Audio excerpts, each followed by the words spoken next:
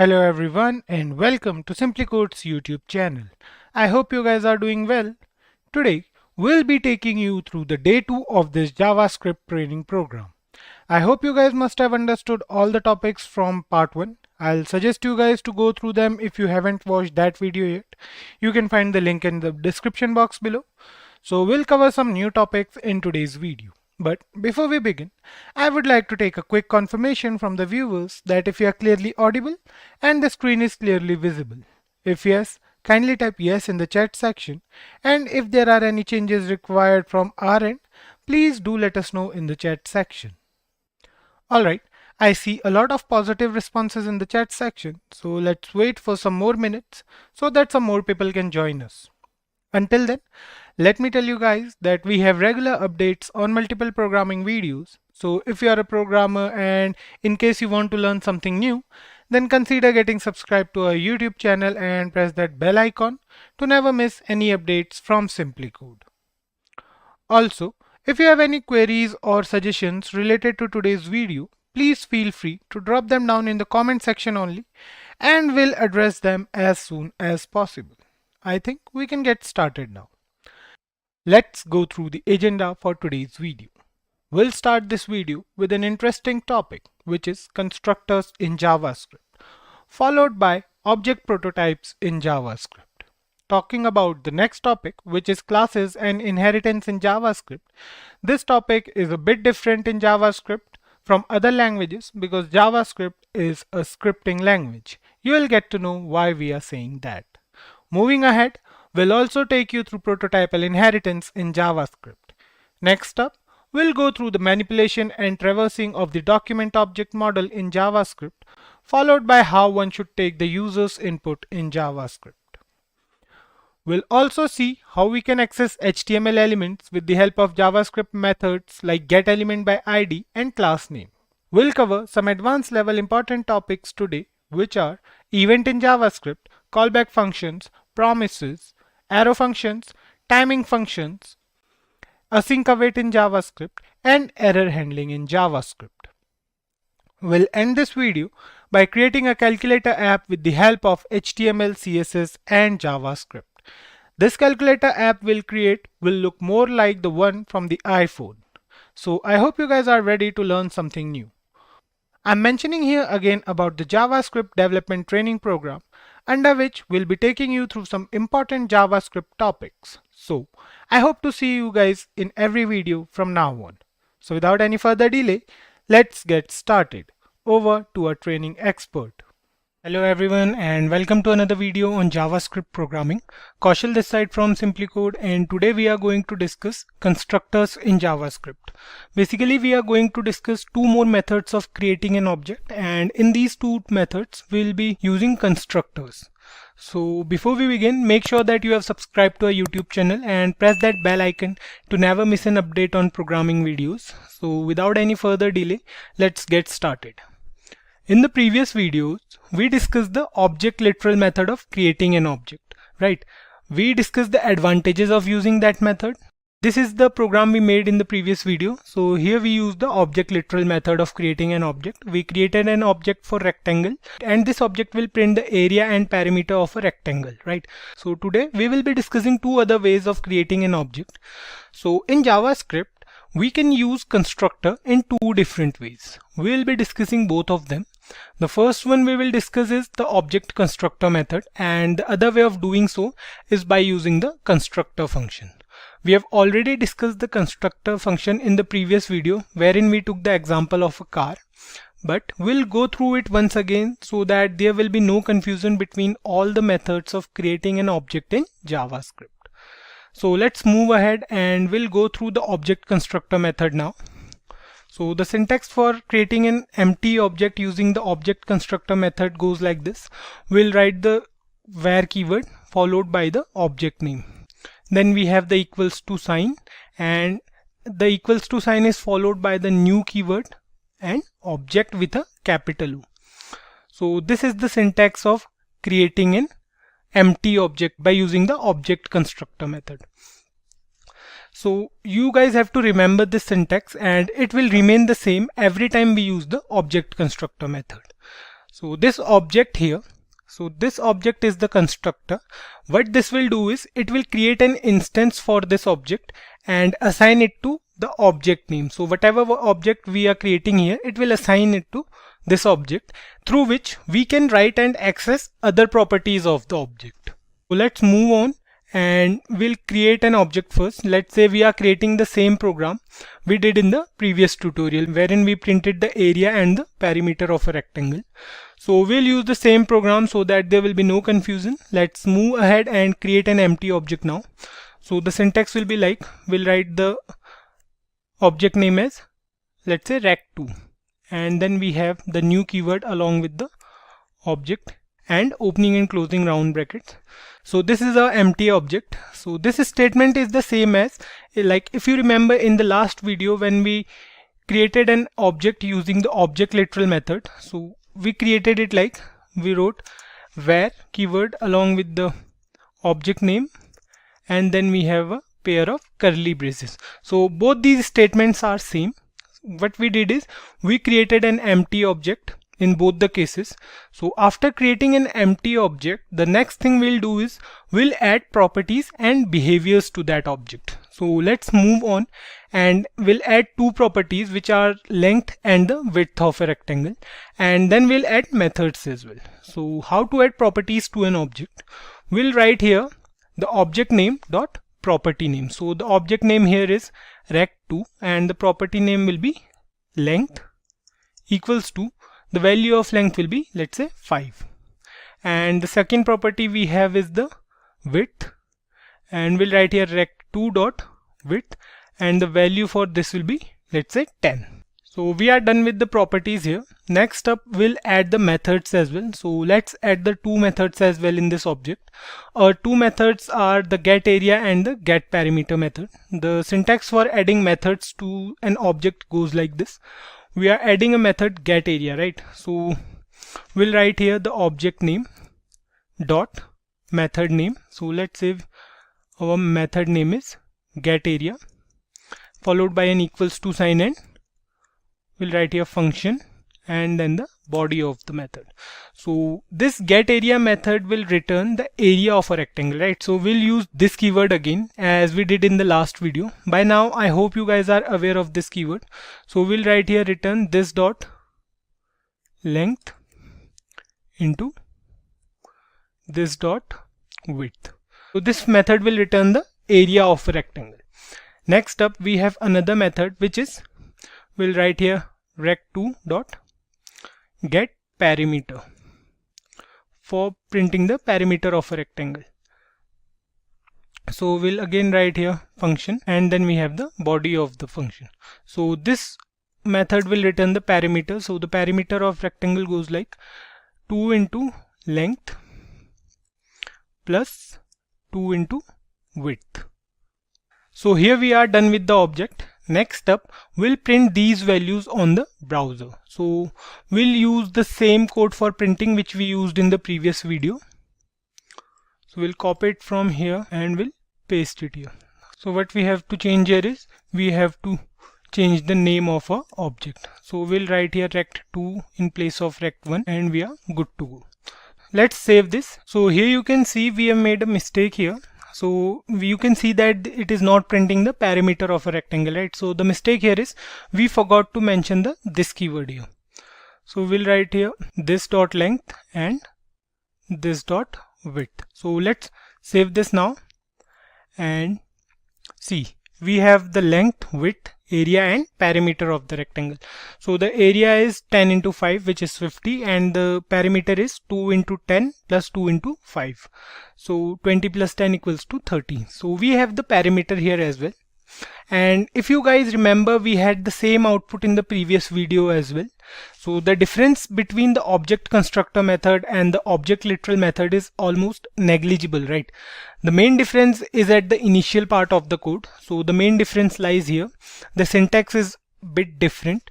In the object literal method, we used curly braces, and in the object constructor method, we use the parenthesis. Of course, there are some more minor differences, but the code looks almost the same in the end. So the advantage of the literal object method over the object constructor method is it is easy to use syntax wise. Also, it executes faster than this method because we define all the properties and methods at a single place while defining the object, right? So this is the difference between the object literal method and the object constructor method. So we'll comment this program now and let's move ahead and discuss another way of creating an object, which is the constructor function method.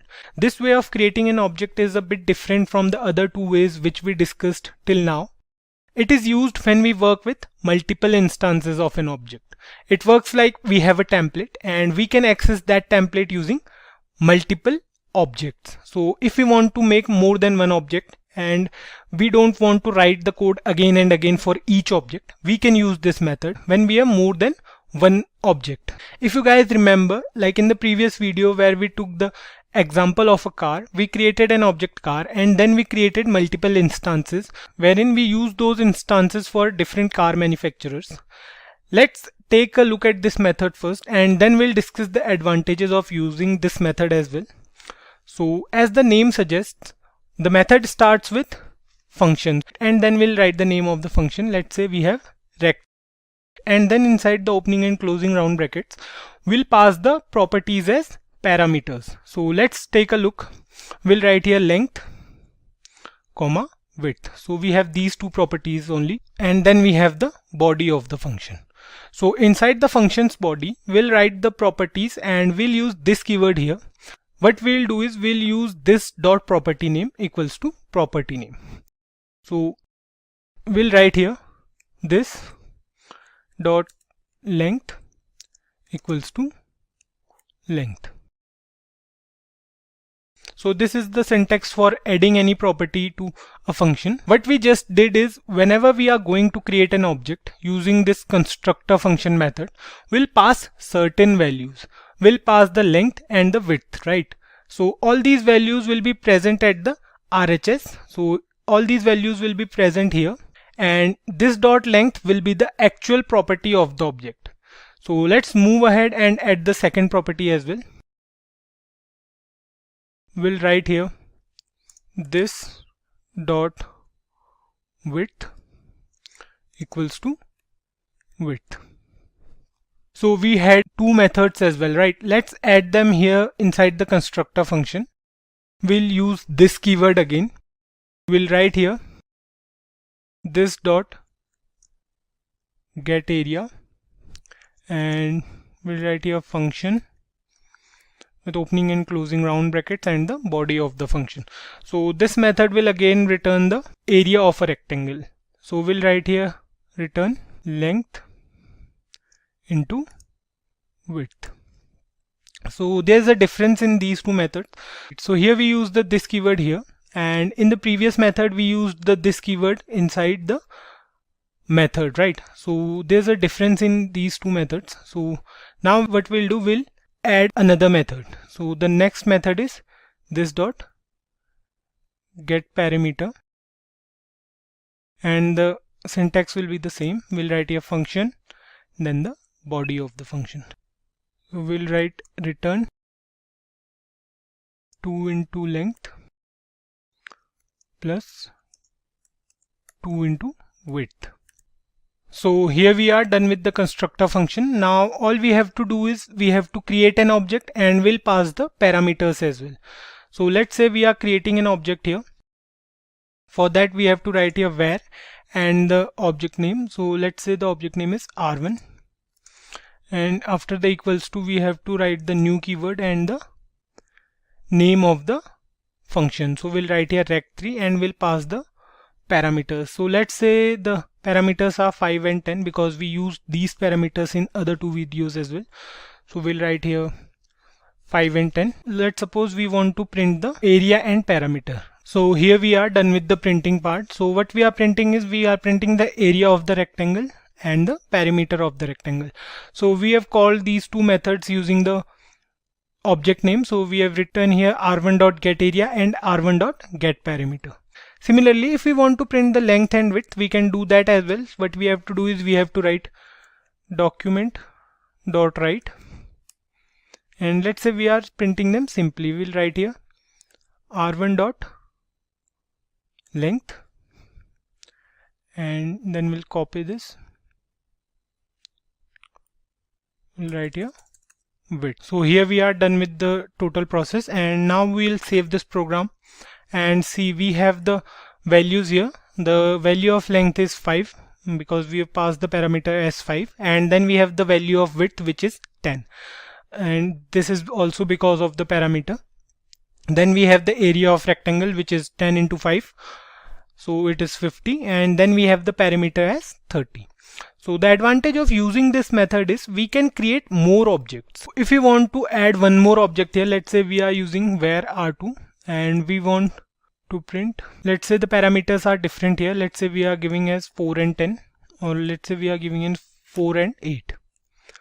So what we have to do is we have to copy all this, and we have to change the value here as instead of r1 we'll use r2. Here again we'll use r2, and then we have to update the value of r2 here, and we are good to go now. So let's save this program and see we have the values for other object as well. So here we have 4 as length, and then we have 8 as width, and the area is 8 into 4 which is 32, and the parameter is 2 into 8 which is 16, and 2 into 4 which is 8. So 16 plus 8 is 24. So I hope you guys got this. I hope you guys understood the advantages of using the constructor function. So the main advantage is that only that we can create more than one object by using this method. And today we are going to discuss object prototype in JavaScript. Before we begin, make sure that you have subscribed to our YouTube channel and press that bell icon to never miss an update from Simplicode. So without any further delay, let's get started. Till now, we came across several different ways of creating an object in JavaScript, right? We can create an object using the object literal method, or we can do it with the help of the constructor function. So by now, I hope you guys are aware of how to create an object and how to add properties and methods to an object. Like, we can create methods that perform several specific tasks. If we talk about a method in particular, if you guys remember in the previous video, we created a program for the area and the parameter of a rectangle. So in that program, we created a method getArea, which returns the area of the rectangle, right? So we had to call that method, and we can sit back and relax because we know that it will print the area of the rectangle, right? So let's move ahead, and today we will discuss a completely new topic, which is prototypes in JavaScript. So for this video, we are going to use console for printing. That's because it will be easy for you guys to understand the concept of prototypes if we use the console instead of using a normal document.write method. So let me do one thing, guys. We'll print a statement on the console. So we'll write here console.log, and we'll print, let's say, welcome to Simplicode. So let's save this, and if we open console here in our browser, we have to go to inspect, and then we have to go to console, and here you can see we have welcome to Simplicode written over here. So in the last video, we talked about creating an object with the help of object literal method, right? So let's suppose we are creating an object here with the help of same object literal method. So what we have to do, we have to create an empty object first. So let's say our object name is ABC, and we'll use the curly braces here. So what we have to do is we have to pass the properties here. So let's suppose our properties are name, and the value of name, let's say Kaushal, followed by a comma, and then we have, let's say, subject. Value of subject will be, let's say, JavaScript, and then finally we have the address. So let's say the value of address is Bangalore, right? This is a basic object we made, right? If we write here console.log ABC, so if we want to print this object on the console, so what we'll do here, we'll write console.log, and then we'll use ABC. So let's save this now, and here you can see on the console that we have our object here. So we have our object with all the three properties. We have address as Bangalore, we have name as Kaushal, and subject as JavaScript. So if you guys look here carefully, you will notice that we have one more entity here, that is we have underscore underscore proto. So what is this underscore underscore proto? So alright, we mentioned all the other three properties in our object, but we didn't do anything for this underscore proto.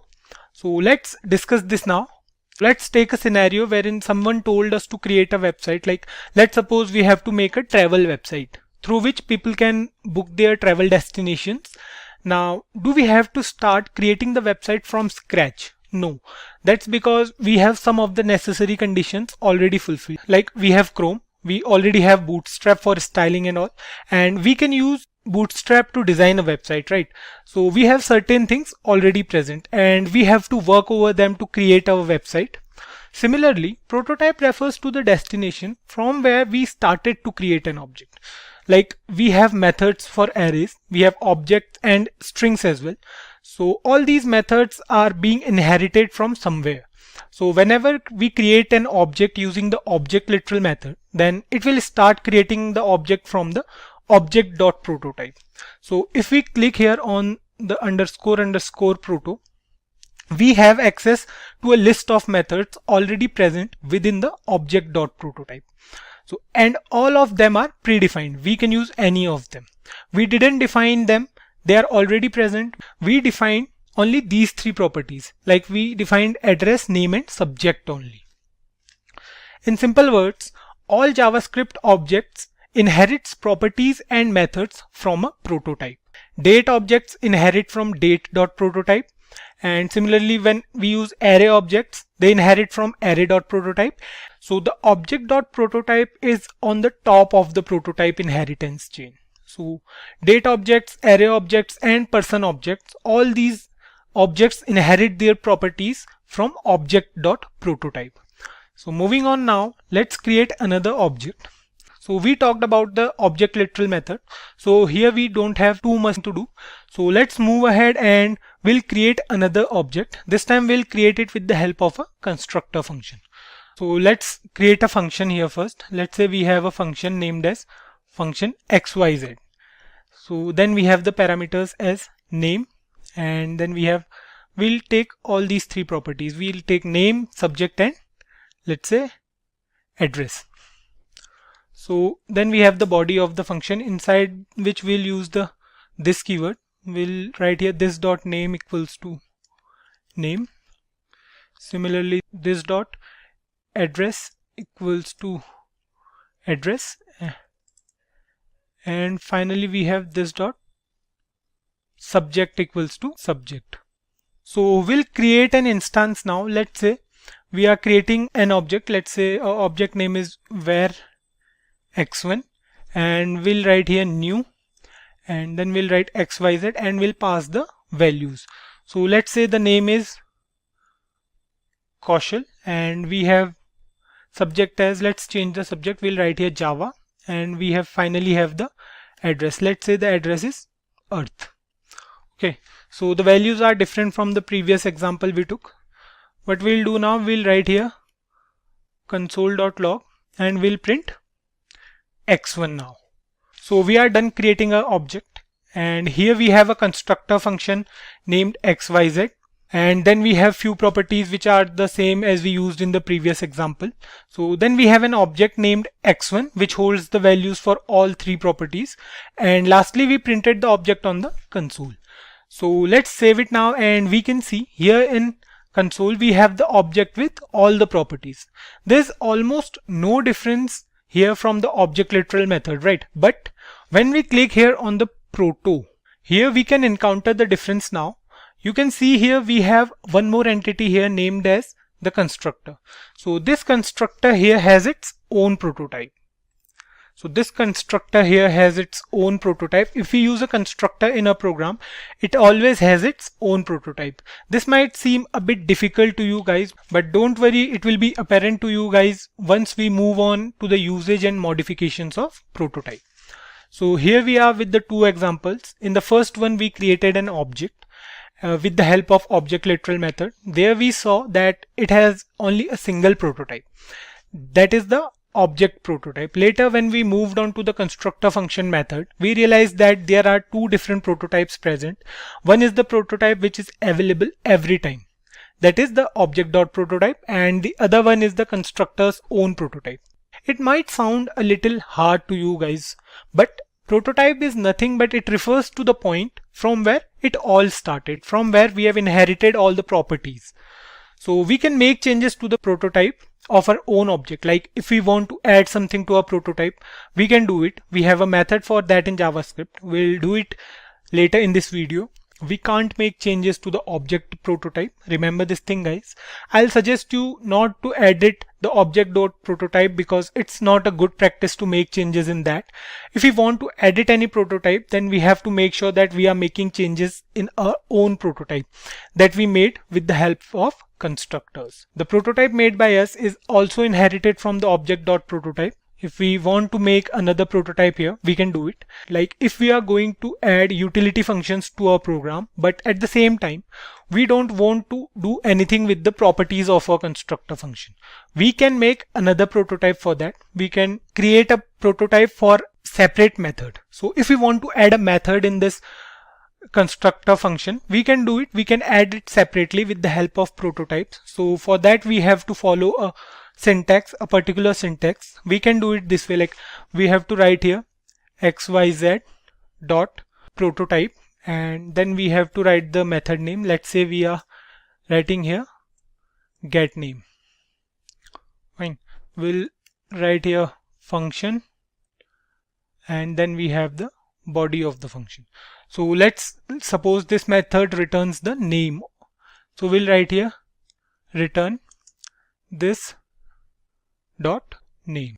So if we try to run this program now, we can see there's no difference from the previous one. But if we check the prototypes now, so here you can see we have another prototype named as get name. So this is how we can edit the prototype of our object. Now if we try to access this get name method with the help of x1 object, so we can do it. So let's try to do it on console. We'll write here x1 dot get name, and see, here we have the output as Kaushal. Similarly, let's create one more prototype here to remove any sort of confusion. So what we'll do, we'll create another prototype. So let's say we are creating a prototype for address now. So what we'll do, we'll write here xyz dot prototype dot get address. So it will be a method. So we'll write here function. We don't have to pass any parameters here. So let's suppose it returns the value of address. So we'll write here this dot address, and we are good to go. So let's save it now. And if we go to underscore proto, we can see we have one more prototype here named as get address. So what we have to do now is we'll make another object. Let's say we are copying this from here. We'll paste it here. So let's change the values. Let's say we write here Mars, and then we have, let's change the subject basically because we are looking for the subject. So let's change this value as well. Let's say we have here Simplicode, and we'll change the name of the object. Let's say we have x2 now. Save it, and if we write here x2 dot, let's say get name. So here you can see the output as Simplicode. Similarly, if we write here instead of get name, we write here get address. So here you can see the output as Mars because the value we passed while creating the object is Mars here. So we can access this value directly using the prototype method. So if we use the object constructor function, if you guys remember, we cannot add a new property to an existing object. For example, if we try to add a property here, let's say if we try to add a property to this existing function, what we can write here is xyz dot grades. Let's say the grade is A. So if we save this now, here you can see there's nothing changed here. So we don't have any change in the prototypes, or we don't have any changes in the properties as well. So we simply can't add a property to an existing function like this, but we have a method for this also. So to add a new property to a constructor, we must add it to the constructor function, or we can use the prototype property here as well. So the JavaScript prototype property allows us to add new properties to a object constructor. Just like we added the methods to our constructor function previously, similarly we can add properties as well. So we have to write here, so we'll remove this line. We have to write here xyz dot prototype, and then we have to write the property name here. Let's say we are writing here grades, and then we'll pass the value. Let's say the grade is A. So if we save this now, and if we go back here and if we check the __ proto, so here you can see we have a property here named as grades and the value is A. So if we try to print x1.grade in our console, so the output will be A. So let's try to do it here. We'll write here x2.grades, and here you can see the value is A here. So we can add a property to an existing constructor function with the help of prototype methods. So this is the basic usage of prototypes in JavaScript. We can use prototypes to add a property or a method to an already existing constructor function. And today we are going to discuss classes and inheritance in JavaScript. Before we begin, make sure that you are subscribed to our YouTube channel and press that bell icon to never miss an update from Simplicode. So without any further delay, let's get started. In the previous video, we came across inheritance in JavaScript, right? I hope you guys must have understood the actual meaning of inheritance and why we use it. So the syntax for inheritance before the introduction of ES6, that is ECMAScript 6, was quite complex, or we can say it was long, right? We saw how much we have to do while inheriting a constructor from another one. Like we have to set the prototype manually, and also we have to set the constructor manually. But when classes were introduced in ES6, the syntax has been changed. It's easy to use now. We will go through it in today's video. So let's move on and take a look at classes in JavaScript.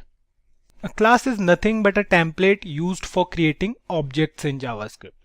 Just like the constructor function, we can also use classes for creating object in JavaScript. We can include properties and behaviors in a class.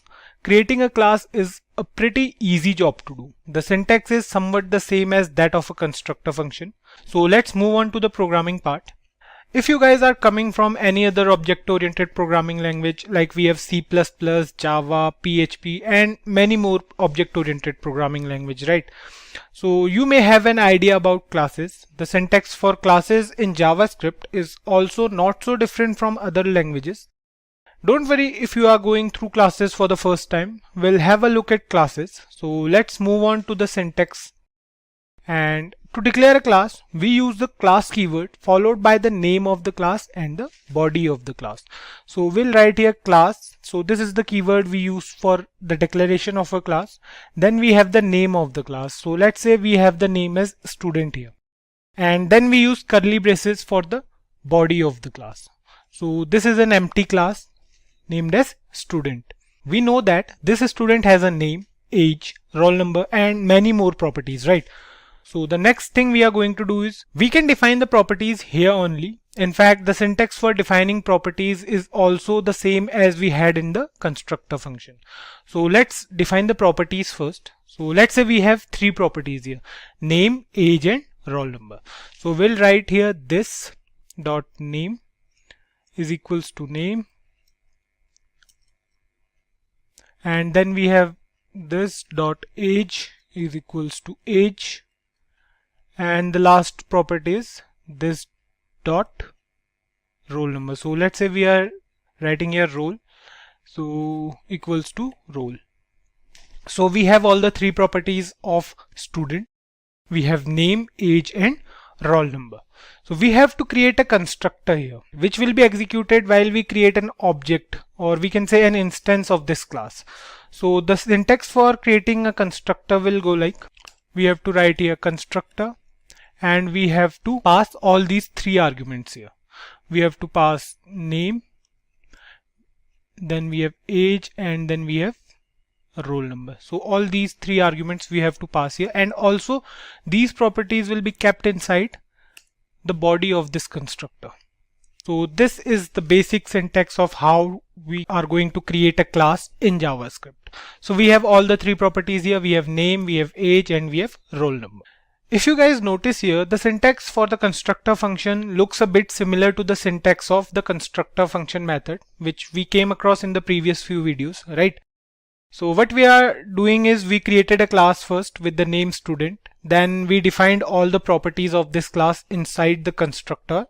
So by now things are going easy, right? That's because the syntax for classes is relatively easy to use compared to other methods. Also, we don't have to write code manually for different things. We will understand it much better while working on inheritance.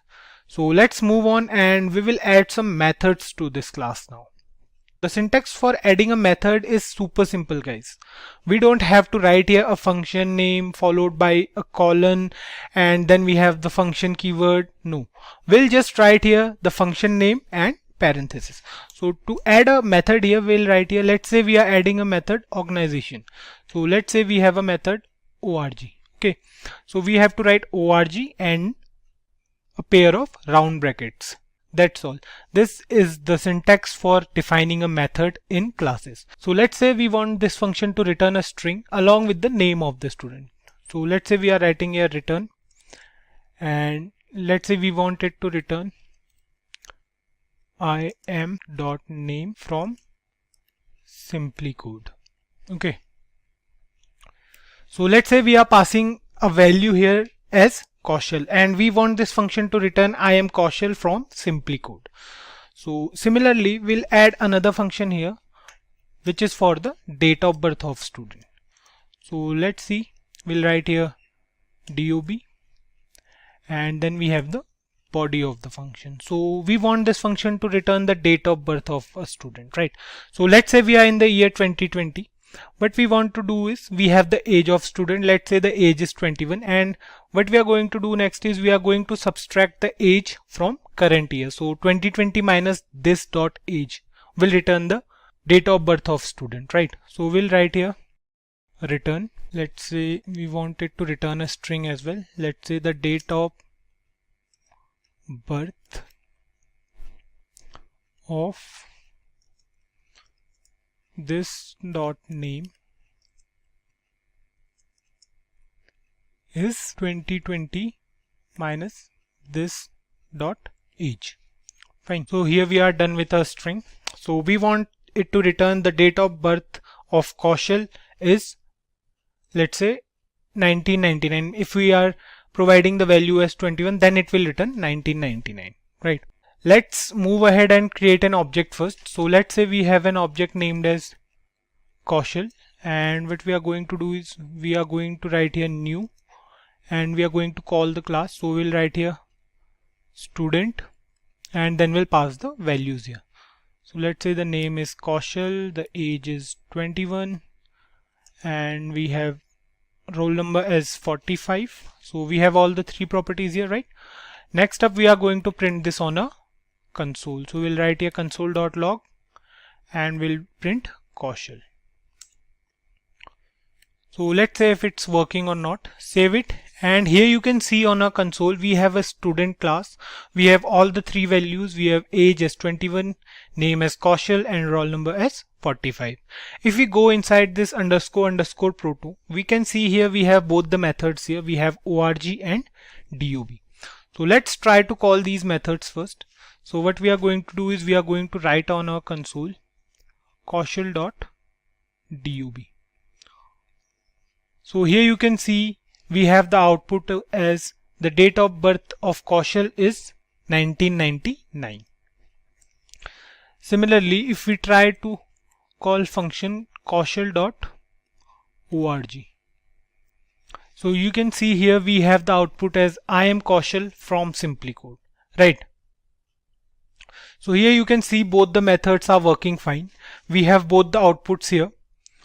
The first one says the date of birth of Kaushal is 1999 and the next one gives us the organization name. So moving ahead, let me guys tell you about another concept in classes. We'll now discuss static functions in classes. We have to use the static keyword to define a static method followed by the method name. So if we want to define a static method, what we have to do is we have to use the static keyword. So the static keyword is always followed by the name of the method. So let's say we are creating a method here, let's say for adding two numbers. So we'll write here the method name is add, and then we have the body of this method. So what we want to do is we want to add two numbers, right? So we have to pass here two parameters as well. We'll write here a comma b, and then we want it to return the sum, right? So we'll write here return a plus b.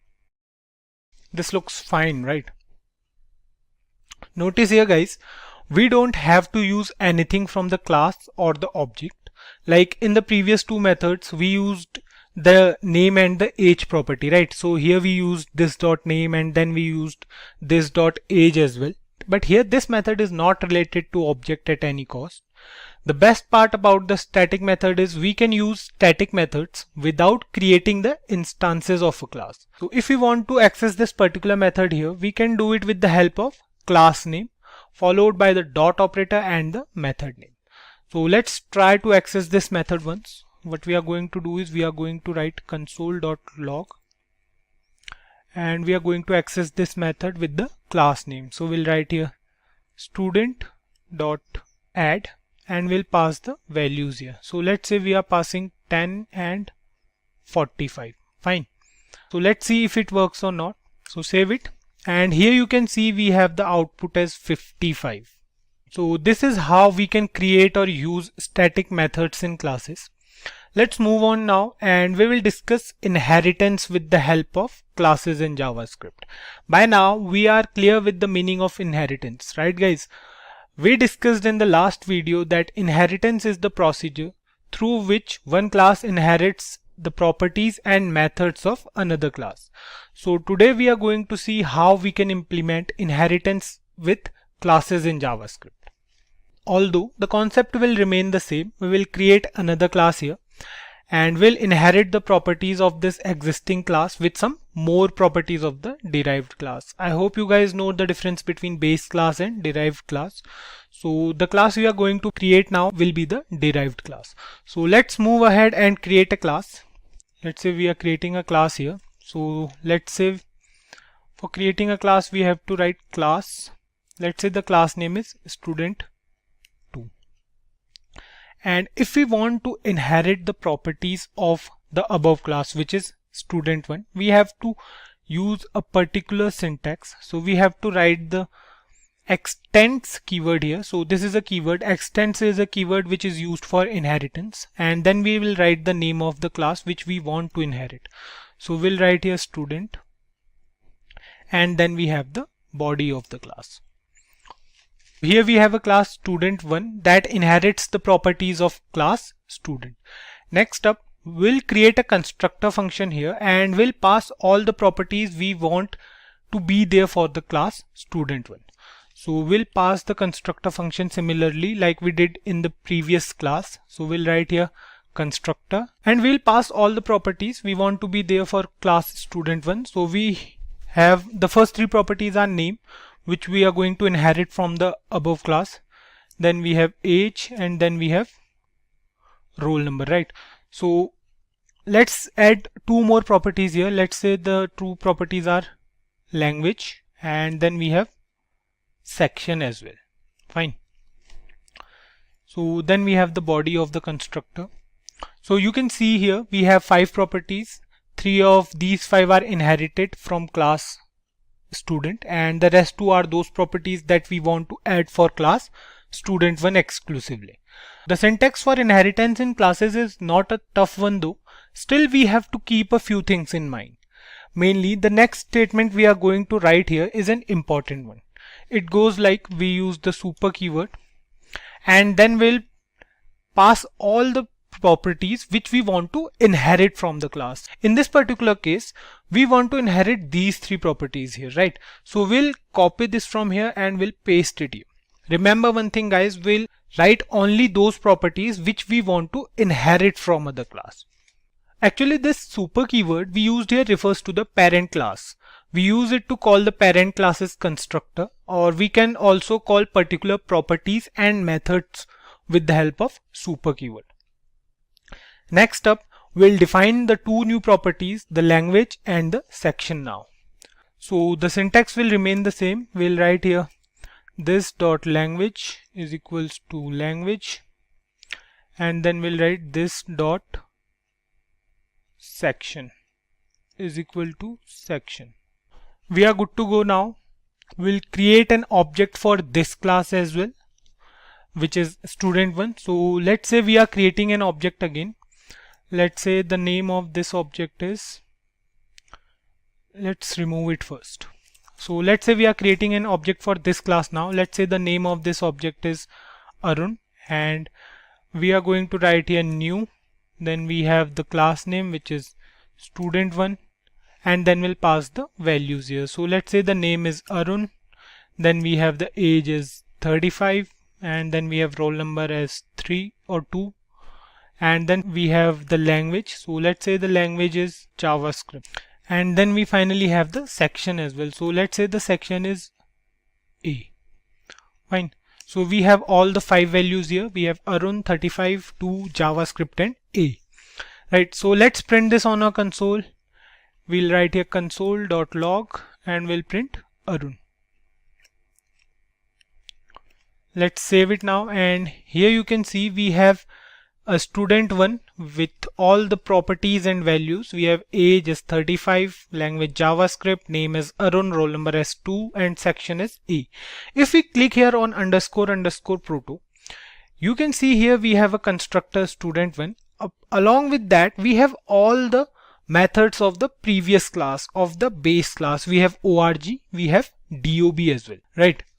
So this is how inheritance work in JavaScript. The key benefit of using inheritance with classes is that, if we remember from the previous video, if we want to access any base class method, then traditionally we had to manually provide the constructor, right? But in classes, we don't have to do any such thing. Once we are done with inheriting the properties and all, we can directly access the methods as well. Let's try to do it here on a console. So we'll write here Arun dot, let's suppose we are using org. So we'll write here arun.org, and here you can see we have the output as I am Arun from Simplicode. Next up, let's use the other method as well. So we'll write here Arun, and then we'll use dob. So here you can see we have the date of birth of Arun is 1985, because we have provided the value as 35. So 2020 minus 35 is 1985. Here we have the output as expected. Now let's see if we can access the static method or not by using the derived class. So we'll try to access the static method with the help of student1. So let's try to do it. We'll write here console.log, and then we'll write here student1.add, and we'll pass the values. Let's say the values are 65 and 8, right? So we want the output as 73 now. So let's see if it's working or not. So we'll save it, and here you can see we have the output as 73. So this is a basic example of how inheritance works with classes in JavaScript. Hope you guys got it. And today we are going to discuss prototypal inheritance in JavaScript. Before we begin, make sure that you are subscribed to our YouTube channel and press that bell icon to never miss an update from Simplicode. So without any further delay, let's get started. So guys, inheritance is an essential concept in any object-oriented programming language. Inheritance refers to the procedure through which one class or one constructor inherits the properties and methods of another constructor. In simple terms, let's suppose we have a constructor named as vehicle, and we know we have different types of vehicles present, like we have cars and we have bikes as well. So all these types share a few things in common, right? Now if we want to create a constructor, let's say we want to create a constructor bike, and we want it to have a few of the same properties and methods as of the vehicles constructor. So in that case, we are left with two options. Either we can copy the properties from vehicle constructor and paste them inside the bike constructor, or we can simply use inheritance to inherit those properties from the vehicle constructor to the bike constructor. In this case, the vehicle class will be known as a base class and the bike constructor or class will be known as the derived constructor, because we derived a few properties from the vehicle constructor, right? Don't worry guys, I know the concept of classes might be new for you, and the concept of inheritance might seem a bit different from other languages. Like if you are coming from a C++ background, you may notice that there we use classes for the concept of inheritance. But in JavaScript, before the introduction of ES6, that is ECMAScript 6, the concept of inheritance was based on constructors and prototypes. So with the introduction of ECMAScript 6, the idea of classes was also introduced in JavaScript and the usage of inheritance was also changed. We will discuss classes and inheritance in the next video. Today we are going to discuss the traditional way of using prototypes for inheritance. So don't be stressed guys if you are not clear with the syntax of inheritance by the end of this video. In the next video you will understand the concept and syntax of inheritance without any confusion. So we'll now talk about a few things. So let's start with the programming part.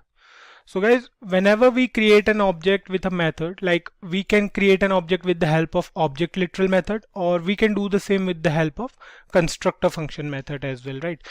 Then we have a prototype every time. You might have noticed it. We have been through it in the past few videos. So every time we create an object, we notice that it has a prototype. Now what we will do here is we'll create a prototype. So the syntax will be like, so we'll write here const. We are using const in place of variable. I hope you guys are aware of const, var and let keywords. So today we are using here const. So let's say the prototype name is employee. We'll write here equals to, and then we have the body of the prototype. Let's do one thing. Now we'll use a method. Let's say the method name is post of the employee, and we'll write here function, and then we have the body of the function. So let's say this function returns a string. So we'll write here return, and let's say the function returns a software developer. And then we have another function named as change name, and we'll write here function will pass a parameter, and then we have the body of this method. So we'll write here this dot name is equal to name, and we are good to go, right? So what we did here is we created a prototype of the name employee, and it has two functions. One is the employee's post and the other one is to change the name. So let's save this program and check it in the console if it has any errors. So let's save it now, and we'll go here and check on the console. So here you can see everything is fine. So till now we created a prototype. Now let's create an object as well. So what we'll do, we'll create an object here. We'll write here, let's say var, and let's say the object name is even. So we'll create an object with the help of object.create method. Okay, so we have to write here dot. So we have to pass the prototype name. So we'll write here employee, and then what we'll do, we'll print this on a console. So we'll write here console.log, and we'll write here even, let's say. So we created an object even with the help of object.create method. Let's save it and check it on the console. If we see here, we don't have anything else other than a single prototype, right? We have a single prototype here. We have no method mentioned. So if we open it, we have the two methods, of course. We have post and we have change name. But if we write here, let's say we are writing here even.name, and the value of name will be, let's say, Kaushal, and then we'll assign a role as well. Let's say these are the two new properties. We'll write here even.role, and let's say the role of Kaushal is writer. Fine. And if we save it and check it again on the console, now what we did is we changed the name and role, right? So these are the two properties. We have both name as Kaushal and role as writer. Now let's see if we can use the methods here as well. So we'll write here, let's say we are using the method even.change name. what we'll do here is we'll change the name from Kaushal to something else. Let's say we are going to change the name as Ram. So if we save this now, so here you can see the name is changed to Ram. Initially the name was Kaushal, and when we use the change name method, now you can see here the name is changed to Ram. So this means that the methods we defined inside the prototype are working, right? Now let's say we want to create another object here. We created an object even till now. We assigned some properties to it and we changed the name and printed it on the console. Now let me tell you guys an alternate way to do so. So what we'll do is we'll copy this line from here, because the syntax of that method also looks a bit same. So the syntax will remain the same till here. So we'll paste it here. What we'll do next is we'll pass a few arguments here. So let's pass the arguments first, then I'll explain it to you guys. So what we are going to do is we are going to use curly braces for arguments, and we are going to write here, let's say name, and the value of name will be, we are going to write here value, and we'll pass the value as, let's say, Kaushal 2, right? So we'll use a comma here, then we'll use role, and we'll pass the value of role as well. So let's say the value of role is programmer now, right? Put a comma here. Now I know the syntax is a bit complicated, but this is the reason why classes were introduced in ES6. So this is the reason we'll be using classes in future, but going through this syntax will make the next one easier for you guys. So we have created an object here with the object.create method, and we passed few arguments here. So we have name, and the value of name we want it to be Kaushal 2, and the value of role we want it to be programmer. So if we copy this from here, or let's say if we copy these two lines from here, if we cut these two lines from here and we'll paste it here. So if you see here, we have two objects of the same name. We have var even, and here also we have var even. Now both these syntaxes are doing the same thing, that is creating an object of the same name. Suppose if we comment this first object, let's say we are commenting this one, and we'll also comment this line. If we save this now and if we see on our console, so here you can see we have the name as Kaushal 2 and role as programmer. So these two syntaxes are doing exactly the same thing. The only thing to notice here is if we use this line with this syntax, if we use even.changeName, and if we save this now, you can see it is not working in this case, right? So if we want to do it, we have to write some more code. So what we have to do is we have to write here writable, and we have to pass the value as true. So what we are doing is we are allowing this method to change the name from Kaushal 2 to Ram. So if we save it now, here you can see the name is Ram now. Earlier it was Kaushal 2, and now this is working totally fine, right? So both the syntaxes are doing the same things, as we can see here.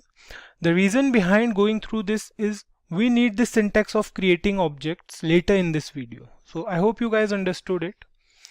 Now moving ahead, let's take a look at prototypal inheritance. So what we are going to do is we are going to comment this code. So we are going to comment all this, and we are going to write a new one for prototypal inheritance. Let's say we have a constructor function.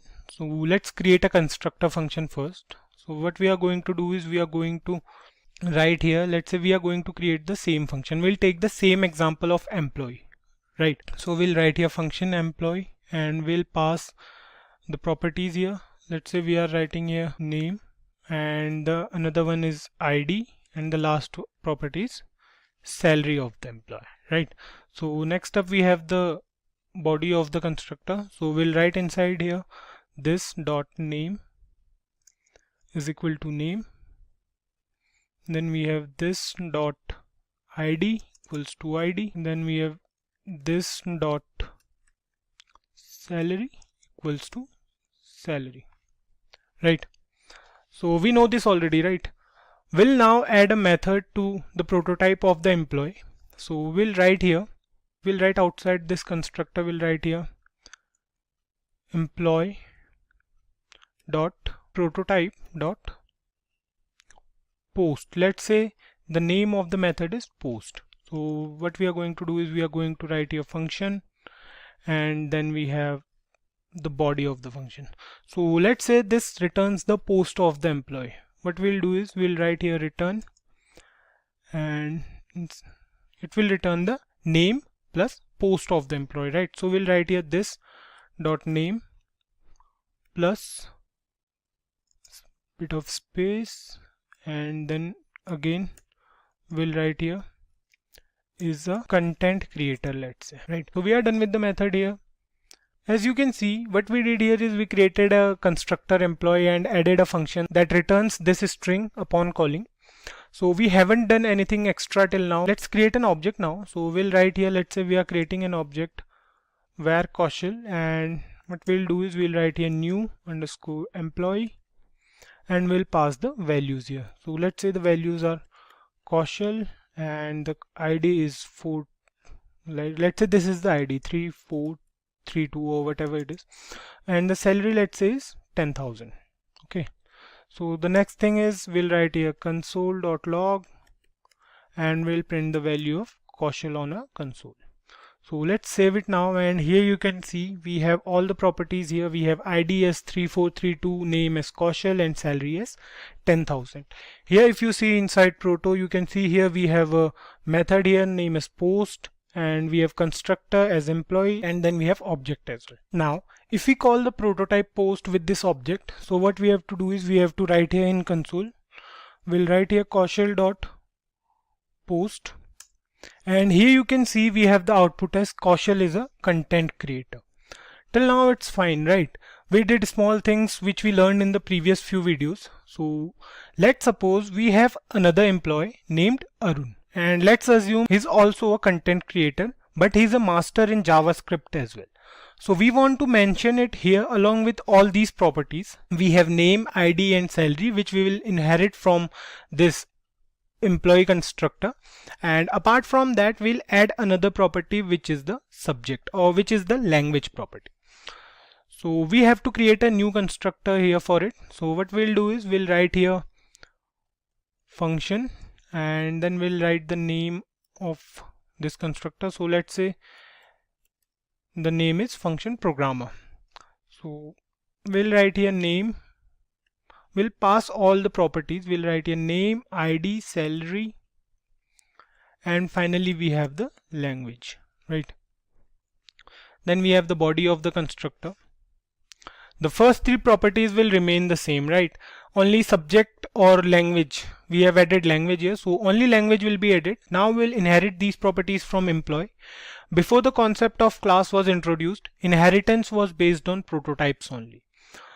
So we'll see the concept of classes in the upcoming video. So here what we are going to do is we are going to call this employee constructor. So we'll write here employee dot call, and we'll pass the properties which we want to inherit. So we'll write here first this, and first we have to write the this keyword, and then we have to write other properties. So we'll write here name, ID, salary.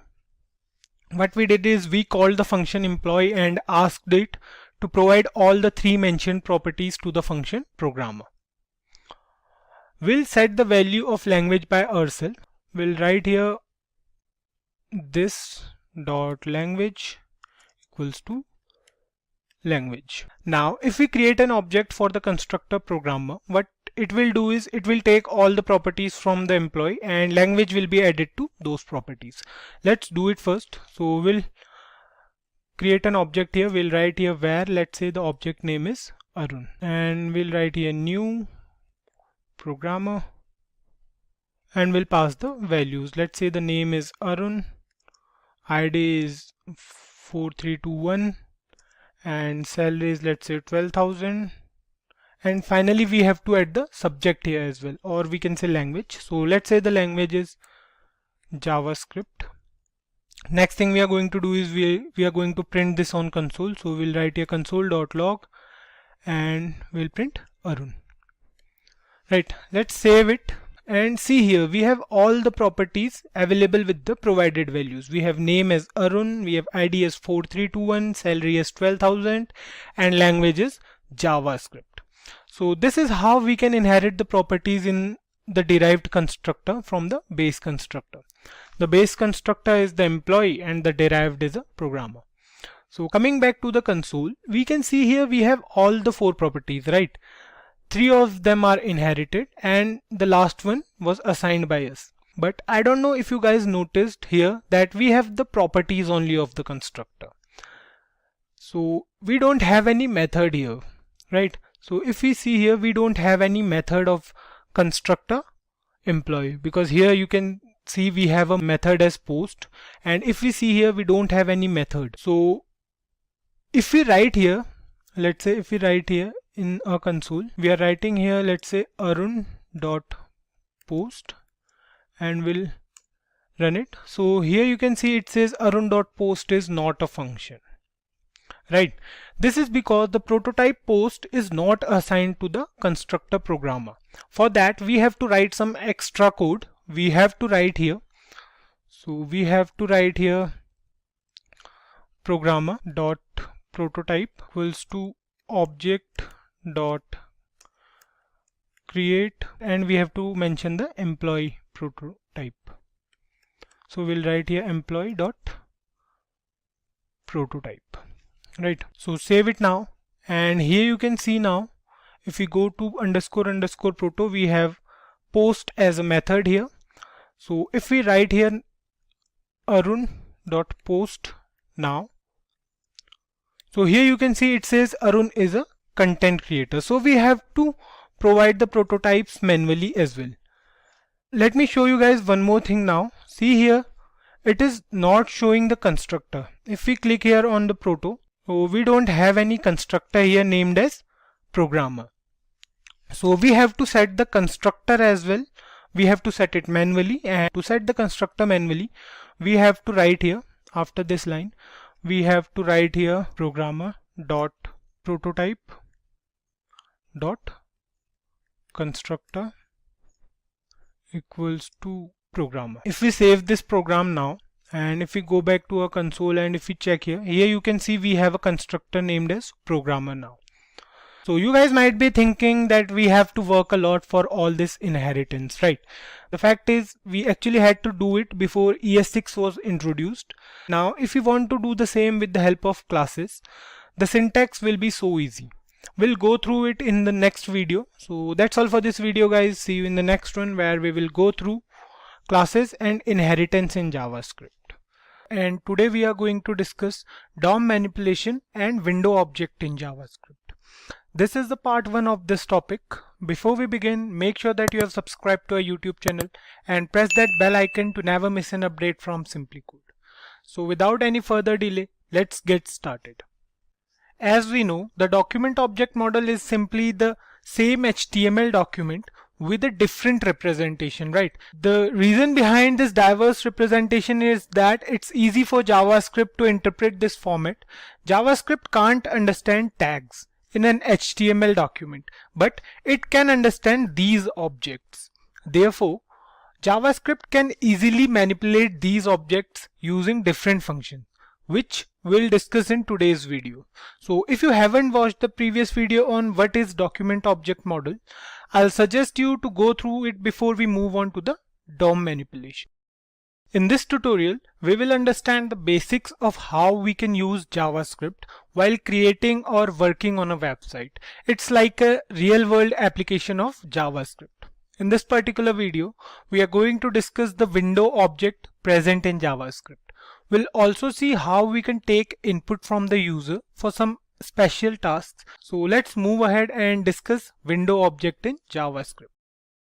A window object is actually a global object present in the client-side JavaScript that can be seen in a Chrome browser.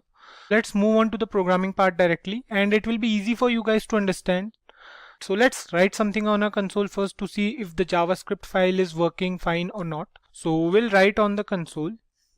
We'll write here console.log. Let's say we are printing a string. We'll write here welcome to Simplicode. Right. So we have to write here console.log, and we are good to go. So save it, and here you can see we have the string in our console. So this means the browser is working fine. So let's create a variable now. Let's say we are creating a variable a, and we'll write here window, let's suppose, because we are talking about the window object today. Now we have written here window. Let's print this variable on a console first, and then we'll see further. So let's say we are writing here console.log, and we are printing a on our console. Save it, and here you can see in the console that we have the window object here. And if we click on this object, see, we have a whole list of methods present here inside the window object. This window object actually works the same as the date object or the math object present in JavaScript. It also contains methods that are predefined in JavaScript to perform some specific tasks. So here you can see we have an alert method here, and we have many more methods, right? So we have alert, we have close, we have cookie store, and so many other methods as well. If we go down here, we can see we have the document method here as well. So this document method contains the URL of that HTML file, and one can access it. If we copy it from here and if we paste it here in a new tab, so let's say we are pressing enter, and here you can see we have the same HTML document. We have window.html opened over here. So this document contains the URL of the HTML file, and one can access it with the document method. Next up, we have two different ways of using the window object in JavaScript. Suppose if we want to use the alert method. So if we want to use the alert method, let's say we are writing here window.alert. This is the first way of using the alert method. Save it, and let's say we are providing a string here. Let's say hello everyone. Fine. So save it, and here you can see we have a pop-up in the browser saying hello everyone, right? So we have a pop-up here. If we remove the window keyword from this statement, like if we remove this window keyword from here, and if we say okay, and let's save this program again, and here you can see we have the same output again. So this is how we can use methods present within the window object in JavaScript. We can either write window dot the method name, or we can just write the method name. Both will work fine. Let's move ahead and talk about the prompt method. So guys, you might have noticed that we never took any input from the user till now. If we want to add two numbers, let's suppose, and we want the user to input those two numbers of the user's choice, we have to use the prompt method here to do so. So let's create a simple program that will take two inputs from the user, and then it will print the output on the console or directly on the browser. So we have to create two variables to store the values given by the user. So let's say we are commenting these lines, and we are creating two variables here. So let's say the first variable is var x, and the next variable is var y. So we are not giving any values right now. So next up, we'll use the prompt method in both the variables. So what we have to do is we have to write here prompt, and we have to enter what we want to print on that particular prompt. So we'll write here, let's suppose, enter the value of x, and we'll do the same at y variable as well. So we'll copy it from here and we'll paste it here, and we'll write here enter the value of y. One thing to keep in mind with prompt is whatever input prompt takes from the user, it takes the input as a string. Suppose we try to run this program. Okay, if we are trying to run this program, let's say we are writing here console.log, and we are printing x plus y. So let's try to save it. So here you can see it says enter the value of x. So let's say we are entering 45, and then again we are entering 50. So we want the output as 95. The moment we will press OK, you can see here the output is 4550, because the input taken with the help of prompt method will always be a string. So if we want this to be a number, what we have to do here is we have to use the %. Right? I hope you guys are aware of this term %. It is used to change a string value to a number value. So we'll write here %, and we'll put it inside a bracket. So similarly, we'll do the same for variable y as well. So now we can add two numbers without any problem. So let's save this program again, and here we have the prompt which says enter the value of x. So let's say the value of x is 50 again, and we'll press enter. Then let's say the value of y is again 45. Fine. The moment the user presses enter after inserting the desired value, like the moment we'll press enter, it will print the output as x plus y. So it will print 95 on the console. So let's see if it works. Press enter, and here you can see we have the output as 95. So we can do one more thing here. We can print it on the browser as well. For that, what we have to do is we have to write here document.write, and we have to pass the values of x plus y. So let's save it now, and let's enter the value as 45 and 50 again. So here you can see we have the output as 95 on our browser. So this method is working totally fine. We'll use these two methods again in other videos while manipulating an actual HTML document with JavaScript in the next video most probably. So we'll go through events and we'll see how interesting it is to use JavaScript along with HTML and CSS.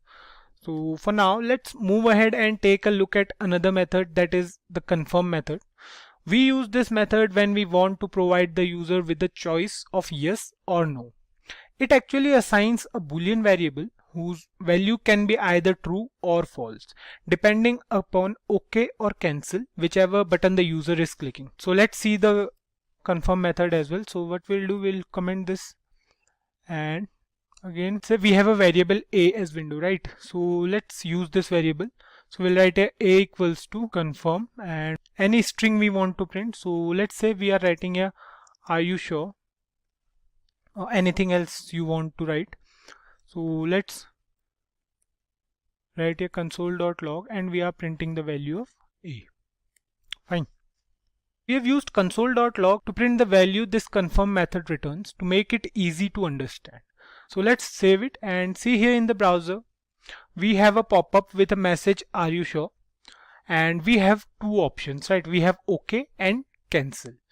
If we click here OK, so let's click here OK, you can see in the console we have the output as true. So and if we click cancel here, so you can see the output as false in the console. I hope you guys understood this. So till now we know about alert, prompt and confirm method. The fun part is we don't use these methods too much in general these days, because we have Bootstrap and CSS for doing these operations more efficiently these days. So we are going through these topics because these are the basic topics one should know while working on JavaScript. We should have knowledge about window object to understand how JavaScript is embedded with HTML to make beautiful and responsive web pages. Similarly, the document is also a part of this window object. Fine. So if we write here, let's comment this as well. And let's say if we write here, we have a variable a. Let's copy it from here and we'll paste it here. So let's say we have a variable a and we'll write here window.document. Fine. Next up, we'll print variable a on a console. So we'll write here console.log and we'll print the variable a. If we save it now, and here you can see we have the whole document here in the console. So if we click here, you can see we have the whole document. We have all the tags here. We have head tag, we have body tag, and even we have the script tag as well. So whatever tag we had in our HTML documents, all these tags are written over here. Basically the entire document is here, right? So we'll go through DOM manipulation as well. We'll make changes to a particular HTML document. For now, one thing I want you guys to focus on is the window object. Next up, let's talk about the window's inner width and inner height. So if we write here in the window.js, if we write here window, let's say window.inner height. So save it, and here you can see we have the height as 149. Now if we try to make changes in the size of Chrome, let's say if we try to change this size here and let's refresh it, see here we have the output as 100. Let's change it again and refresh it. Again we can see the output as 111, and let's do it once more. So here you can see we have the output as 144. Now similarly we can use inner width as well. So if we write here inner width and save it, here you can see we have the output as 335. So if we change the width of this particular document and refresh it, here you can see the output is also changed to 564. So these are the two methods, the inner height and the inner width. We might use them in further videos. Similarly, we have many more methods present within the window object to perform specific tasks. We have the location, we have scrollX method, we have scrollY, which works the same as inner width and inner height. You can go through all these methods. For that you have to write here variable a and window. So save it now, and here you can see we have all the methods present here. So these all are the methods we have present within the window object. So there are more than 100 methods present here, or maybe more than 200 or 300 methods. If you scroll down, you can see we have a number of methods present here. You can go through any of these methods. So you guys can use them by yourself, or we'll discuss the important ones whenever we need them. This was a brief intro to document object model manipulation, DOM manipulation in JavaScript. This is the part 2 of previous topic where we discuss the basic window object present within JavaScript and also some DOM manipulation. So before we begin, make sure that you are subscribed to our YouTube channel and press that bell icon to never miss an update from Simplicode. So without any further delay, let's get started. In this video, we'll start with some DOM manipulations, and later on we'll be taking a look at the document.getElementById method. By now, we have come a long way from where we begin. Now we know functions, we know classes, data types, and almost every basic concept one needs to know while working on JavaScript. We know the functioning of document object model, right? We know that DOM is an API that helps JavaScript understand what is there written inside the HTML document. So DOM defines the whole HTML document in a hierarchical form to make it understandable for JavaScript so that other JavaScript functions can work over it, right? So by far we have a lot of theoretical information about the document object model in JavaScript. We also came across the window object present in JavaScript, and we know about methods, right? But we never used JavaScript to manipulate DOM on any HTML documents. So today we are going to start the video with the DOM manipulation. So in this video, we are going to add some functionality to our web page. This means that today we are working on a little bit of HTML as well. So let's move on to the programming part, and we'll see how we can manipulate a basic design of a web page, and we'll try to manipulate it with DOM. So adding functionality to a web page refers to doing tasks like we want to perform validations or having few text boxes for a phone number or account number. So let's say we want only numbers to be there inside these boxes, or we don't want them blank, or any other functionality we want to add. Then we can use JavaScript. So talking about HTML, let's do one thing here. We'll create a button with the help of button tag, and we already have this heading with the h2 tag here, right? So we have this heading DOM manipulation part 2. So it is printed on our browser as well. Now what we'll do is we'll create a button. So let's create an empty button first. So what we have to do here is we have to write in this HTML document, we have to use the button tag, and let's say the button name will be click here. Fine. So here we are. We have created a button, save it, and here you can see we have a button named click here.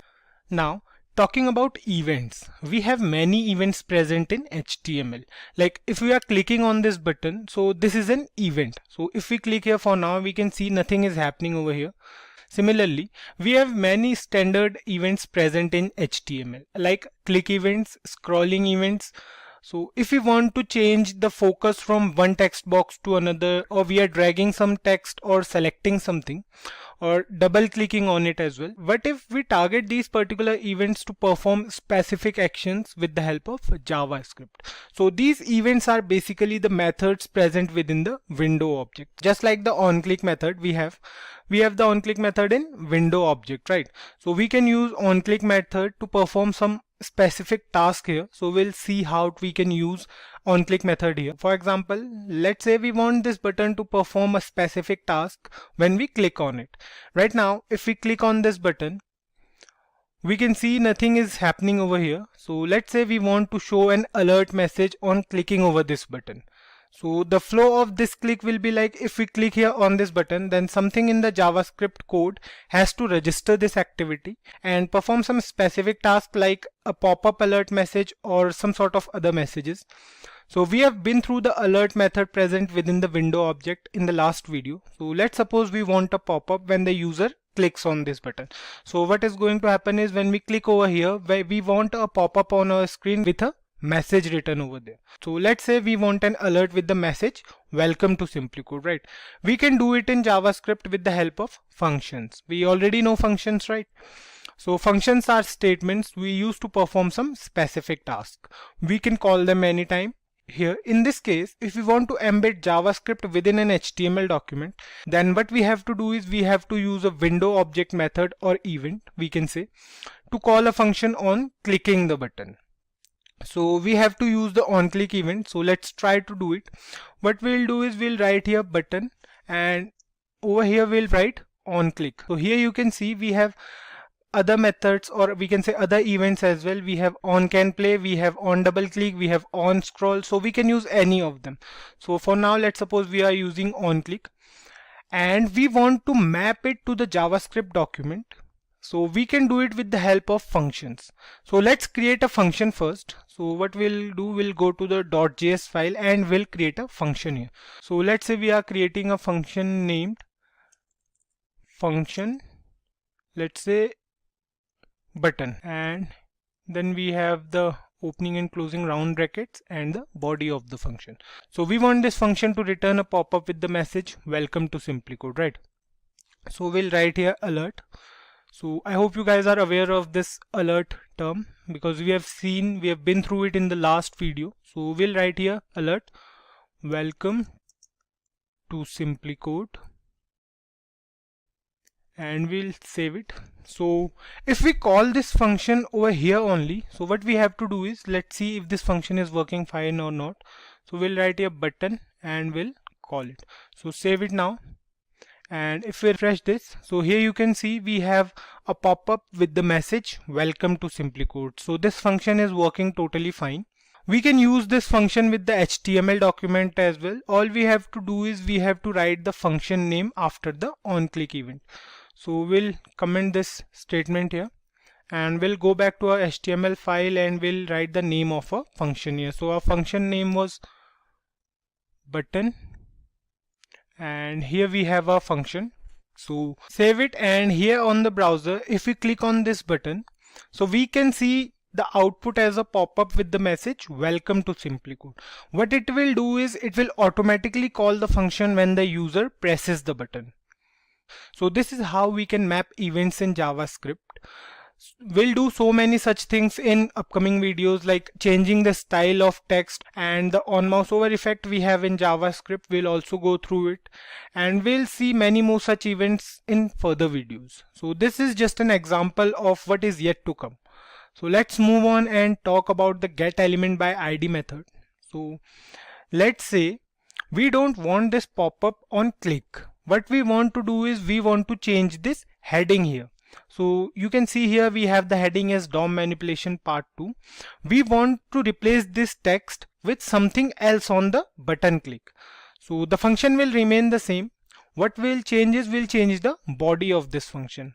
So instead of writing here alert, what we'll do is we'll use the ID now. So what we'll do first is we'll provide ID to this heading tag. So let's say this heading tag has the ID named as heading. So we have the ID heading for this h2 tag. So what we'll do here is we'll write here document.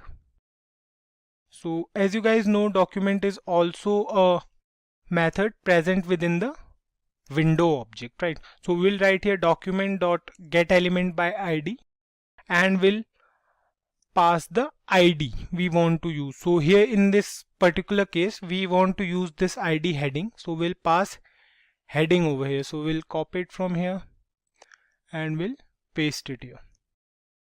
Fine. Then we have the dot inner HTML property. So here in this case, we want to take reference to the object h2. So we know h2 acts as an object in the document object model, right? So we can use it to take the reference of this object, and also all the objects do have some properties, right? So the dot inner HTML here is the property of object h2 and it will hold the value written inside the h2 tag. So the dot inner HTML property holds the value DOM manipulation part 2. So what we want to do next is we want to change this text to something else, right? So if we want to write here something else, so let's say we want to write here subscribe Simplicode. Fine. So let's say this is the string we want to print here on clicking the button. So we want to change this text to subscribe to Simplicode.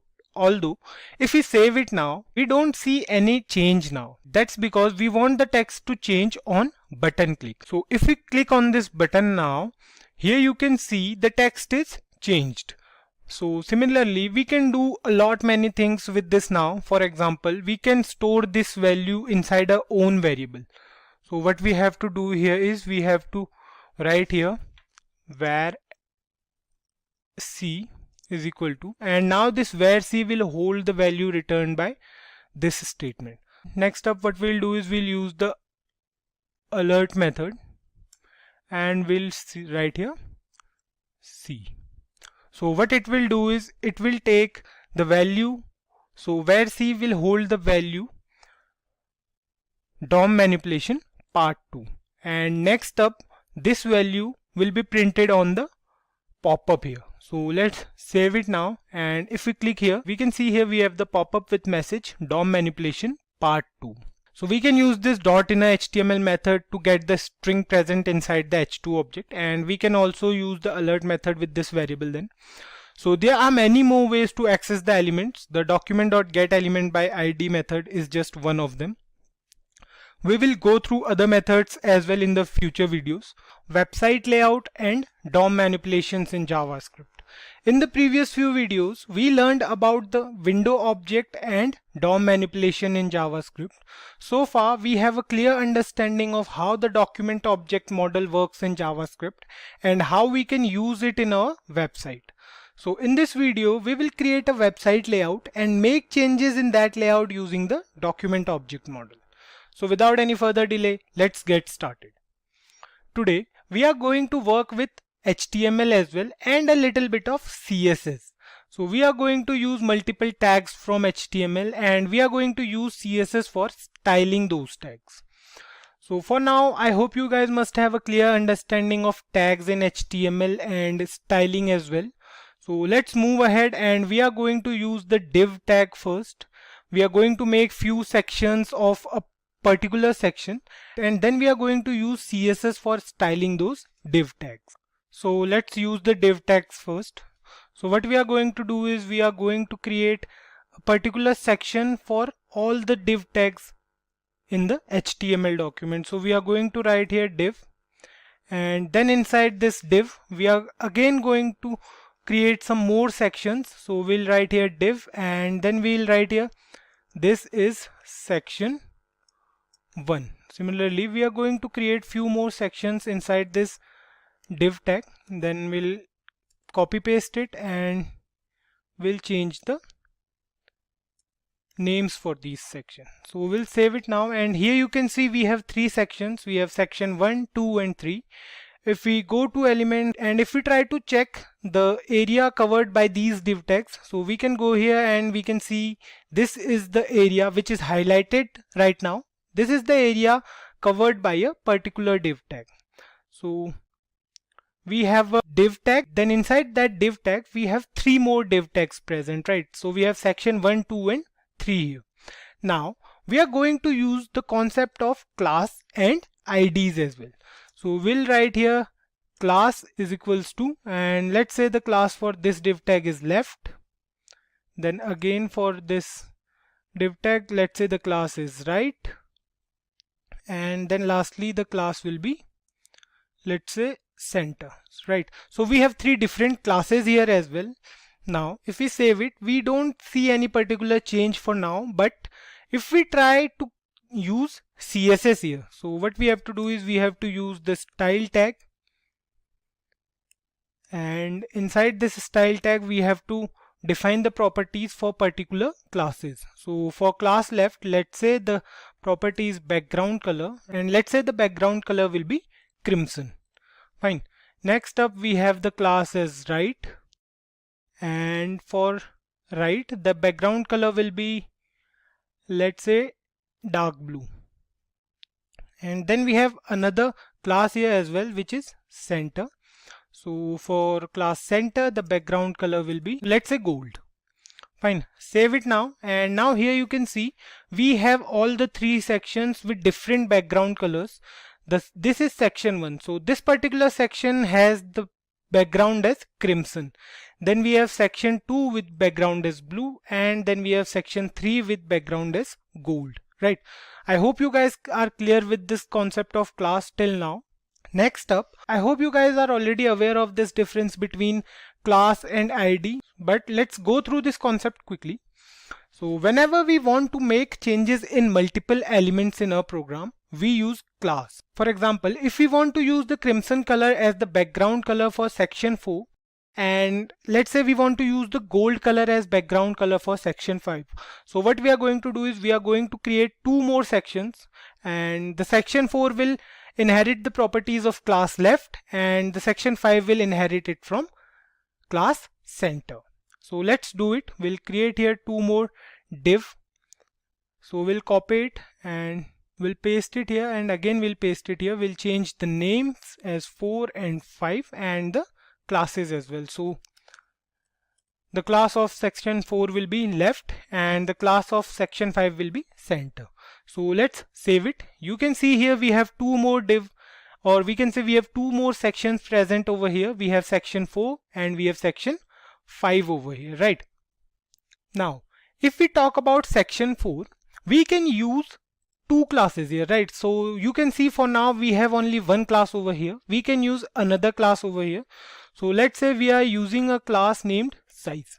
So for now we don't have any class with name size. So this is the syntax of how we can use two different classes within a single element. All we have to do is we have to put space between these two classes and we are good to go.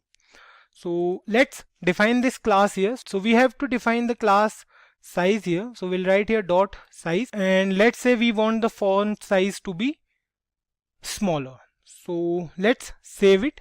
Here you can see the font size of this particular div tag is changed.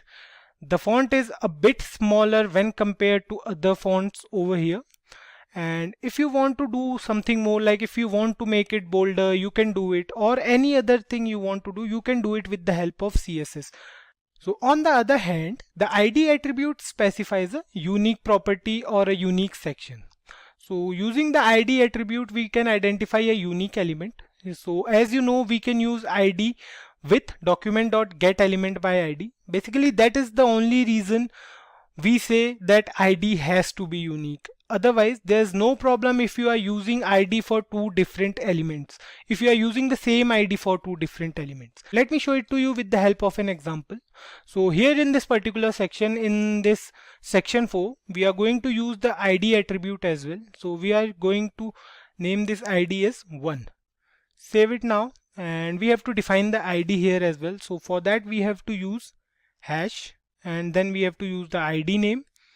So let's say this will change the font weight. Fine, so it will make it bolder. So let's save it now, and here you can see this is section 4 is a little bit thicker than other sections. So if we want to use this same ID for any other element, right, we can do it. There's no problem with that. Let me show you guys. So if we write a ID as 1 and if we save this program now, here you can see there's no error with that. We can use this ID for section 1 as well. So it's not necessary that the ID should be unique for every element of the website, but it has to be unique because we can use ID for manipulating a web page, right? We can use it with document.getElementById. So that's why we prefer to keep the ID unique for every element inside a HTML document. So I hope you guys are clear with the difference between class and ID by now. The major difference is class is used for multiple targets, whereas we use ID uniquely for each element. We want the ID to be unique, so that's the difference between class and ID. Moving ahead, let's talk about the document object model. So what we are going to do now is we'll go to the JavaScript file and we are going to see the document object model now. By now we are aware of the document object model, right? We are aware of the window object, we are aware of the document object. We have already came across these two objects in the previous video. So what we are going to do is we are going to write here var x. We are declaring a variable x and we'll write here document. So we already did this in the previous video. So what we are going to do is we are going to write here console.log and we are going to print x on a console. So save it, and if we go to console, here you can see we have the document here, or we can say we have the document object model for the whole document, for the whole HTML document. We know that the DOM is a structural representation of HTML document. So we have here HTML tag, we have head, body, and almost every tag we have here, right? You can see we have script here, we have div here, we have all the div tags present here. Now we know that the document is also an object like any other object, right? We already discussed it. It also has its own attributes and properties as well. So next up, you guys can see we have here a fundamental website, right? So this is a website basically. What we have here is we have 5 different sections and we have a heading here as well, right? So what we are going to do is we are going to work on it with the help of document object model. So we can use CSS to make changes to the syntax like we used previously while creating divisions of our web page. But for now, let's focus upon the JavaScript part more. So in JavaScript, we can write code that will help us in manipulating the document object model. So this document object model has a tree-like structure with HTML tag at the top. Then we have head and body tag, and then we have all the tags present inside them in a branch-like structure. We are aware of this, right? If we see here in the console, we have a document, and if we try to open it, we can see we have HTML head and many more tags present within all these significant tags. Next up, if we write here document.all instead of document, so if we save it now, here you can see we have the HTML collection of all the tags with numbers in front of them. So here you can see we have HTML head and then body tag, and here you can see especially we have the classes as well here. Not just classes, we have the IDs as well. So here you can see we have div1 here as well. So this is the HTML collection of all the tags we have in a HTML document, and we can check it with the help of document.all property.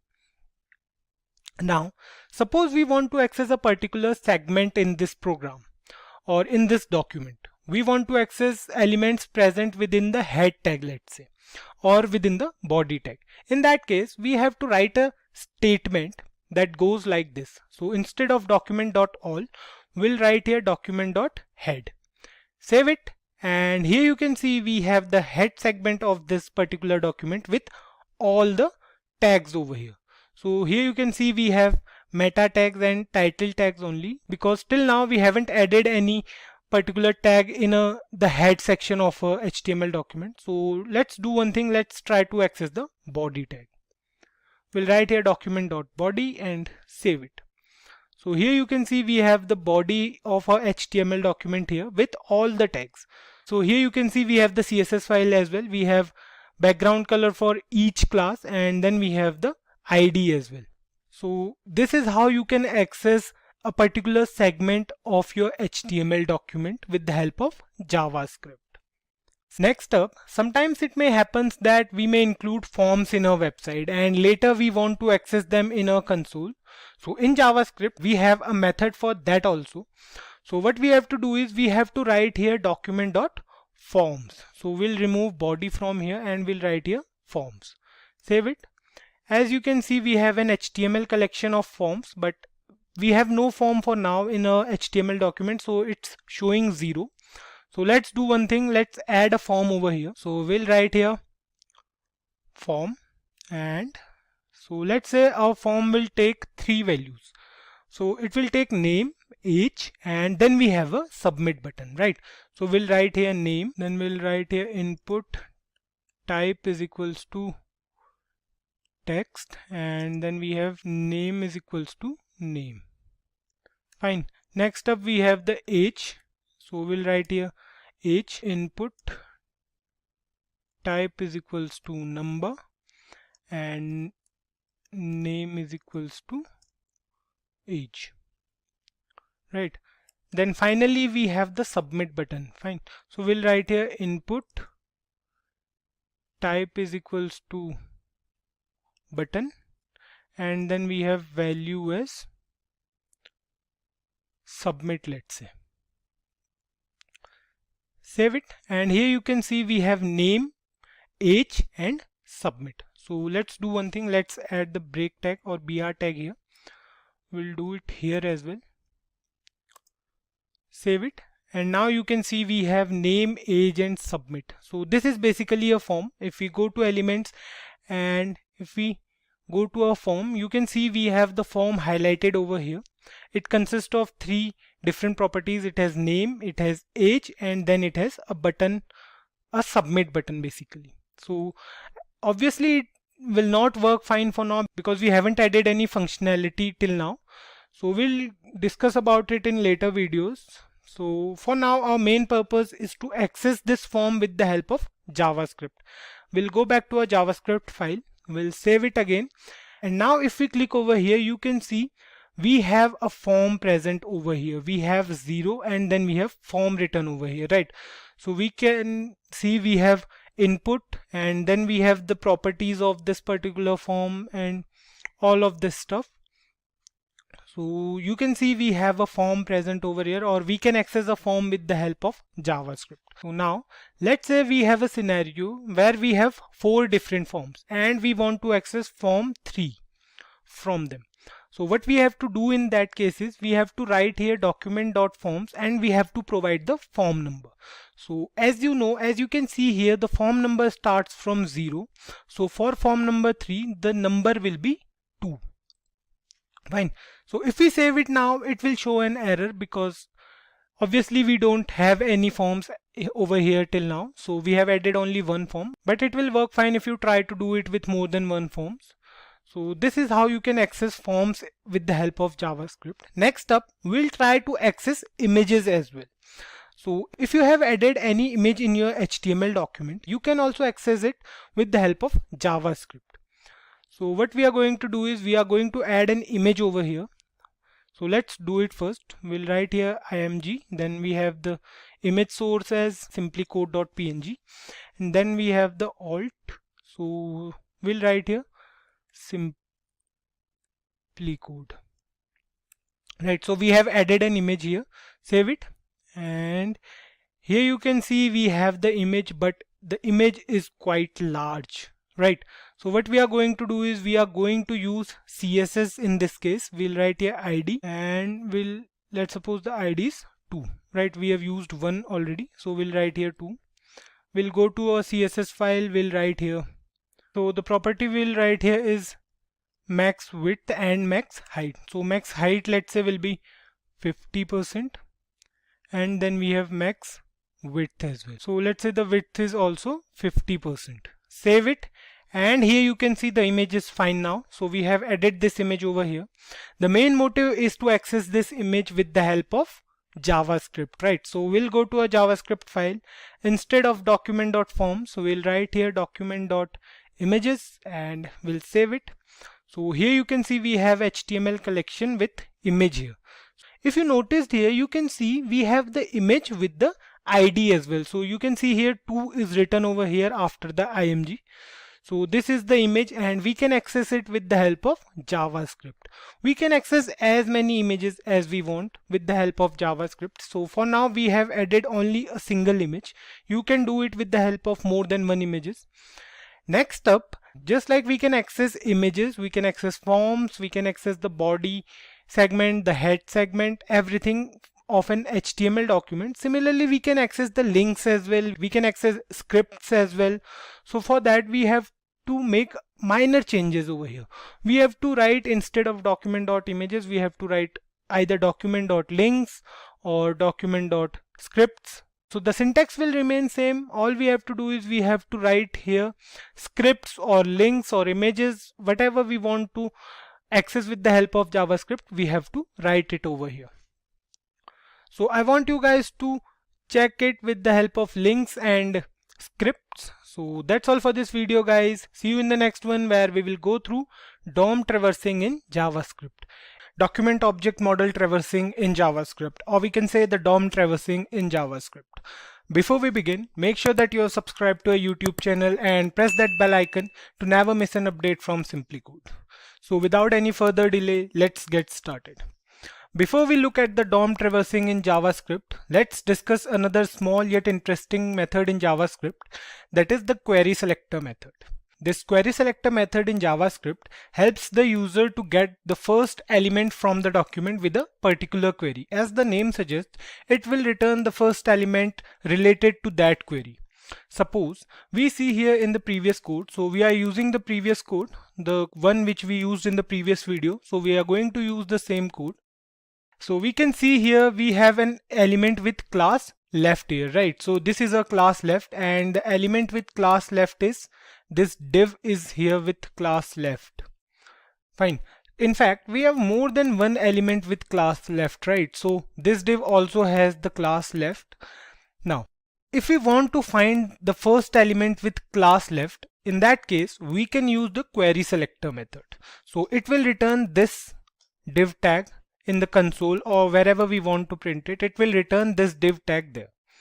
So let's implement this in coding. So we'll go to the JavaScript file, and let's suppose we want to access a particular element, or we can say the first element with the class is left.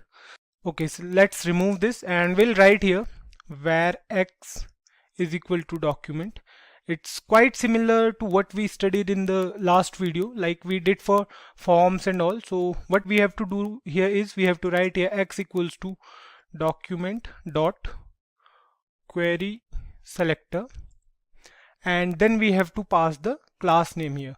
Instead of class name, we can pass the element name as well. We can pass the ID as well. So in this particular case, we are going to pass the class name.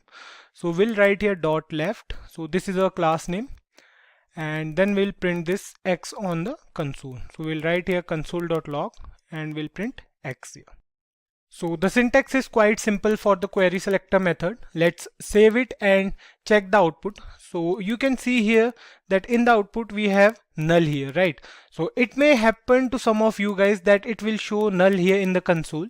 Every one of you or me doesn't need to have to go through it. Like, it happens mostly when we try to access the element before the document object model is ready. So you may have encountered a similar situation earlier in the last video when you try to access a particular form in the document using numbers. Like we were using there, we were writing there, we were doing is we were accessing a particular form. So this will give an error, right? Save it, and here you can see it says undefined as well. So this is the problem. This is because the document object model is still not ready. So we can tackle this problem in two ways. We can use the onload method, and the other one is we can use the DOM content load event. So for now, we'll use the onload method because that method is a bit easier than the other one. So what we have to do is we have to create a function in our JS file. So we'll create a function here. Let's say we are creating a function 1s. Fine. And we have the body of the function. So what we are going to do is we are going to cut this from here and we are going to paste it inside the function. Fine. So you can see here we have a function 1s, and now what we are going to do is we are going to call this function from our HTML file, right? So we are going to call this function along with the onload event. So we'll go to a HTML file and we'll write here along with the body tag. We'll use onload method and we'll write here a function name. Fine, so this is a function name 1s. This onload event executes the JavaScript code right after the web page is completely loaded. Save it now, and here you can see we have the output for the query selector method, or you can see we have the output for the document.forms, right? We have the form present at number 1. So issue is solved now. So what we are going to do is we are going to remove this line from here, and now we'll go back to a query selector method. So save it again, and here you can see we have the query here, right? We have the output as div class equals to left, and then we have id1. So we have this particular element here, right? So this is how we can use the query selector method in JavaScript to access any particular query or to search any particular query. Moving ahead, let's talk about traversing the document object model in JavaScript. In layman terms, traversing refers to crossing or traveling through something, right? In JavaScript, we can traverse a document object model to find some specific element from the document. We know that DOM has a tree-like structure with parent and child nodes, right? Traversing a DOM is important because sometimes we need to locate or modify a particular element, but there may exist a possibility that the code is too long, or we don't want to search for that specific element by going through every element present in the document. So that's where we can use the DOM traversing method to find a particular component. So let's understand the concept of root node, parent element and child element. So here in this structure, you can see we have several nodes present, right? So the first node we are going to discuss is the root node. So this HTML tag is actually the root node, which has no parent and it has children's, right? So this HTML tag is also a parent node. Another example for parent node is the body tag. So you can see here we have so many children's along with the body tag. We have h1 div and we have div id equals to div2. We have two div tags. We have an h1 tag, and similarly head is also a parent node as well as a child node. A child node to this HTML and a parent node to title, right? So the HTML tag has two children, which are head and body. The head is the first child and the body is the last one. Here you can see we have the h1 tag, and this h1 tag is the child node of body tag. So these all are the child nodes. We have h1 div and then we have another div and title. They all are the child nodes. Similarly, these div elements are also parent elements to these two child elements, right? The document object model in JavaScript can be traversed in two different directions, either in downward direction or in upwards direction. It's not necessary that traversing the DOM should start from the beginning or from the end. We can begin traversing from wherever we want, and it can be random. All we need to know before starting is the class name, or we can say element name or something like that related to that particular element which we want to find. So traversing downwards means we want to find the element while coming towards the downward direction. So we have two different methods in JavaScript to traverse the DOM downwards. So we can either use the query selector method, which we came across moments ago. The other one is we can use the children property, so which helps us in find the direct descendants of an element. So let's move ahead and take a look at both these methods with the help of examples. Till now we were using document.querySelector method to find something in our document, right? Now we will use query selector along with the variable name to find a specific element inside a parent element. So let's do one thing. We'll go to our HTML file, and what we'll do, we'll give this div tag a class. So let's say we are using a class here and the class name is container. We didn't define this class as of now, but we are using this class for this particular div tag. Fine. Now we want to find a particular element inside this particular div tag. For that we have to take two variables, right? So we'll go back to our JavaScript file and we'll remove this code. We'll take two variables, let's say var x and we have var y. Fine. So for var x we'll use the document dot query selector method, and we'll write here the class name. So the class name for the parent div is container, right? And for variable y, we'll write here x dot query selector. So one thing you might have noticed here is we have used the variable name, right? So we are looking for a particular element inside this particular div tag. So we have identified this div tag with the help of class name. So the class name is container, and now we are looking for a particular element inside this div tag. So let's say we want to find the element with classes right here. So we'll write here dot right. So this is our class name. Next up, we are going to print the element on a console. So we'll write here console.log y, and when we save it, you can see here we have the first element with class right. So we have this div tag here inside which it is written that this is section 2. So you can see here we have the first element present with the class right. So this method so far has helped us in traversing the DOM in a downward direction. Firstly, we found a parent node, and then we started looking for the child node in a downward direction from that element. So with the help of this method, we can find any element present within an element in the tree-like hierarchy. So if we use this method for body tag and then we want to find the element with class right, although the element with the class right is not a direct descendant of the body tag, right? So if we go back to our HTML page, so you can see here if we are using any class here inside the body tag and we want to find the element with class right, so we can see this is not a direct descendant of body tag. Instead, it is a direct descendant of this particular div tag, right? So we can still find it with the help of this query selector method. But what if we want to see the direct descendant to a particular node? So for that, we can use children property in JavaScript. So we can see here that this particular div tag has 5 different sections present within it, right? So we have this div tag, and then we have 5 different div tags basically. So you can see this is section 1, 2, 3, then 4, and lastly 5. So we'll try to access these 5 elements now with the help of children property. So for that, we'll go back to our JavaScript file and we'll write in our JavaScript file. We'll copy this statement from here and we'll write it in another line so that it won't create any confusion to you guys. So what we have to do here is we have to remove this from here and we have to find the children of X. So what's there inside X? We have the div tag, the parent div tag inside this X, right? And we want to find the children of this div tag. So we'll save it, and you can see we have an HTML collection of 7 length. And you can see here the length has 7, and we have all the elements here. We have div 1, and then we have div 2, 3, 4, 5, and then we have form and image as well, because form and image is also present inside this particular div tag.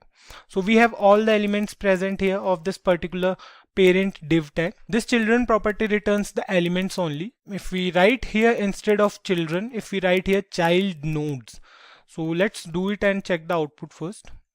So we have written here child nodes, save it, and here you can see it returns a node list of 15 elements, right? But one thing to notice here is this text is printed almost after every element, right? So you can see text here, then we have text here, then we have text here, and we have text almost after every element, right? Why so? Because this method also publishes the new line. So suppose if we are using the new line, if we are using a new line in our code, it will publish that as well. And let's suppose we want to write a comment over here. So let's go here to a HTML file and write a comment over here. So where we'll write the comment, we'll write the comment here. Fine. So we'll write a comment here. So let's say we'll write here, this is a comment. Fine. So we have commented this line and save it. So you can see the size changed to 17, right? Because it says there are 2 more lines added to our code. So you can, if you see here, you can see here we have a comment here as well, and we have a text added here as well because of this new line. So it will take this as a new line and it will print it as text. So this is how the child nodes is different from the children. So if we want to compare them side by side, what we can do is we'll write here console.log and we'll print x.children. Fine. So save it, and here you can see we have a node list of 17 elements and a HTML collection of 7 elements. The difference is the children property focuses on elements only, whereas the child nodes property will print everything inside a node. Next up, we can access a particular element from the list of all children's. So the syntax will be the same as for forms. If you remember from the previous videos, we can access any form from the HTML file by using numbers, right? Form presented number 1 will be treated as forms 0 and then so on and so on. So we'll write here, let's say children at number 4. So save it. And you can see here we have the output as this is section 5. So we don't know. So let's do one thing. We'll copy this line and we'll paste it here. We'll print the children's as well basically. Save it. And here you can see we have all the children's here. So this particular statement will print the element present at number 4. So you can see here we have this div tag here with class as center. So it will be printed in a console. So you can see here it says this is section 5. Fine. Similarly, just like we have the children and child nodes property, we have few more properties here. We have the first child, first element child, last child and last element child properties, which returns the first and last child and elements. So let's use them as well. So what we are going to do is we are going to remove this. We are going to write here console.log and x.firstChild. Fine, copy this and we'll paste it again and again. So the next one is first element child, and then we have last child, and finally we have last element child. Fine, so we are good to go. The first child, then we have first element child, then we have last child and last element child. Save it. And here you can see the first one says text and the third one says text, and the other two are presenting the elements present at number 1 and present at number last. So the first child and last child properties works on the child node property, and it returns the first and last child according to the property only. The first element child and last element child property works on the children property. So we know the difference. The children property focuses on elements only, whereas the child node property shows everything inside that nodes, right? So that's why the output here is text for first child and last child, and for first element child and last element childs we have two different elements present here, right? We have an image element and the div element. We can also count the number of child elements present within a single node. We have to use the child element count property for doing so. So let's use it as well, and we'll write here console.log and we'll write here x.child element count. Fine, save it, and we have the output here as 7. This property is also working on the basis of children property. Fine, so you can see here we have the length as 7. As we have seen earlier while using the children property, the length is 7 there as well. Like we can find the child element of a particular node, we can also find the parent element.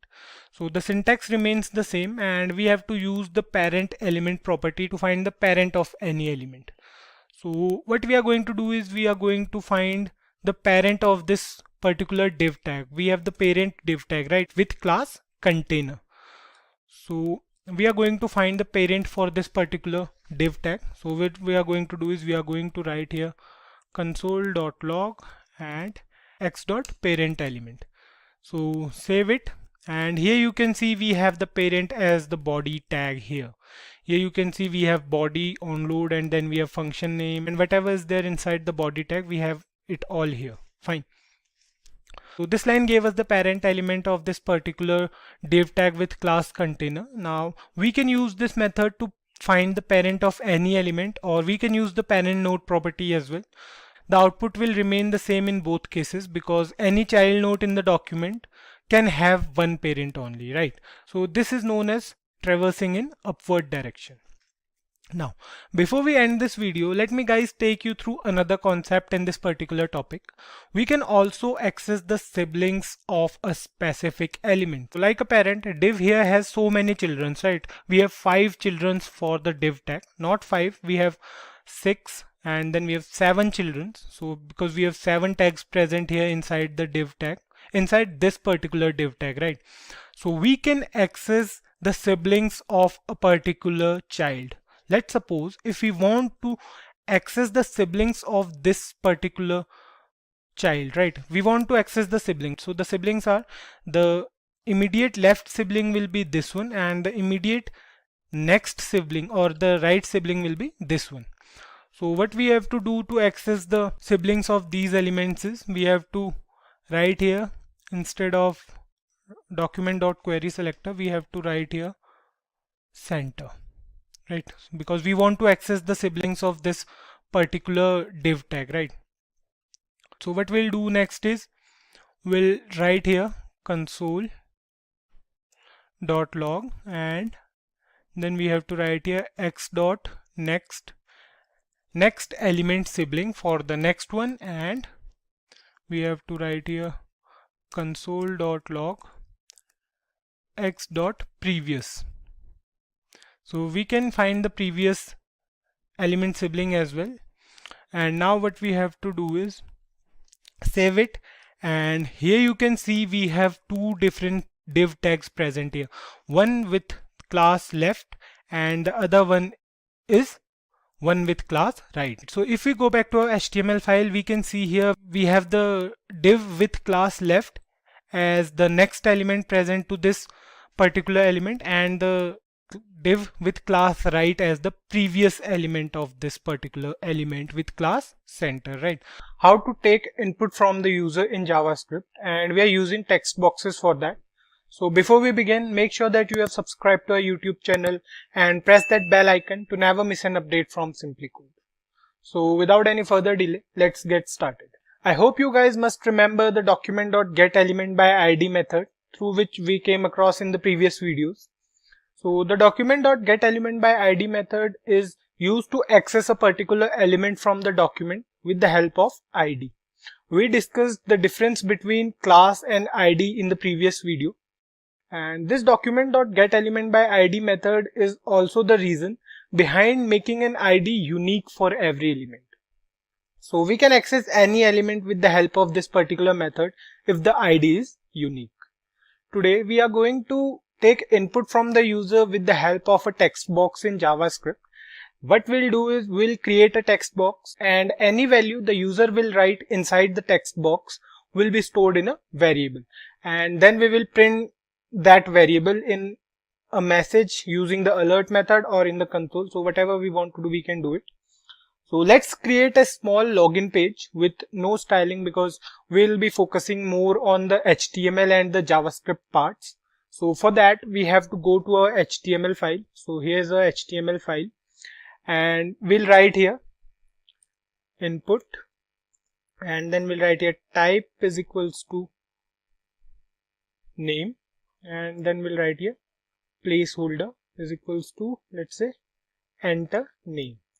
This placeholder is an attribute that gives a slight hint. Whatever value we write here will be printed inside the box. So this enter name will be printed inside this particular text box. So save it, and here you can see on the browser we have a text box here. Here you can see how this value is written inside the text box. You can see here enter name is written inside a text box, indicating the user to write the name here. So let's create another text box here for the password. So we are creating a login page, right? So we'll be needing name and password. So we'll use the br tag here, and then we'll write here input type is equals to password, and then we'll use a placeholder here and we'll write here enter password. This type attribute here plays a vital role on this input element because we have different types of values we can use inside a text box, like we have numbers, strings, week, time, email, password, and many more. So here we are using password. So save it, and you can see here we have two text boxes over here in the browser. So we have a text box for name and we have a text box for password. Next up, we need a button to perform a task, right? So we'll use the onClick method along with this button. We can either use the button tag or we can use the input tag along with type is equals to button. So we'll write here input type is equals to button, and the value will be, say, submit. Or we can write here login as well. Save it, and here you can see we have a button over here named as submit. So we are done with the login setup here. We have a text box for the name and one for the password. So we'll write any name here, you can see. Let's write here Kaushal, and then we'll write the password here, let's say any random password. And nothing will happen if we click on this submit button. So let's add some functionality to this submit button here. So we'll go back to our HTML file and we'll write here on click. So we'll write here a function name print. Fine. We'll create this print function now. So we'll go to a JavaScript file and we'll create a function here. So let's say function name is print, and then we have the body of the function. Now this function will be called whenever we click on this button. So whenever we click on this submit button, this print function will be called. Now we want this button to do something, right? We want it to perform a certain task. What we want to do is we want the user to write their name and password, and we will print this name and password in the pop-up with the help of alert method. So we'll use the document.getElementById method for this task. Let's give those elements their IDs. So we'll give these two input tags their IDs. So we'll write here ID is equals to, let's say, uname or username, and then we have the password. For password we'll give the ID as upass. Fine, save it, and then we'll go back to a JavaScript file. Now both these elements have their own IDs. We'll use them in the JavaScript file. So we want to use the values given by the user, right? For that, we'll create two variables here inside the function print to hold the reference of original values. So for that, we'll write here where x is equals to document.getElementById, and then we have the ID as uname for the username, and then we'll write here dot value. Next up, we'll take another variable, let's say var y, and then we'll write here document.getElementById again.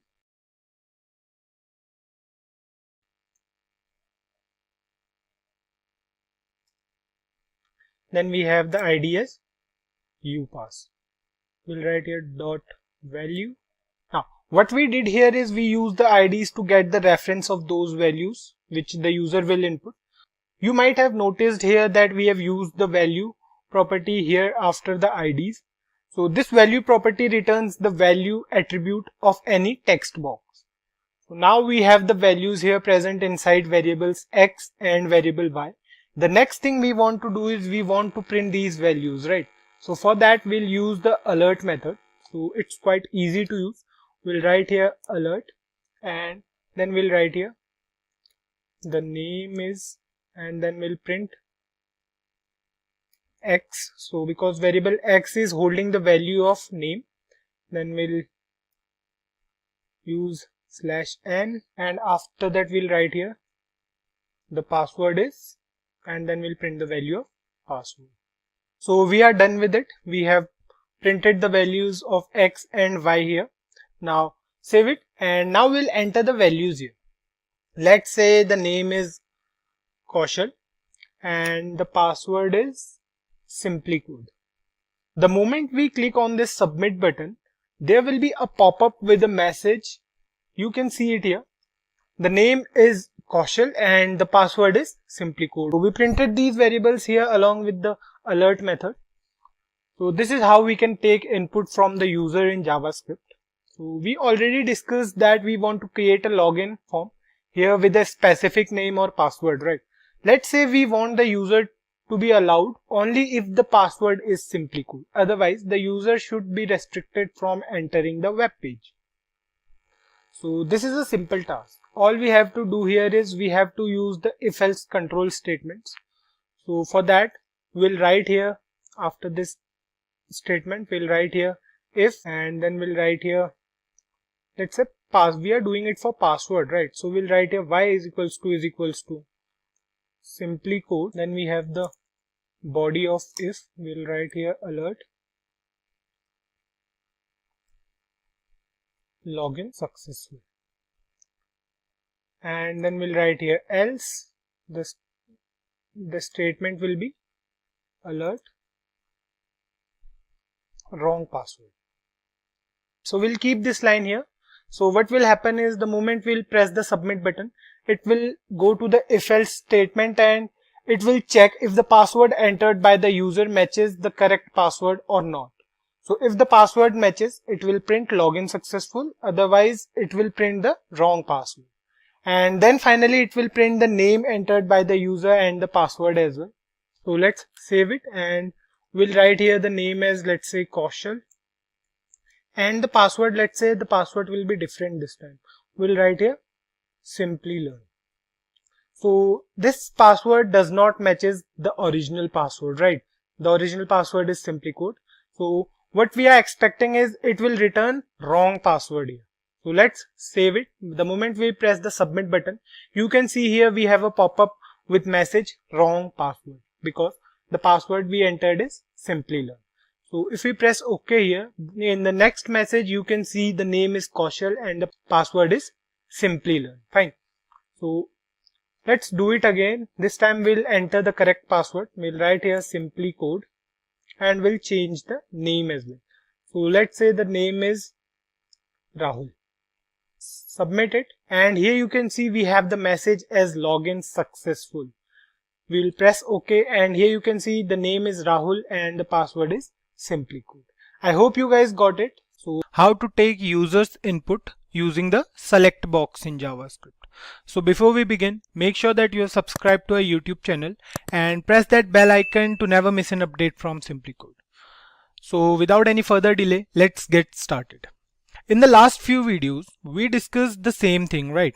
We saw how we could take input using text boxes, and then we saw how we can take input using radio buttons. Today we are going to grab users input with the help of a select box in JavaScript. So without wasting any time, let's move on to the programming part directly. First, we'll see how to create a select box in HTML, and then we'll move on to the JavaScript part. So let's move on to HTML and we'll create a select box here. If you guys remember, we used the input tag in the previous few videos for text boxes and radio buttons. But for the select box, the scenario is a bit different. We have to use the select element in HTML. So we'll write here select. So we have the select element here. We have to use this for select box in JavaScript or in HTML. So this select box is used to create a drop down list of some elements. So we can add as many elements as we want to that list. So we'll use the option tag for each component we are going to use.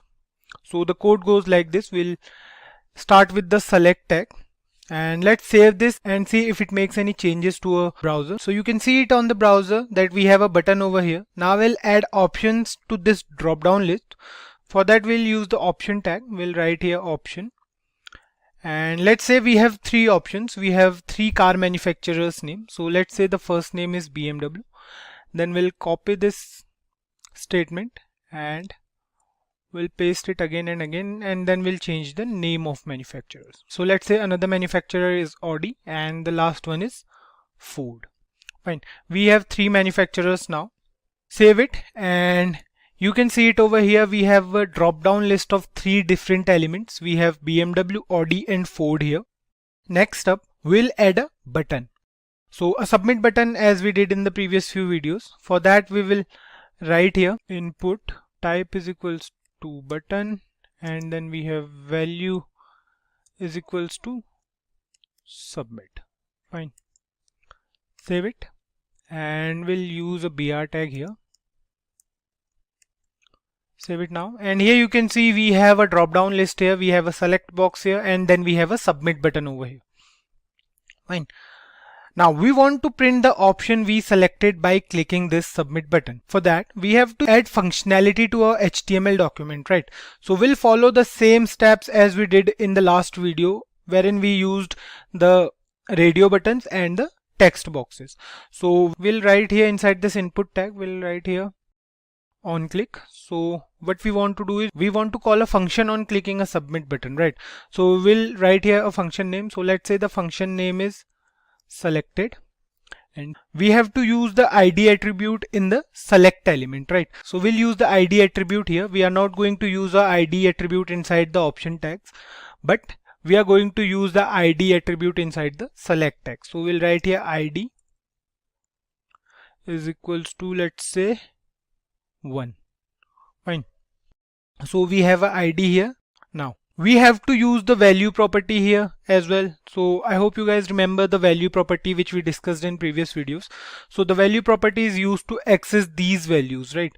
So we'll write here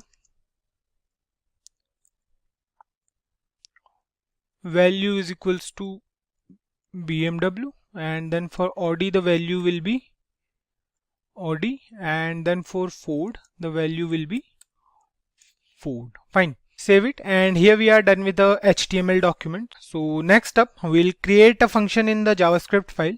So let's move on to the JavaScript file, and we'll create a function over here. So we'll write here function, and the function name is selected. Then we have the body of this function, right?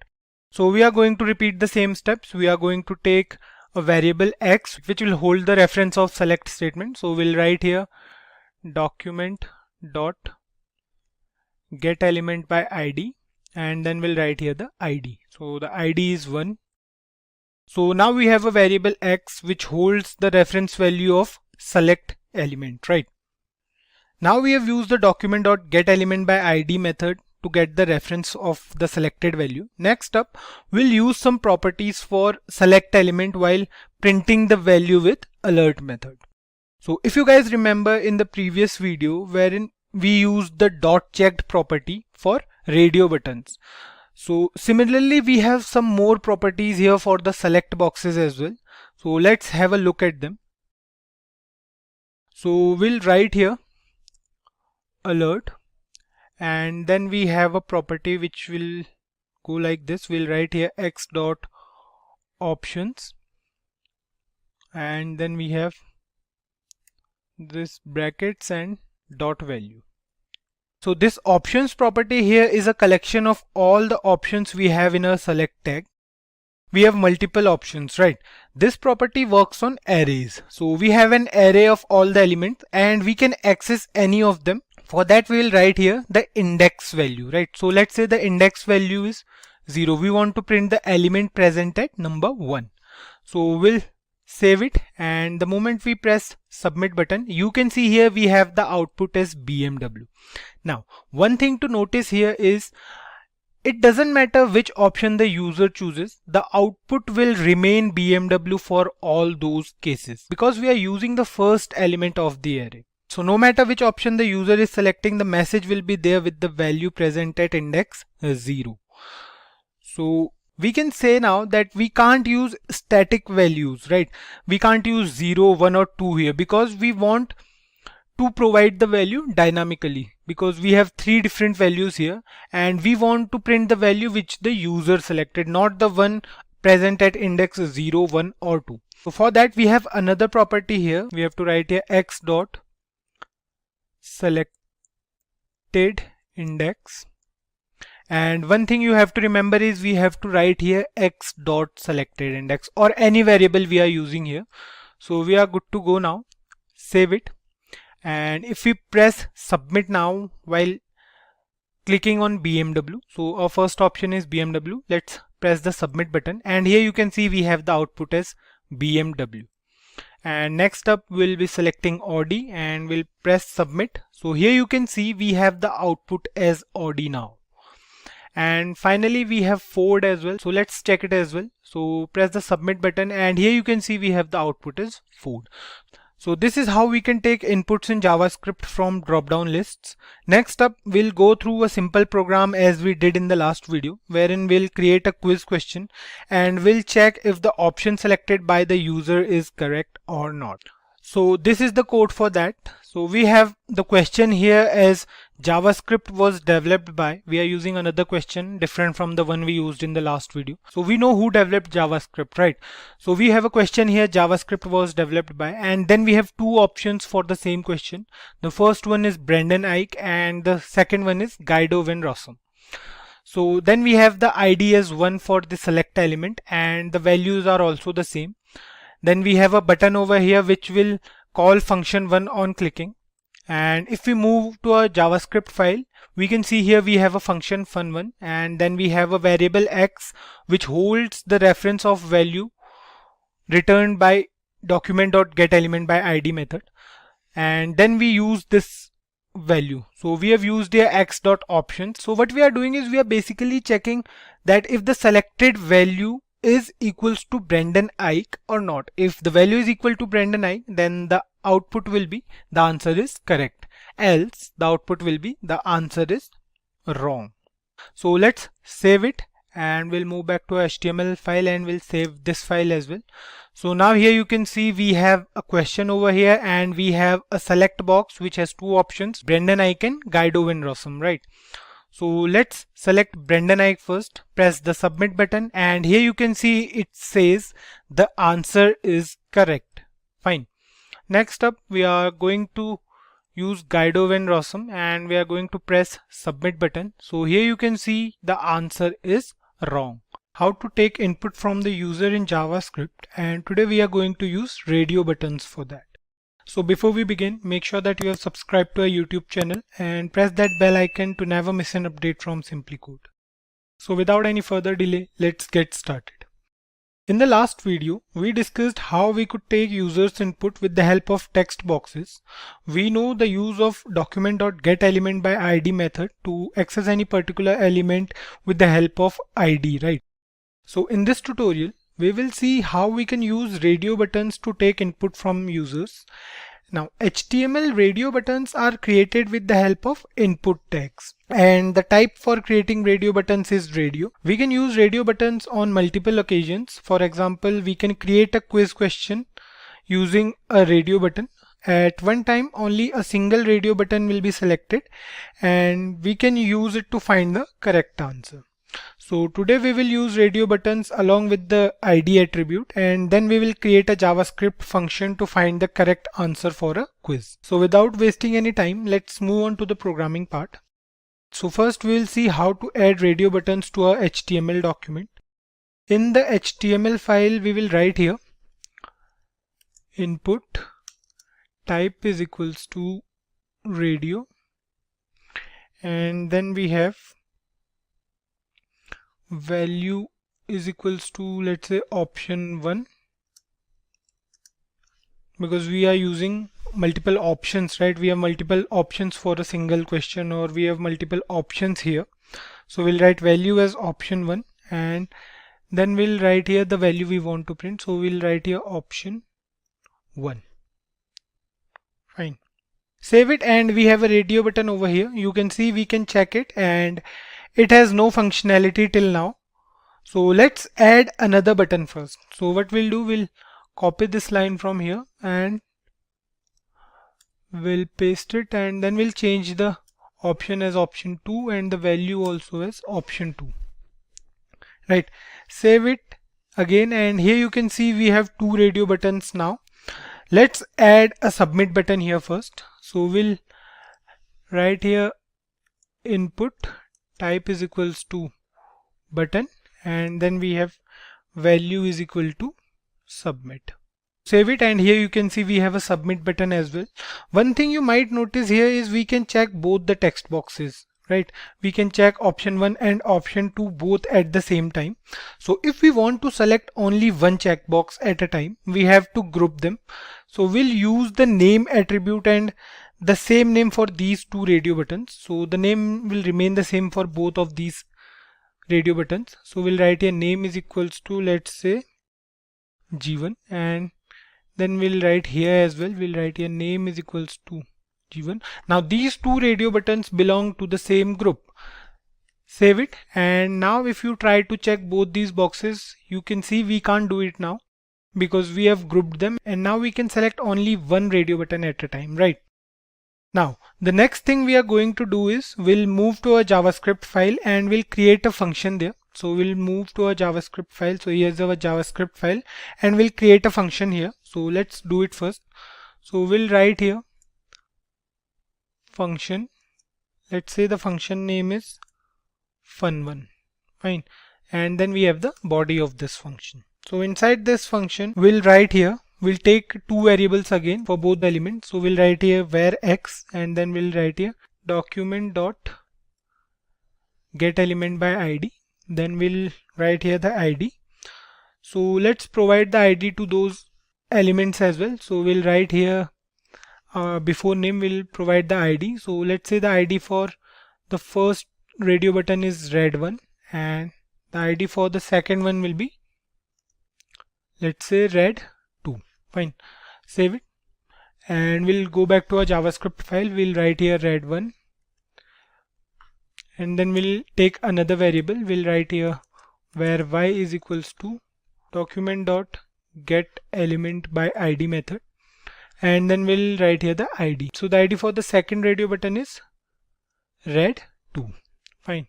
We don't need the value property here. Next up, we have to use the if else statement to print something, right? So we'll write here, we'll use the if else statement. We'll write here if, and then we have x dot checked is equals to true. Then it will return something, right? So we have a condition here as if x dot checked is equals to true. This particular statement will check if the radio button whose reference is available at variable x is selected or not. This dot checked is the property for a HTML element. If the radio button is checked, the output will be something. So let's add the output here as well. So the output will be, if the radio button is checked, will be like, we'll write here alert, then we'll write here the option selected is, then we will write here x dot value. So it will print the value of x as well. Now we have another condition here. We'll write here if y dot checked is equals to true, then it will return the option selected is, we'll write here plus y dot value. We are doing this because we have three different conditions here, right? If we select option 1, or if we select option 2, or if we are not selecting any of these options, right? So we have a else condition for that, and then we'll write here else. So here we have to write else if, and then we'll write here else, and the else part will print alert no option selected. Save it, and let's do one thing first. We'll call this function with the help of onClick method. So we'll go back to our HTML file and we'll write here in this element, we'll write here onClick, and we'll call this function onClick.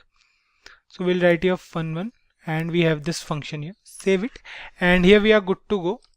So if we move back to our JavaScript file, you can see here we have three conditions. Either x is checked, or y is checked, or none of these are checked.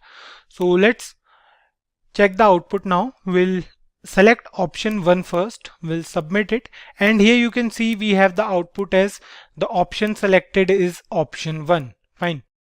Press OK, then we'll refresh this page and we'll select option 2, and now we'll press the submit button. So here you can see on selecting option 2, we have the output here as the option selected is option 2, right? So what if we are not selecting any of these two radio buttons. So click the submit button here and you can see we have the output as no option selected. So I hope you guys got it. Now the syntax will remain the same if we want to create a quiz. So next up what we are going to do is we are going to create a quiz. So here is the code if you want to create a quiz on your own. So we have a question here. We have a question as JavaScript was developed in the year. And then we have two options for it. We have 1998 as first option. So if we go here, you can see we have the first option is 1998 and then we have another option is 1995. Obviously we know the answer for it as 1995. We'll change the function name here as fun1 and save it. The JavaScript file for this code will look like this. So we have three conditions here again. If X is checked, then the output will be wrong answer and the correct answer is Y. And then we have another condition for Y. If Y is checked, or we can say if 1995 is checked, we'll have the output as right answer. And then we have another condition. If none of these radio buttons are checked, we have the output as no option selected. So let's see if the code works fine. So save it and we'll go to the browser. So we'll select option 1 first. So we'll select this 1998, submit it, and here you can see we have the output as wrong answer. The correct answer is 1995, right? We have the value of Y here. The value variable Y is holding is 1995. So we printed it over here and we have the output as Y dot value, which is 1990. So if we refresh it and if we select 1995 here, then we'll press the submit button and here you can see we have the output as right answer. Fine. Press OK and we are going to do it again. So this time we won't be selecting any of these options. We'll just click on this submit button and we have the output as no option selected. Fine. I hope you guys understood it. So that's all for this video, guys. See you in the next one where we will take inputs from select box in JavaScript, the document.getElementsByTag name method in JavaScript. So before we begin, make sure that you have subscribed to our YouTube channel and press that bell icon to never miss an update from Simplicode. So without any further delay, let's get started. We have been using the document.getElementById method for the past few videos, right? We know it is used to access an HTML element with the help of an ID which is uniquely provided to each element. So we used that method with text boxes, then with radio buttons, and then with select boxes as well. So today we are going to use a method that is somewhat similar to document.getElementById method. So we'll be using the document.getElementsByTag name method in JavaScript. As the name suggests, this method is used to access a bunch of similar elements with the same tag. So we have tag name in our method, right? So we can access a bunch of tags with similar name. Like if we have a few div tags present in our program and we want to change each div tag's style, we can do it with the help of this method. So we'll look at the syntax first and then we'll move on to the difference between ID and tag name method. So let's move on to the programming part directly. What we'll do is we'll create a few div tags first and then we'll change the style of these div tags with specific styling properties. We are not going to use CSS for that, but in JavaScript we have other styling properties as well. So we'll be using those styling properties. So let's create the div tags first. We'll write here div and then let's say we are writing it, this is section 1. So we'll copy this line and we'll create 4 similar div tags, right? We have section 1, 2, 3 and 4. Save it and you can see over here we have 4 different sections present. Now this is a very basic example and here we have different sections present, right? Next up, we'll try to access these div tags with the help of tag name method. So let's add a button over here and then we'll move on to the JavaScript part. So we'll write here, let's use the BR tag and we'll write here input tag. Again we'll write a input type is equals to button and we'll use the onClick method as well. So we'll write here onClick and let's say our function name is fun2, and then we have the value of this button as, let's say, submit. Close the input tag and save it. So here you can see we have a button over here, submit button, and you can see here nothing is happening on clicking on this submit button. So next up, what we are going to do is we are going to add functionality to this submit button. For that, we have to move to our JavaScript file and we have to create a function over there. So we'll write here in the JavaScript file, we'll write here function fun2, and then we have the body of this function, right? So the syntax is a bit similar to that of the document.getElementById method. What we'll do here is we'll take a variable x and then we'll write here document.getElementsByTagName, and then we'll write inside the brackets the name of tag we want to access, right? So here we have added 4 different div tags. So in this case, we'll write here div, and we can similarly access any of the tags present in a HTML document. We can access paragraph tags, we can access anchor tags, and any tag we want to basically. So save it, and here now we have a variable x that holds an HTML collection of all the div tags present inside the HTML file. This means that we have an array of references of all the div tags here inside this variable x. So if we try to make changes in a single array element, just like we did in the select box example, wherein we use the array index to access a particular element present at a particular array index, right? So we can do the same here. We'll write here x and then we'll write the index number. So this particular statement will access the element present at number 1, or this particular syntax will access the first div tag of HTML document, because we know arrays start from 0 and at 0 the first element will be present. So this div tag will be present at number 0. And then we are going to use the style property. So we know that x here is not a variable only. Actually x here acts as an object, and we know that different objects have certain properties in JavaScript. So style is one of those properties. And next up we'll write here, let's say, font family. So what we are doing is we are doing the CSS part with properties present in JavaScript. So let's say we are changing our font to Courier New. Fine. So this is a font name and we can use any font name over here. So save it. What will happen now is on clicking the submit button, the font of this particular section, the font of div 1 will change to Courier New. So let's try if it's happening or not. On clicking the submit button, you can see over here the change between this line and other 3 div tags. Clearly the font is changed. The new font is Courier New, and what we did here is we changed the font family of this particular div tag. So similarly we can make more styling changes to other div tags as well. So let's do it here, and we'll make changes to each of the div tags we have in a HTML file. So let's say here we are using the color property and we want to change the font color to blue. Fine. Then we'll do the same for element present at number 3. For that we'll write here x and the index number will be 2. So then again we'll use the style property, and then let's say we are writing here font style. Fine. And the font style we want it to be italic. And then finally we have one more property. Let's say for the last div tag we are using the background color. Fine. And we'll write here the color name is red. So we are good to go now. Save it, and we have 4 different properties over here. For section 4 we are changing the background color. So 3 will be the index number of the last array variable.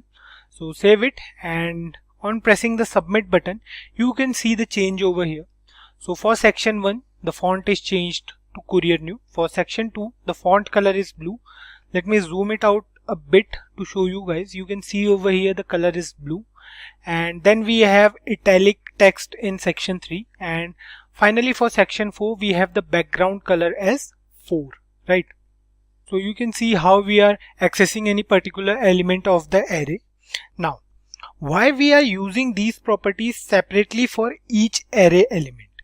So if we try to make changes on each element of the array, we simply can't do it in JavaScript at once. So if we try to write here, so let's comment this out first. What we'll do is we'll write here x.style.fontFamily.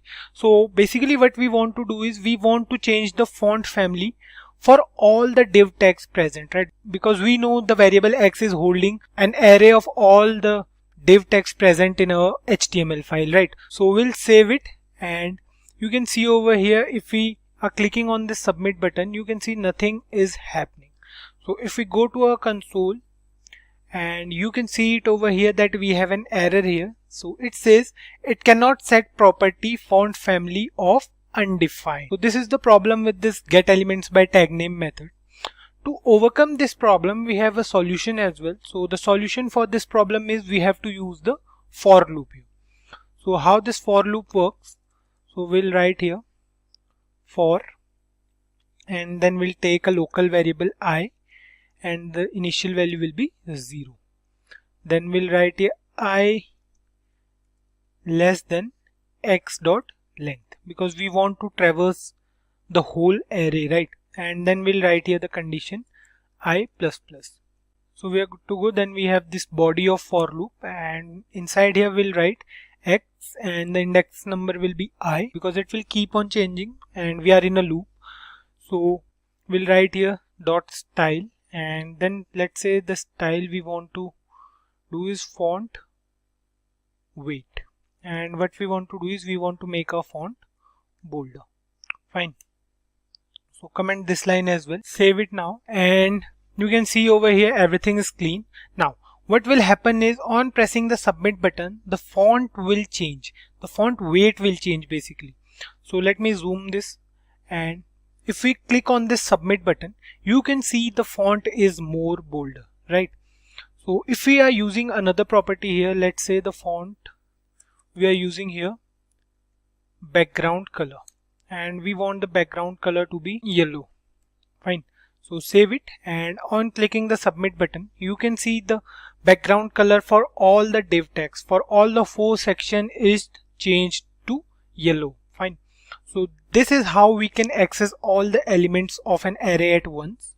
Now what we did is we started a loop and traversed every element in the array and applied the same property to each element. So this is how we can do it with the help of tag name method in JavaScript. Now what if we have hundreds of similar elements like div tag present in our website, and all of them are present at different locations? So let's try to do it, and what we'll do is we'll insert certain different elements in between these div tags. Fine. So we'll include a form, and then we'll include some radio buttons, and anything we want to do, we can do it. So we'll add some more elements in between these div tags. So here you can see we have inserted 2-3 more elements in between these div tags. So save it, and you can see after each section we have something else. Here we have a form with 2 different text boxes. We have name and age, and then we have a submit button as well. Then after that we have section 2. So this is our section 2. Then after section 2 we have radio button, and the value is A. Then we have another radio button B, and in between we have all the div tags present. So basically what we want to do is we want to change the style for each of the div tags, right?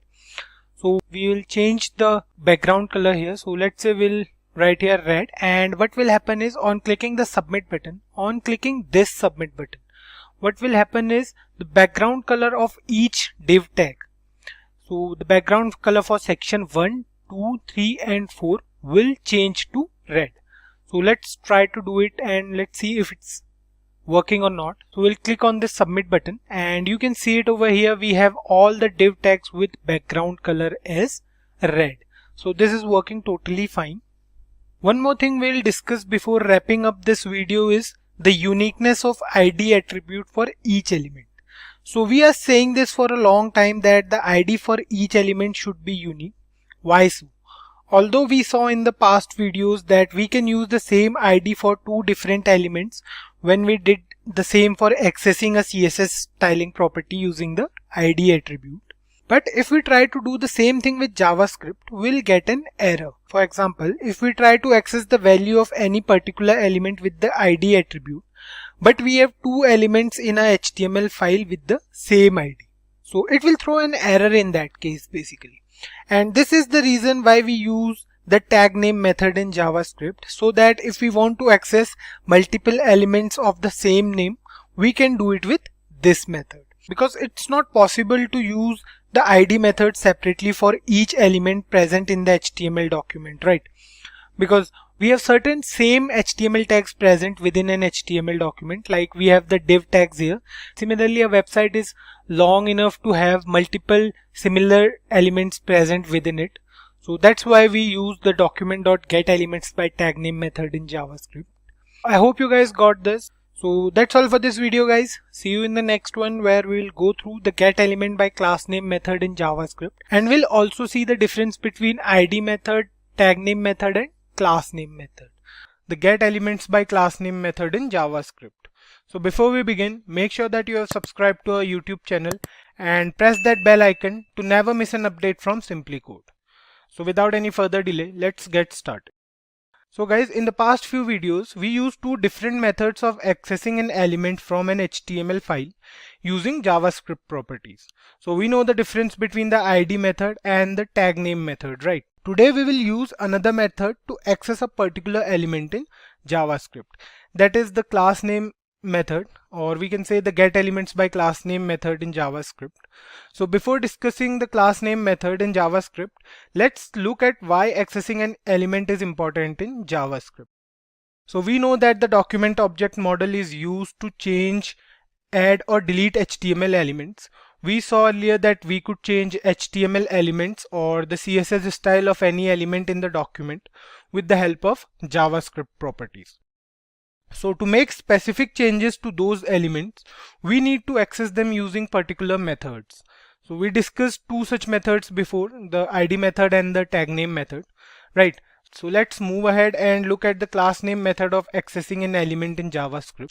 As the name suggests, the main attribute in this method will be the class name. So we know the difference between the class and the ID attribute used in HTML. We know that ID has to be unique for each element, but we know that many elements in an HTML document can have the same class, right? So we used class to access specific CSS properties in the previous videos, and that is the only benefit of using classes in JavaScript. So we can say that a single class can be used by many elements within an HTML document. So let's dig a bit deeper into this concept. So let's say we have 5 elements present on our website and we want to make changes in 3 of these elements, right? So let's write the code here and it will be easier for you guys to understand. So we'll write here in the HTML file, we'll add 5 different elements. So let's say we are writing here div, and then inside this div we'll write this is section 1. We'll copy this, we'll paste it here. So we'll use 2 div elements and 2 paragraph elements, right? So here in this p tag we'll write this is section 3, and then we'll copy this line, paste it again, copy this one as well and paste it here. So we have section 1, section 2, 3, 4 and 5. So out of these 5 different elements, we have 3 div tags and we have 2 paragraph tags. So we'll discuss why we have taken 2 paragraph tags in between the div tags. So we are done with it. Here you can see we have 5 elements present in a HTML document. 3 of them are the div tags. Section 1, 2 and 5 are div tags, and 2 tags in between are the paragraph tags. So now let's suppose we want to change the style of 3 of these elements. Let's say 1, 4 and 5. So we can do it in 2 ways, right? Either we can use the ID method or we can use the class method. However, we can use the tag name method as well, but we have to use 2 different variables for that, right? That will be a lengthy process. Why two different variables? Because we have two different tags present here, right? We have to create separate variable for the div tag and separate one for the paragraph tag. So that will be a lengthy process. So we'll consider ID method and the class name method for here. So considering the ID method, the document.getElementById method, we have to provide unique ID to each element. So we have to provide unique ID to this div tag, then we have to provide to each and every element here, right?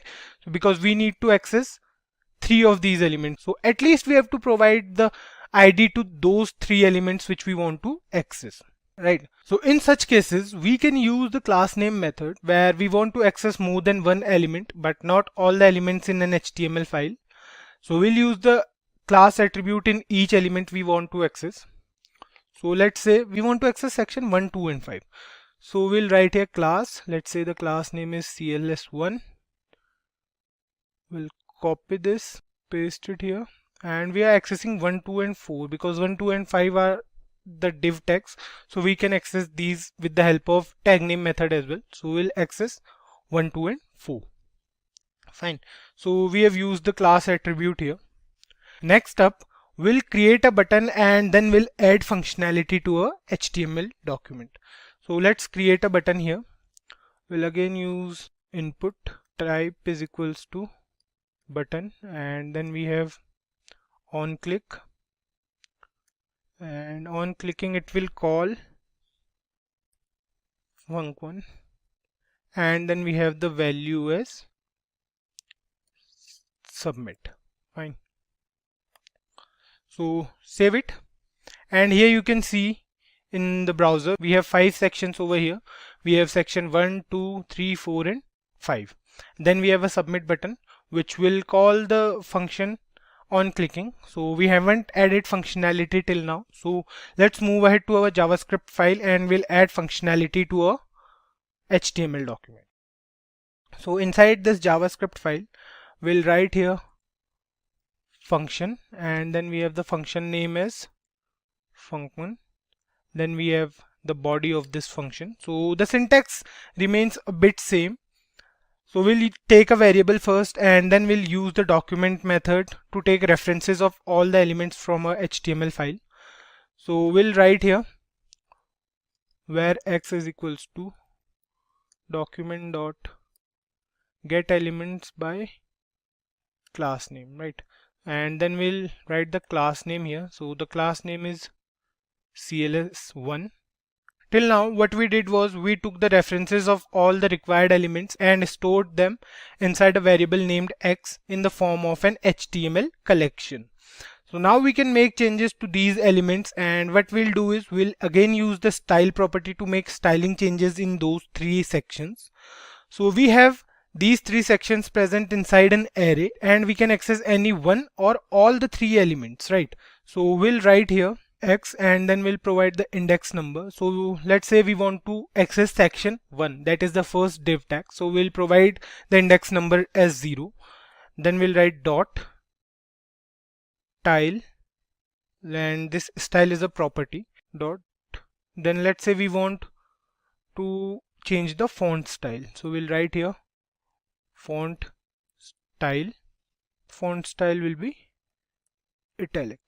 Save it. So this piece of code will change the font style of the element present at index 0. Save it, and on clicking the submit button here on the browser, we can see the change in this section, right? So if it's not visible, so let me zoom it a bit for you. Here you can see, guys, the font at section 1 is changed to italic, right? So in this case, we have all the 3 elements present in a array and we can make changes to each of these elements. So let's try to do it, and we'll use element present at index 1 now.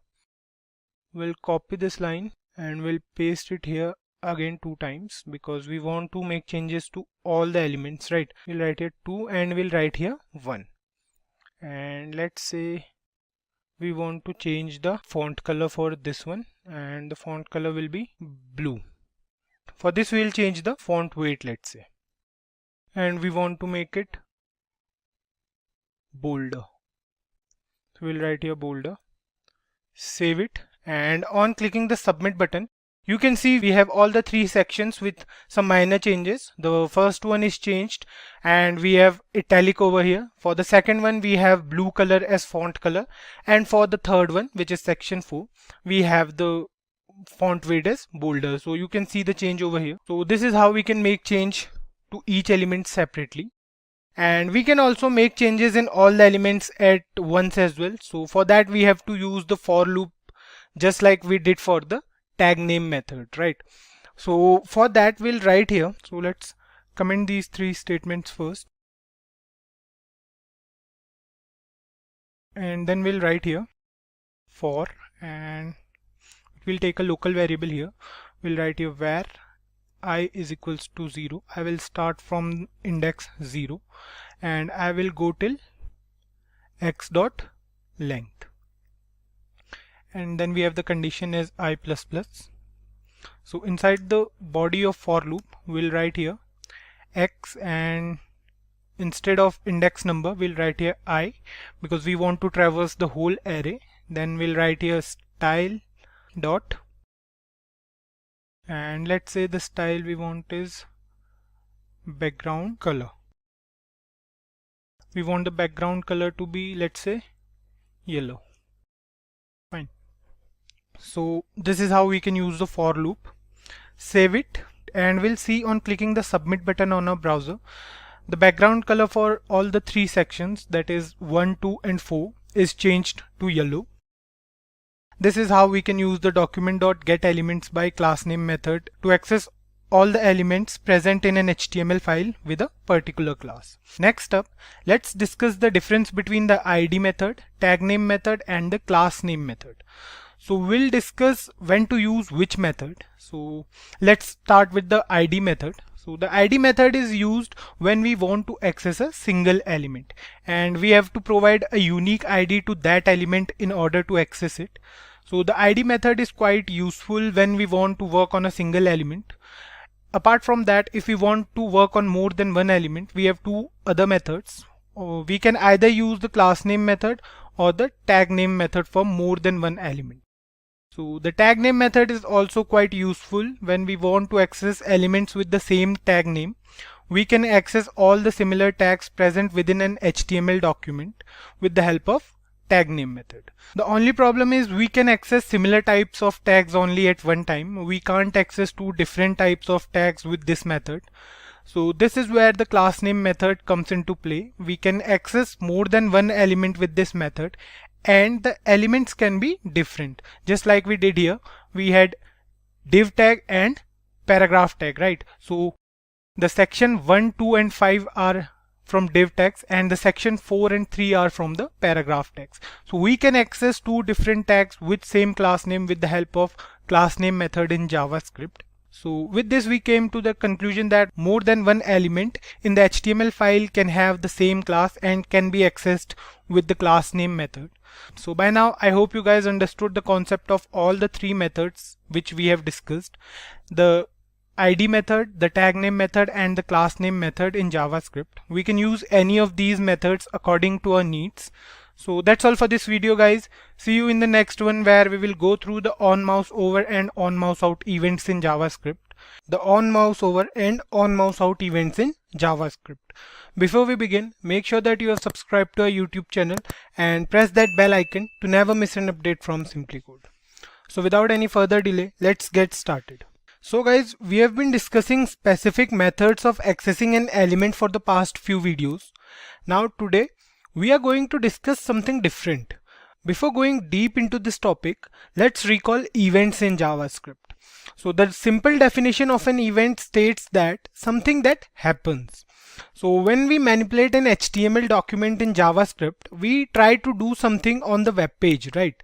So several events take place on a website, like the user hovers over a specific element or clicks on an element, or pressing a key in the website can also refer to events, or we can say submitting a form or playing a video also refers to the same thing. So we are using the onClick event for the past few videos wherein we discussed that a specific task would be performed on clicking a particular button. What we did was we were just calling a function by clicking a button in HTML. So clicking a button is also an event, right? And the function that will be called upon clicking the button is known as event handler, because that function is basically asking the computer to perform a particular task on clicking the button. So like the onClick event, we have some more exciting events present in HTML, which helps us make a web page more interactive and responsive as well. So we can do it with the help of JavaScript. So we'll go through two such events today: the onMouseOver event and the onMouseOut event. So the onMouseOver event will perform a task when the user takes the mouse cursor on that element. Similarly, the onMouseOut event also performs a task when the user takes the mouse cursor away from that element. So for example, let's suppose we have an image present in our web page and we want to change the size of that image when the user takes the mouse cursor over that image. And the image should get back to its previous size when the user takes away the cursor. So what's basically happening is when the user is taking its mouse over the image or picture, the picture size will increase, and on taking the mouse cursor away from the image, the size will get back to its default size. So let's do it once and we'll see how these events work within an HTML document. So first of all, let's add an image to the HTML file. We'll use the img tag for that, and we'll have to provide the path for the image, right? So we'll write here in a HTML file, we'll add an image here. So we'll write here img, and then we have to provide the source, and the images are stored inside the images folder in this system. So we'll write here the image name. So we have provided the path here. Next up, what we'll do is we'll use the alt attribute. So we'll write here in the alt, we'll write here Simplicode. Fine. Save it. And here you can see we have an image over a browser, but the image size is quite large, right? So we'll limit the size of this image using the width property. So what we'll do is we'll write here width, and let's say the width of the image will be 250 pixels. Save it. And now you can see we have an image over here. The image is in its normal size. So this is the image. So we have this image over here, and next thing what we are going to do is we are going to increase the size of this picture on taking the mouse cursor over this image. So what will happen is when we take our mouse cursor here, the picture size will increase. So for that we have to use the onMouseOver property, or we can say the onMouseOver event. So what we'll do is we'll write here onMouseOver, and we'll call a function on taking the mouse cursor over this image. So we'll write here change size. So we'll declare it in a JavaScript file, and we'll call this function on taking the mouse cursor over this picture. So next thing we are going to do is we are going to move to a JavaScript file, and we'll define this change size function there. So let's go to the JavaScript part. We'll go to a JS file and we'll write here, we'll declare a function first.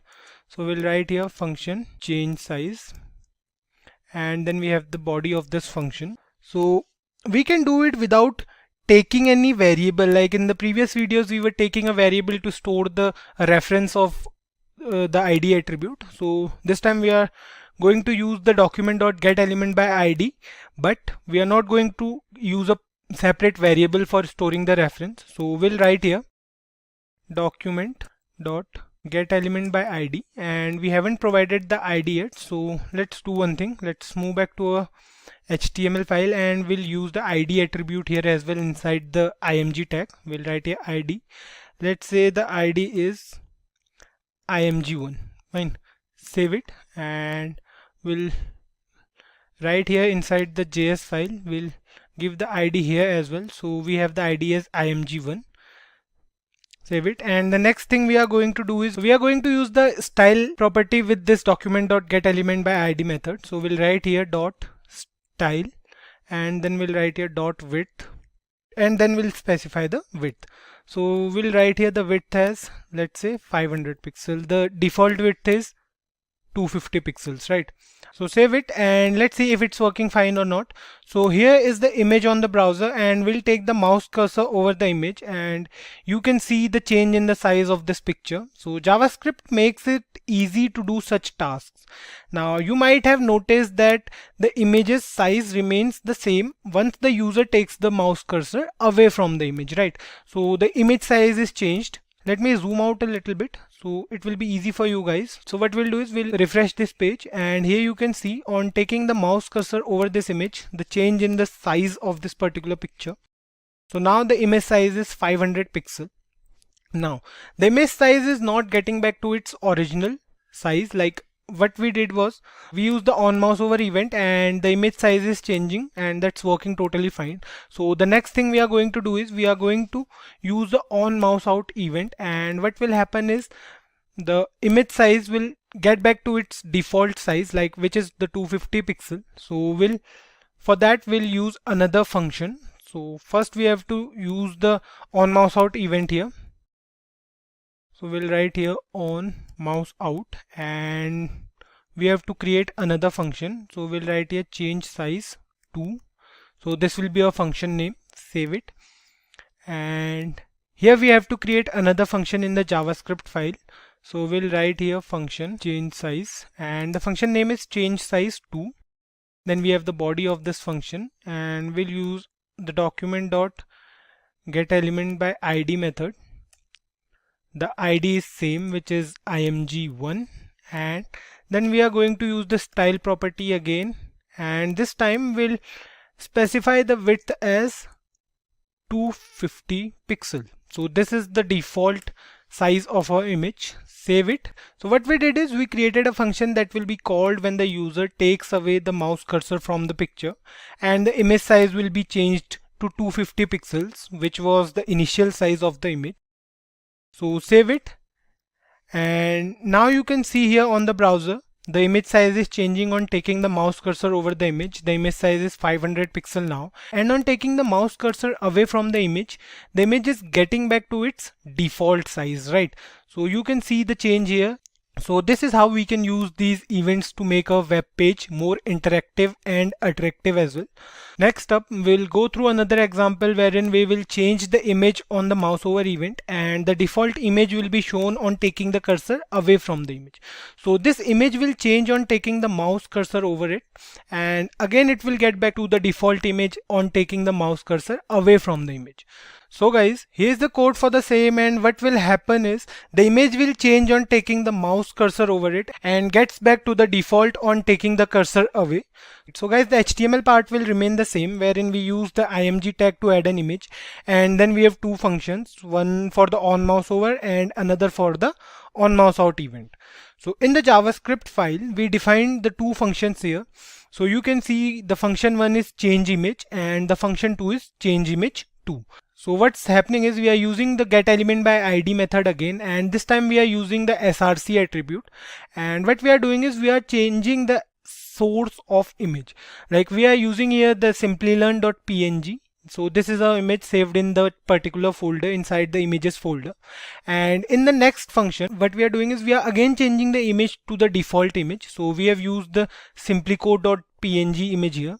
So what will happen is the default image will be replaced by this image when this function is called, and the other function here will again replace the new image with the default one. So let's take a look at the output and save it.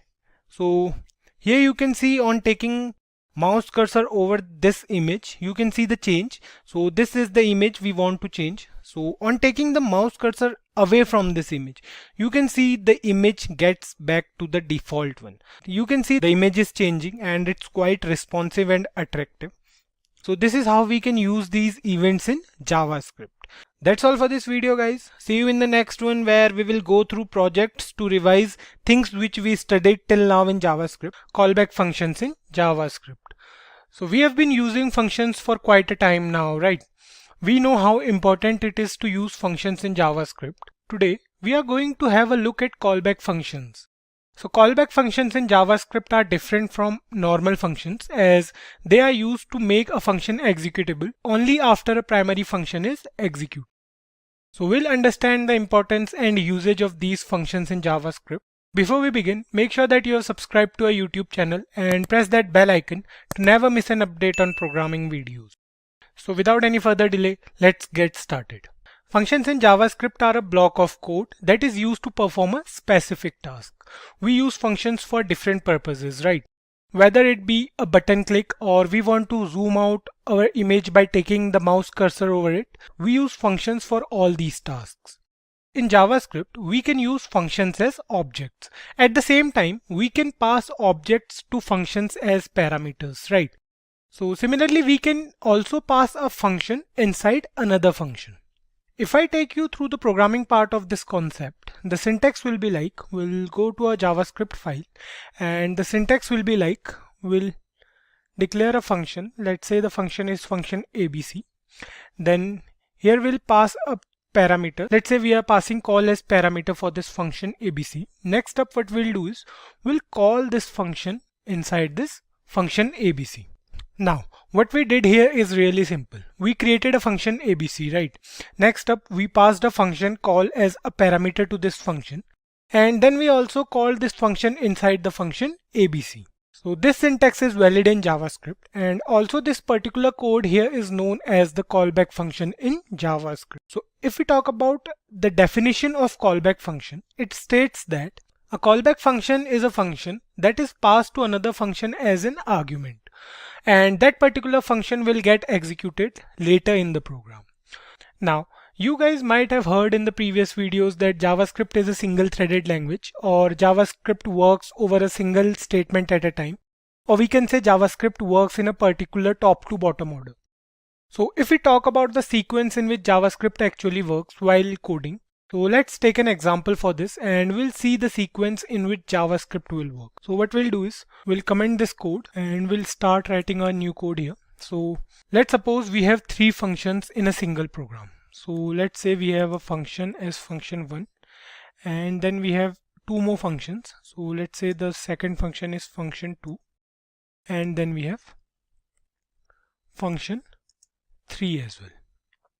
Now, if we write something inside these functions, so we'll execute the program and what will happen is all the three functions will be executed sequentially. So let's try to do it first. So what we'll do is we'll write here inside the body of function1. So let's say we are using console.log and inside this we'll print function1 on calling this particular function. So we'll do the same for other two functions as well. So we'll copy it from here, we'll paste it here and here as well. So for function2 it will print function2 and for function3 it will print function3. So let's save it, and before checking the output, so what we'll do is we'll call these functions as well. So let's say we are calling function1, then function2 and then finally function3. Right. Everything we have done till now is quite understandable, and we have three functions here and all the three functions will get executed in the sequence in which we call them. So here in this case we have called function1 first, followed by function2 and function3. So let's check the output, save it, and we'll open the console in the browser. So we'll right click here, go to inspect elements, and here you can see we have a console here. So here you can see we have the output as function1, function2 and function3. So we have the output in sequence. We called function1 first, so we have the output as function1. What if we call function3 before function2? So we'll cut this from here and we'll paste function2 after function3. Save it, and here you can see we have the output as function1, then function3 and then function2. So JavaScript will execute these functions in the order in which we call them. Right. Now, what if we use the set timeout function with function1? So let's try to do it first. So instead of calling function1 alone here, we'll write here set timeout.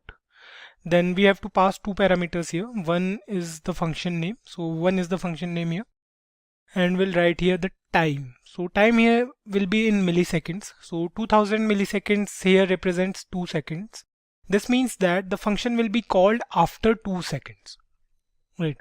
So this set timeout function will call function1 after a specific period of time, that is in this case 2 seconds.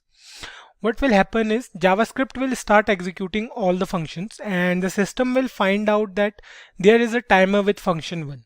So in this case, the system will leave this particular function on execution and will move ahead and execute other functions. So function1 will be executed automatically after 2 seconds. So let's check the output. Save it, and you can see here we have function 3 and 2 over here, and function 1 will be executed after some time. So I hope you guys got this. Here we have used the set timeout method and function 1 will be executed after 2 seconds. Now let's consider a scenario where we have only two functions. Let's say we have function 1 and function 2. So let's remove this function 3 and we are left with only two functions. So let's say we have function 1 and function 2 now. Now, what we want is we want to execute these two functions, but we have certain conditions. So the first condition is function 1 will use the set timeout method and it will be executed after 3 seconds. And the second condition is function 2 will get executed only after function 1 executes. So till now what we have seen is if we are using these two functions and if we are using this set timeout method with function 1, what is happening is JavaScript will keep this function on execution and it will execute this function till then. So what we want is we want to execute function 2 only after the execution of function 1. This is where the concept of callback functions comes into play. So we have to ask the computer to execute function 2 only after function 1 is done. So let me write this same code in another way. We'll use the set timeout method within function 1. So what we have to do is we have to change it here to 1. We'll call function 1 from here, and inside this function 1 what we'll do is we'll write here set timeout, then we'll pass the first argument as function, and then inside the body of this function we'll write this console log. Fine. And we have to pass two parameters here, right? So the next parameter will be the time. So time here will be 3000 seconds. So here we are, and we are done with our set timeout function. Now this is another way of using the set timeout method in JavaScript. So what we did here is we have passed the function here as an argument, and then we have the body of function 1 inside the set timeout function. What we want to do next is we want to execute function 2 once function 1 is completed. So before that, let's do one thing. Let's check if it is working fine or not. So we'll save it, and here you can see we have function 2 executed before function 1, right? So it's working totally fine. Now what we want to do is we want function 2 to execute only after function 1 is done, right? So let me tell you a shortcut for that, guys. It's not callback functions, but it's kind of same thing. It will do the same thing as the callback functions, but it is a different concept. So what we have to do is we have to cut this function 2 from here, and we have to call this function inside here, inside the set timeout method.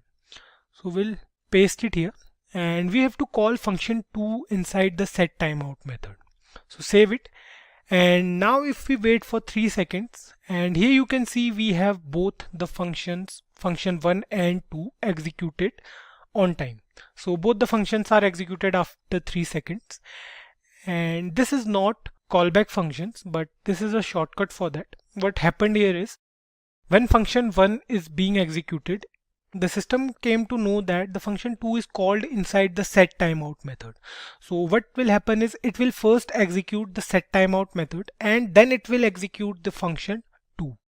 So what we did just now is not callback functions, but the functioning of a callback function is also the same. This is the same thing we'll do with callback functions, but the syntax will be different.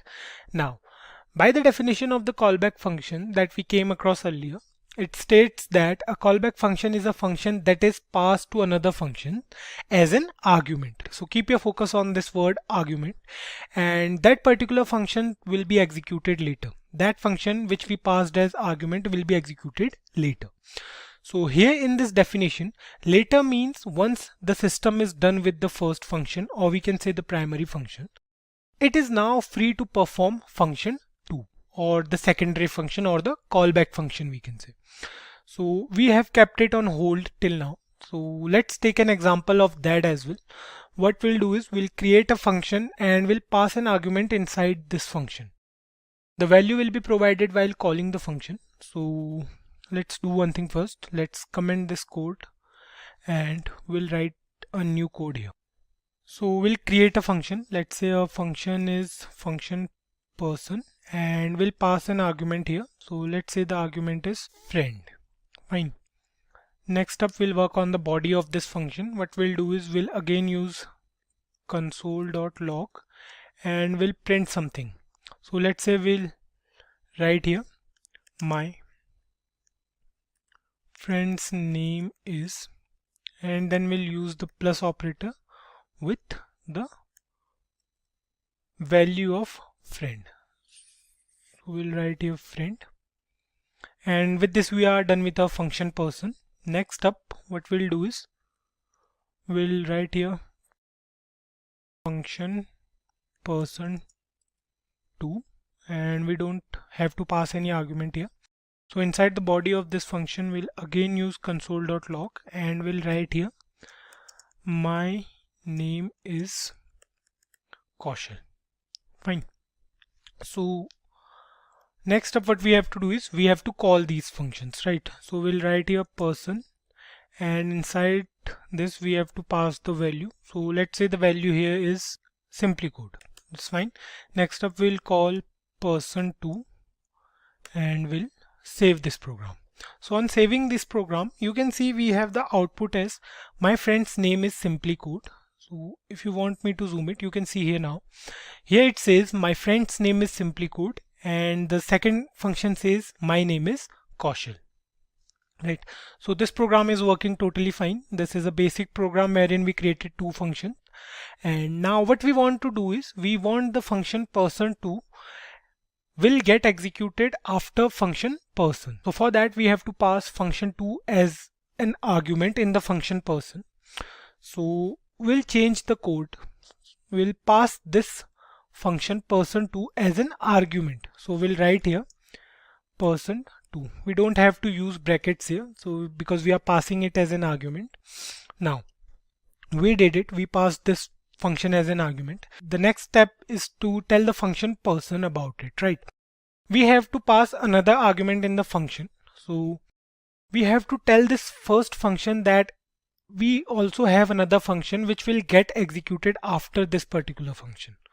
So we'll write here, we can use any name, we can use another name for that, or we can use the same name as of function person2. So we'll write here person2, and then what we have to do is we have to call this person2 function after this. Right, now we are done with this code. Now we are done with a callback function. Here in this case, this function person2 is known as the callback function. So save it now, and okay, what we have to do is we have to remove this line from here. So save it now. Here you can see we have the output totally correct. We have the output as my friend's name is Simplicode and my name is Kaushal. Now we are done with almost everything. We are done with the callback functions, but you might not see any change in the output, right? To witness the change, what we have to do is we have to use the set timeout method again, because we want this function to execute only after function person. So what we have to do is we have to write here inside function person, we'll write here set timeout, and then we have to write here function, and then inside the body we'll do the same. We'll cut these two brackets from here and we'll paste them here, and inside here we have to write the time. So let's say the time is 3000. Fine. Now what we did is we use the set timeout method with function person, and inside the body it will print my friend's name is, and the friend's name is Simplicode, and it will be executed after 3 seconds, right? So let's save it and we'll count for 3. 1, 2 and 3. So here is the code. You can see here the output says my friend's name is Simplicode and my name is Kaushal. So this is working totally fine. So this is how the concept of callback functions in JavaScript works. We'll see more about callback functions in the upcoming videos. Today we are going to discuss an important topic, that is promises in JavaScript. This topic is essential from an interview point of view. You'll come across several terms which are crucial for a JavaScript developer post. So before we begin, make sure that you are subscribed to our YouTube channel and press that bell icon to never miss an update from Simplicode. So without any further delay, let's get started. The word promise seems a bit familiar. We make promises regularly, right? If I say I promise you that we'll cover everything on promises in this video. Now, this promise that I made can only have two possible outcomes. Either the promise will be fulfilled or resolved, or we can say the promise can be failed or rejected. The promise will be resolved if we'll cover everything on promises in this video.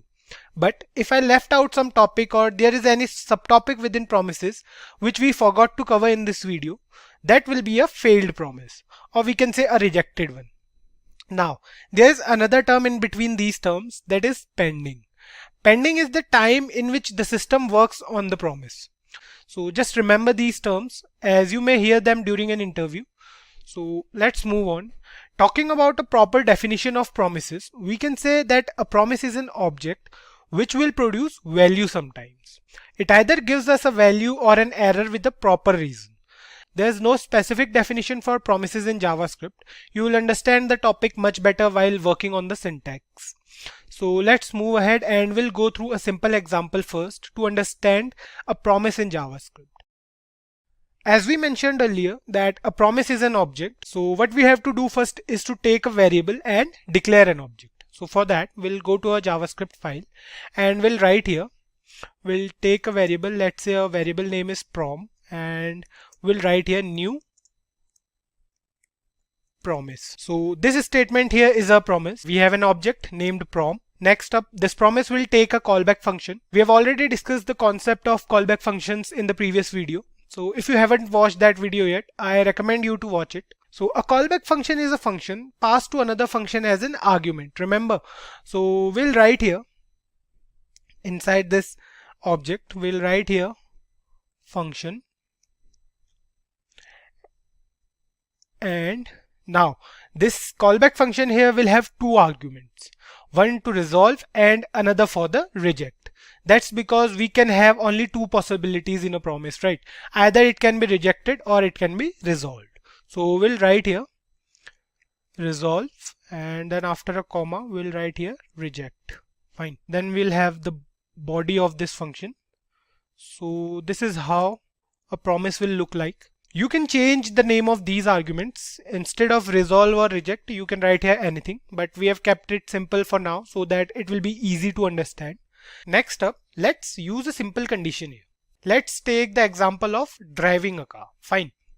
What we'll do is we'll take a variable drive and we'll check if the user learned how to drive a car. If yes, then the promise is fulfilled. Otherwise, the promise is rejected. So let's do it here. We'll write here where drive, and let's set the value of this drive as true for now. Let's say the user learned how to drive a car. So next up, what we'll do is we'll use the if-else conditional statement to call any one of the two functions. We can either call resolve or reject, right? So we'll write here if, and the condition will be drive. So if we left it with drive here, it will check for if drive is equals to true, right? So we'll call the function resolve if the condition holds true, and then we'll use the else statement. For else we'll write here else, and then we'll write here reject. Fine. Any value other than true will call the reject function here. So what we did here was an easy task. We know that the value for the variable drive is true. So in this case, the resolve function will be called. If we set this value of variable drive to false, then the function reject will be called. The next part of the program is to execute this promise. So this will be the longer part as we have to use two methods here. So for that, the syntax will start with the promise name and then we'll use the dot operator. So let me do it here. We'll write here prom and then we'll use the dot operator. Next up, we'll use the then keyword. So this then keyword, or it is a method actually. It is called when the method is resolved or when the promise is resolved. So we have another method for the rejection of promises that we'll discuss afterwards. So we'll write here prom.then. Now this is a method, so we will use brackets here.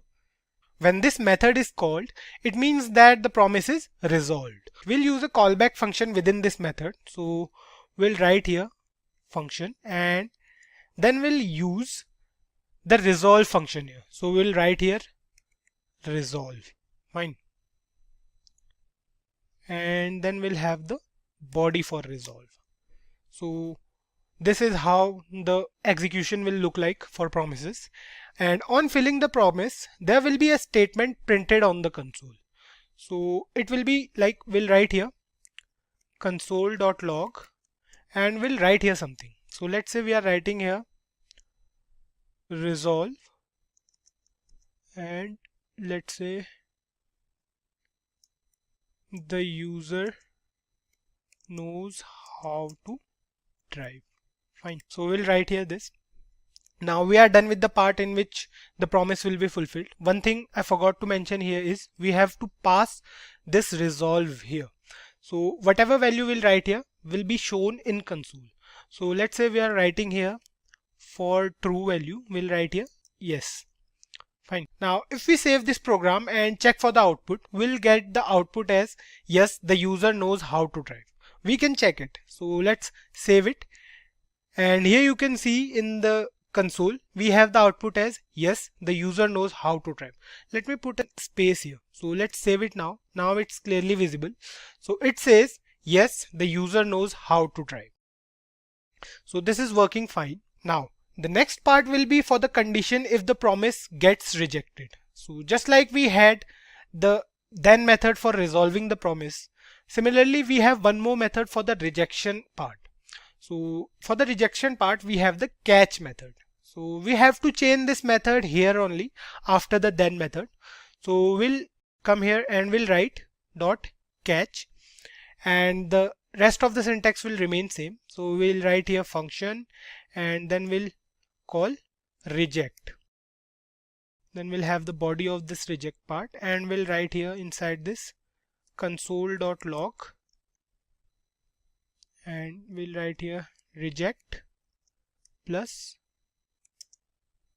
the user does not know how to drive. Fine. The catch method uses the reject function and the output will be no. The user does not know how to drive. So before that we'll have to pass an argument here. So we'll write here no and save it now. So for now it says yes, the user knows how to drive. To check for the reject method, we have to set the value of variable drive as false. So let's change the value here. Let's say we are using false here. Now save it and you can see here the output says no, the user does not know how to drive. Fine. So this is working totally fine. Now you guys might be thinking that this program we just did is so easy. We could have done it with if-else conditional statements. Then why are we using promises for this? The syntax is extended and we have to remember a lot of terms and methods for a promise, right? The good part is this was just an example to make you understand the syntax of promises in JavaScript. Next up, we'll go through an example wherein we'll discuss the dependency of promises as well. So let's move ahead, and in this example what we'll do is we'll create three separate functions. Let's suppose we want to learn promises in JavaScript. But for that we must know about the concept of functions and callback functions in JavaScript. Then only we can go through promises. So what we'll do is we'll create three functions in which the current function will depend upon the previous function. If the user knows about functions, he can go through callback functions. And if the user knows both functions and callback functions, he is good to go for promises. So let me take you through the code, guys. So here's the code. We have three functions. The first one is for functions topic. So this functions is the topic. Similarly, we have callback and promises as well. So the first function is for the functions topic, and if the user is done with functions in JavaScript, then he can move on to callback functions and then to promises. So we have three different promises for each function, right? So each function here, like the first function, returns a promise, right? Similarly, all the three functions are returning a promise. Here we are directly resolving it. We don't need to wait for the user to learn functions completely. Otherwise, we can use here the reject function as well. For now, we are just resolving it, which means that the user learned functions in JavaScript already. The same goes for callback functions and promises as well. Next up, what we have to do is we have to execute the promise that once the user is done with functions, he can move on to callback functions and then to promises. So for that, we have to execute promise like this only. But the syntax will be different. So let me show you guys. So here is the code for that as well. What we did here is we use the first function here. So functions is our first function. And on resolving, we called the function callback with the result. And we did the same thing again for a callback. On resolving the callback function, it will call the promises function. And finally, it will print this good to go message on the console with the previous messages returned by the resolve method. So we are basically working on the dependency of promises in JavaScript. Now let's save this program and we'll check the output on the console. So save it, and here you can see it on the console. It says good to go, and then it says learned functions, learned callback functions, good to go for promises in JavaScript. Now, this same program can be done with the help of callback functions as well, but the code will be so confusing because we have to nest all these functions inside a single function, and then it will be a mess, right? The code with promises is clean. You can see here the code is clean. All we had to do here was to create functions, then return promises on call, and then we can execute those promises with their dependency. So this is how promises in JavaScript actually works. Today we are going to discuss arrow functions in JavaScript. Don't go with the hardness of the name. It's just a way to define a function in JavaScript. We'll go through it in detail. So before we begin, make sure that you are subscribed to our YouTube channel and press that bell icon to never miss an update from Simplicode. So without any further delay, let's get started. Now, we have been using functions in almost every video since we came across this topic, whether it be DOM manipulation or using an event in JavaScript. Functions are everywhere, right? So this concept of arrow functions is just a change in the syntax of declaring and defining a function. So let's go through the concept of functions in JavaScript quickly so that it will be easy to change the syntax later. What we'll do is we'll create a function with multiple parameters, and then we'll create another function with no parameter at all. So we know these concepts already. So let's write the code here. So we'll go to our JavaScript file and we'll write code here. So we'll write here function. Let's say the function name is func1, and then this function have two parameters, a and b. Now this function will return something. So we'll write here return. Let's say this returns a plus b. Fine. Now the code we wrote here is to find the sum of two numbers, right? We'll pass the two numbers as arguments while calling the function. So let's check on the console once if the code is working fine or not. So we'll save it, move back to the browser, go to inspect, and then we'll go to our console and we'll write here function name, and then we'll pass certain parameters, right? So let's say the parameters we are passing are 15 and 25. So the output we are expecting is 40, and the output is correct. We have the output as 40. You can see here we have the output as 40 here. So this function is working totally fine. Next up, we'll create another function first, and then we'll move to the arrow function syntax. So for the second function, we'll write here function. Let's say the function name is func2, and this function will have no parameters at all, right? So let's say this function prints something on the console, right? So we'll write a console.log, and then let's say this function prints welcome to Simplicode. We are done with it. So let's do one thing. We'll call this function here. We'll write here func2. Calling the function is pretty easy. We can do the same thing here as well. So let's save it and check the output. Here you can see we have the output as welcome to Simplicode in our console. So this is how we were using functions till now, the simple syntax for functions, right? So let's move on to the concept of arrow functions. Now this function over here has two parameters, right? This function has parameters A and B. And what we'll do is we'll change the syntax of this function, and the new syntax will be more simple once you get used to it. So let's write the newer syntax just below the previous one. We don't need the function keyword with arrow functions. So all we have to do is we have to take a variable. So let's do it first. So let's say we have a variable where arrow1. Fine. So this is our variable. This statement is simple. We have a variable named arrow1, and this will be the function name. So arrow1 will be the function name as well, right? When we use the function keyword in traditional syntax of functions, it automatically creates a variable with the function name. Here we have to declare the variable by ourselves. Next up, we have two parameters here, A and B. As you can see here, we have A and B. We'll write the parameters within parenthesis now. So what we have to do is we have to write parameters. So let's say the parameters are A and B for this function as well.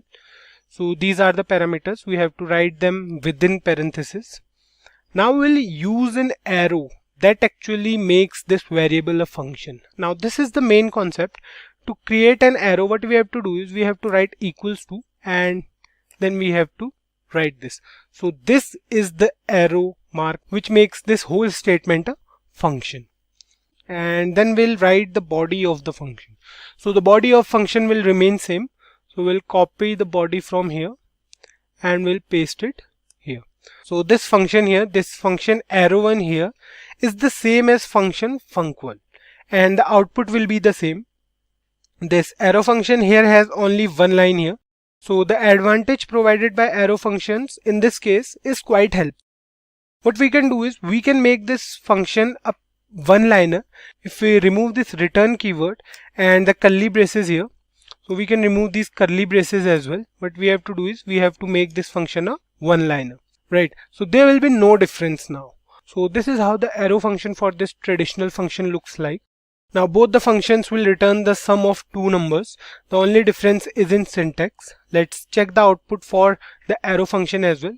So what we'll do here is we'll save this program and we'll go to a console. So let's do one thing. We'll call func1 first, and the parameters let's say are 5 and 15, and then we'll call the arrow function with the same parameters. So we'll write here arrow 5, 15.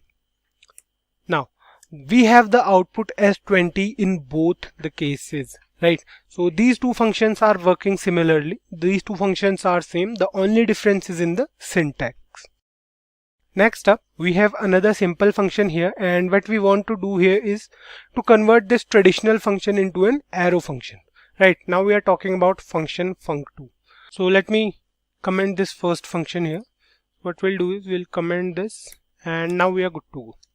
So we have function func2 here. Now what we'll do is we'll create an arrow function for this function.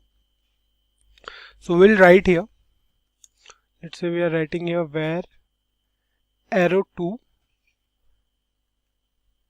and then we have no parameters, so empty parenthesis, and then we have the arrow operator. So the body will remain the same. We'll copy the body from this function and we'll paste it here.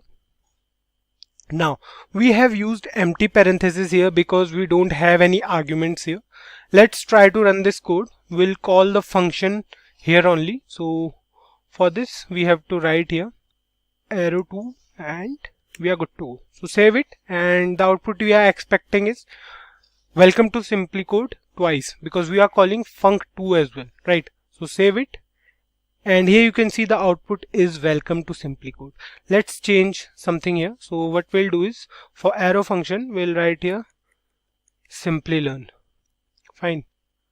So save it now, and here you can see we have the output as welcome to Simplicode and welcome to Simplilearn. Let me zoom it for you if it's not visible. So here you can see the first output for func2, it says welcome to Simplicode, and for arrow2 it says welcome to Simplilearn. That's working fine. Now, before we wrap up this video, let me tell you another benefit of using arrow functions. So we already discussed that we don't need to use the return keyword if we are writing a one-liner function. Similarly, if we have a single parameter, we don't need any parentheses. We'll create another function here. So let's say we are writing here where arrow3, and let's say it has only a single parameter as new name. Fine. Then we'll use the arrow operator, and then inside the body of this we'll write here console.log,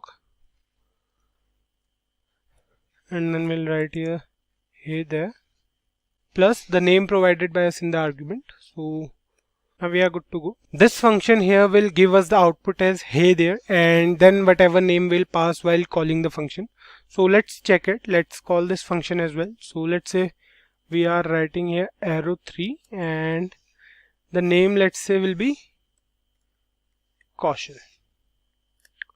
Save it, and here you can see it says hey there Kaushal for arrow function 3. So this is also working fine.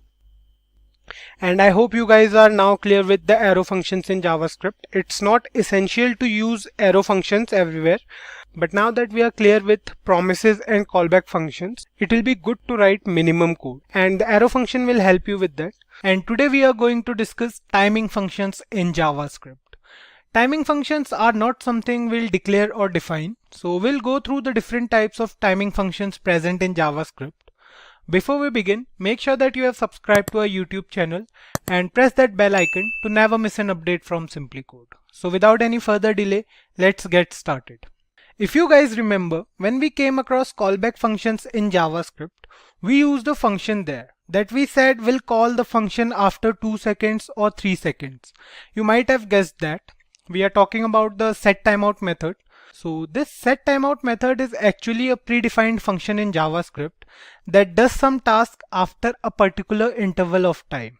If we say we want a function to be called after 5 seconds when the user presses a button, so we'll use this setTimeout method, and the function will be called after 5 seconds of the user pressing the button.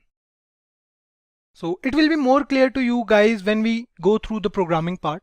So let's move on to the programming part directly, and we'll create a simple button first, and then on clicking that button, a pop-up will appear on the screen with a message after some time. So we'll create a button first. So for that, we'll write here in a HTML file. We'll use the button tag again. We'll write here button, and let's say the button name is click me. Fine, save it, and here we have the button on a browser. So we have created a button here. This was simple. Next up, we want this button to call a function on clicking. So what we'll do next is we'll use the onClick method within this button tag, and then we'll define the function in JavaScript file. So let's do it. We'll write here onClick, and we want this button to call a function. Let's say the function name is start. So what will happen is the function start will be called on clicking this button. So let's move on to a JavaScript file, and we'll declare some functions here. So we'll create a function here that will print some message on a pop-up, not the start function, but a different one. So we'll write here where message, and then we'll use the syntax for arrow functions. So we'll write here alert, and inside this we'll write here welcome to Simplicode. So this is our message. Save it. We have created an arrow function here just to remind you guys of the syntax for arrow functions. So this function will print this message with a pop-up. We can check it. We have to go to a console, and we'll write here message and call this function. So here we have a pop-up with message welcome to Simplicode. So this function is working totally fine. The real work starts now. What we'll do next is we'll define the function start with the setTimeout method. For that, we'll write here function start, and then inside the body of this start function, we'll call the setTimeout method, and we'll pass 2 arguments here. So the first one is the function name, and the other one is the time interval. So this is how we basically use the set timeout method in JavaScript. This is the syntax. So let's check the output now, and then we'll see another syntax for the same program. So save it, and we'll go to the browser. Click on this button and the pop-up will appear after 2 seconds. So here's the pop-up with the message welcome to Simplicode. So this is working fine. Now this syntax here is for the understanding purpose.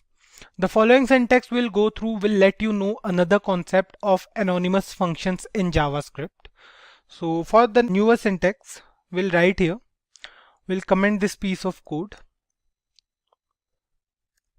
and we'll write here function, and the function name is start.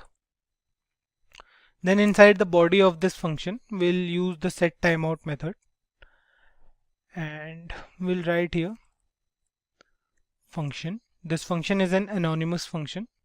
Then we have the body of this function and the time. So here we have written 2000, and inside the body we'll write here alert, and let's say the message it will print is welcome back. Fine. If you see this function here, you can see that we have used the function keyword instead of passing another function. This concept here is known as anonymous functions in JavaScript. Basically, an anonymous function is a function without a name. We often use this function as arguments to other function, and this syntax will call the start function after 2 seconds. So this function here will work as the previous one. These two functions are the same. It will also print the same message after 2 seconds. It will print welcome back after 2 seconds. Save it and click on the button. You can see here we have the pop-up on the screen after 2 seconds. So this function is working fine. The syntax are different, but the working is same. Now let's go through another method. The next method is used to stop the timer in between. So we'll use the first function we created here for this purpose. We'll comment this piece of code and we'll use this syntax only. Now the next method we are going to discuss about is the clear timeout method. Let's say we want to call this function after 5 seconds, and suddenly in between we realize that we don't want to call this function. So what we want to do is we want to stop this function before it executes. So the clear timeout method comes into picture, and this clear timeout method works with a variable. So let's create another button for that first, and then we'll declare a variable as well. So let's say we want a button here, and this button will call a function on clicking. So let's say the function name will be stop and the button name will also be stop. So save it, and here you can see we have two buttons. One is the click me and the other one is stop. Next up, we'll move back to our JavaScript file, and we discussed earlier that this clear timeout method works with a variable. So what we'll do next is we'll create a variable and we'll assign the initial value to that variable as 0. Let's say the variable name is id and the initial value is 0. Now why we assign the value as 0 to this id variable? Because we want to update the value of id variable with the value provided by this set timeout method. So we'll assign the value of this set timeout method to this id variable. So we'll write here id is equals to set timeout, and the rest will remain the same. Now next up, we'll define another function to stop all this from happening. So for that, we'll write here function, and the function name is stop, and then inside the body of this function we'll use the method clear timeout, and this method takes a variable as an argument. So we'll pass id here, and we are done with it. So this function will stop the set timeout method before execution. Let's check it out. Save it, and what we'll do is we'll press the stop button in between the 2 seconds after the function start will be called. So let's change the timing here from 2 seconds to 5 seconds. So we'll write here 5000. Save it now, and we'll first check if the function start is working fine or not. So press the click me button, and we have to wait for 5 seconds, and then the pop-up will appear on the screen with the message welcome to Simplicode. So this function is working totally fine. Now the next task is to press the stop button in between those 5 seconds. Let's do it. Click on this click me button, and in between these 5 seconds click the stop button as well. So here you can see the message is not printing anymore on clicking the stop button. So this function is also working fine because we stopped the process in between before the function start executes. Right. Next up, we have another method in the timing functions, that is the setInterval method. As the name suggests, this method is used to call the function repeatedly after a specific interval of time. Like the setTimeout method, this setInterval method also takes two parameters. First is the name of the function and the other one is the time interval. So we'll change this program only, and instead of this setTimeout here, we'll write setInterval. Fine. So we are good to go now. The only change we did here is to use the setInterval method instead of the setTimeout method. Now what will happen is, on clicking this click me button, the function message will be called repeatedly after 5 seconds. Let's check it out first. Save it and click here on this button. So we have to wait for 5 seconds and then a pop-up will appear. So here you can see we have the pop-up here. Now after pressing OK, we'll wait for 5 seconds again and we have the pop-up again. So what's happening here is we are getting the pop-up constantly after 5 seconds, right? So this is also working fine, and on clicking the stop button, this function will also stop. So we have clicked on this stop button and we are not getting the pop-up anymore. So that's how the timing functions in JavaScript works. I hope you guys got it. So that's all for this video, guys. See you in the next one where we will go through async and await in JavaScript. Async and await in JavaScript. Before we begin, make sure that you have subscribed to our YouTube channel and press that bell icon to never miss an update from Simplicode. So without any further delay, let's get started. Async await works with promises in JavaScript. If you are not clear with promises by now, I recommend you to watch the previous video on promises in this playlist, and it will be easier for you guys to understand async await in JavaScript. Now, async await is just a syntactical sugar wrapped around promises in JavaScript. Basically, it makes it easier to work with promises in JavaScript. We already know that using promises might be a bit tricky, or we can say more prolonged sometimes, because we have to create so many functions and promises in JavaScript. So before we move on to async await, let me take you guys through this code which has promises in it, and then we'll see how to use async await in JavaScript. So here is a code for promises in JavaScript. Here in this code we have two functions, make order and process order. The make order function returns a promise and it will resolve it if the user enters black coffee. Otherwise, it will reject it on any other type of coffee. Then we have another function here for processing the order and it will always resolve. So this function is quite simple and it will add some extra information to the order. So here is the code for extra information. It will print this on console. So let's move ahead and we'll look at how we call these functions using promises, and then we'll change the same code using async await. Let me do it guys first and then I'll explain it to you.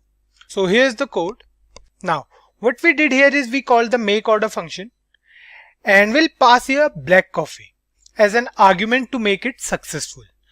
Then we have used the dot then because we are using promises here, and then we have the order that will be returned by a promise. So which in this case is a string that says here is your coffee. This is the string if I show you. So this is the string it will return, and then we have written here console.log order has been received. It will be printed on the console. And then we have called the process order function and we are going to process the order that we received, and the reason we are returning this is because, so you can see here we are returning this process order function. The reason behind it is because we are using promises here. Then we have changed the event here. So we have used the dot then operator again. We are going to receive the response from the process order above. In this case, we have taken it as processed order and we have logged whatever response we will get here. The next thing we did here is to use the catch block.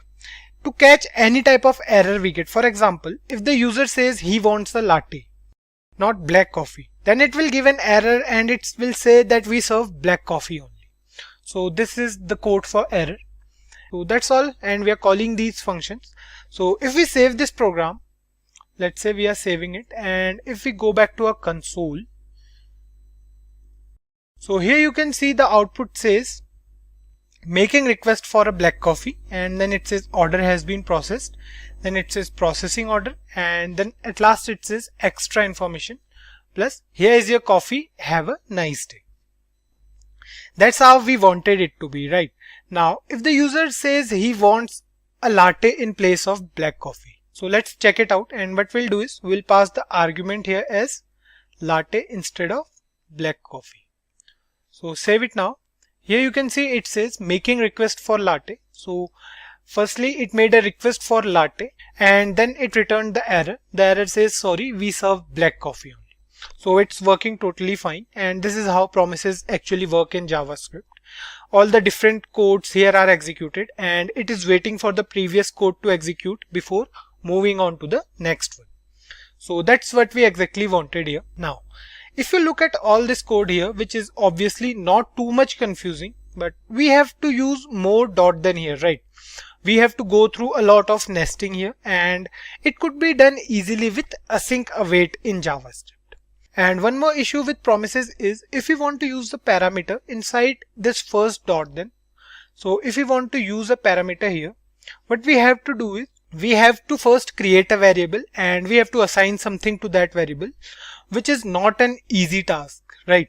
But with async and await, we can do it more efficiently and we don't have to worry about all the dot thens and all. So now we'll do the same program with async and await, and we'll do it here only below this program. We'll write this piece of code with the help of async await, and we'll see how easy it is to use async and await in JavaScript. So let me comment this first, guys. Now the first thing we need to keep in mind with async and await is we need a function to use these terms. For example, let's create a simple function here first. So we'll write here function. Let's say the function name is func1, and then we have the body of this function. So this is a basic function here, and we'll put all our asynchronous code inside here in this function. But we need to tell JavaScript that this function will work asynchronously. For that, we have to write a keyword here before function. So what we'll do is we'll write here async, and this is the syntax. Now JavaScript will know that this function is an asynchronous function and it will handle this function accordingly. Now inside of this function, what we'll do is we'll call our different methods here. So we'll call the make order method here, and then we'll call the process order method as well. So let's do it first. Let's call the make order method first. So we'll write here make order and we'll pass an argument here. So the argument will be, let's say, black coffee. Fine. Now we have called the function make order here. All we have to do is we have to write await in front of this function, which will make the code wait until this make order function executes. Then only the next part will be executed. So we'll write here await, and this make order function now will return the resolve section of the first promise we made. So we'll store this inside a variable. So we'll write here, let's create a variable here. We'll write where order. Fine. Because we have all this code inside of an asynchronous function, what will happen is as soon as JavaScript finds that await keyword, so as soon as JavaScript finds this await keyword, it will leave this function and start doing other works inside of this program. Remember, it will leave this whole function. It's not something like the set timeout method. It is different from that. As soon as the make order function is done executing, it will come back to this function and returns the result into this order variable. Next up, what we'll do is we'll write here console.log, and what we want to log here is order has been received. Now if we look at the promises example previously and compare these two codes, so if you can see here, we are done with this part. So this is what it looks like while working with async await in JavaScript.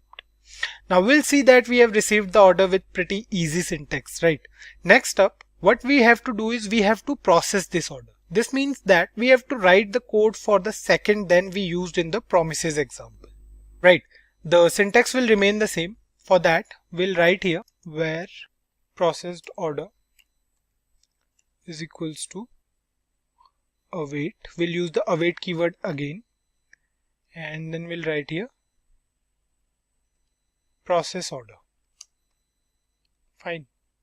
And then we'll pass the argument as order. So we are passing this variable as an argument to this process order function. In the next line, we'll write here console.log, and we'll copy this. This line is the same, so we'll copy it from here and we'll paste it here. Fine. Now we have used the variable processed order to process the order, and then we know that as soon as the processing is done, we want it to log it in here. So we are done with this, and all we need to do now is call the asynchronous function, and we are good to go. So let's call this function first. For that, we'll write here func1, and now save this program. So here you can see it says process order is not defined. So okay, we have to remove this E here. Now save this, and here you can see we have the exact same output as we had in the promises example, and with this we can say the async await are working totally fine. Now the question arising in your mind may be that we didn't do anything for the catch block here, right? What if the user enters latte in place of black coffee? So let's try to do it once. So what we'll do is we'll write here latte and save it. So you can see the first function is working fine. It says making request for a latte, and then it says sorry, we serve black coffee only. So this is an error, uncaught error in promises. So we have to do something about this error, right? Now the async and await in JavaScript actually has two blocks, one for resolving and the other one for error or reject. So we can say like the then and catch in promises, we have try and catch in async await. So what we have to do here is we have to put all this piece of code inside the try block. So let's do it first. What we'll do here is we'll write here try. So what we are doing is we are asking the computer to try this piece of code if this is fine or not. And then we have another block catch. Fine. So we'll write the code for rejection here inside this catch block.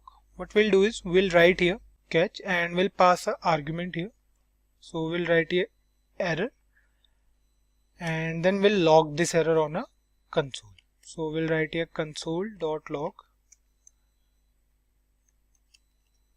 error. So we have passed a parameter here, and the moment it will find any error, it will leave the try block and moves on to the catch block, and the output will be an error. So save it, and you can see it here on the console. It says sorry, we serve black coffee only. So this is how we can use async await in JavaScript. It's not necessary to use it over promises, but the syntax is relatively clean and easy to understand, right? As you can see here, all we have to keep in mind while using async await is we have to use a function and wrap up all the data inside it. So keep this thing in mind that we have to use a function always, and we have to wrap up all this data inside a single function with the help of try and catch block. Try and catch block are pretty easy to use, right? We'll go through try and catch block in the next video as well, when we'll go through error handling. Another important thing I want to mention here before we end up this video is, guys, it may happen that you might don't use these topics quite frequently while working on the front end of a website. But if you get to answer these questions during an interview, and these topics are pretty crucial if you are learning JavaScript. So whether it be async await or promises or callback functions, you need all of them in JavaScript. So please go through these topics carefully. And that's all for this video, guys. See you in the next one, where we will go through error handling in JavaScript. Error handling in JavaScript. It might sound a bit weird that is it possible to handle those errors we get while working on a JavaScript program? We'll find the answer to this question in this particular video. So before we begin, make sure that you are subscribed to our YouTube channel and press that bell icon to never miss an update from Simplicode. So without any further delay, let's get started. Now, errors are something that we get at times while working on a program. Generally, there are different types of errors present in almost every programming language. Errors like syntax error, runtime errors, and logical errors. So syntax errors are those errors a user can't control. We have to correct the syntax for that. That's the only option with syntax errors. For example, let's say we have a function that will print something on the console on calling. So let's create a function here. We'll go to a JavaScript file and we'll create a function here. So let's say the function name is f1. Fine. And this function will print something on the console. So let's say it prints this is function 1. Fine. Now this is a function that will print this string on the console. But let's say we forgot to put the closing bracket of this function by mistake. Or let's say the closing part was deleted and we are not aware of it. So this part was deleted or we forgot to put it there. And what we'll do is we'll call this function. We tried to call this function. Let's call it first. We'll call function 1, save it and go to the console.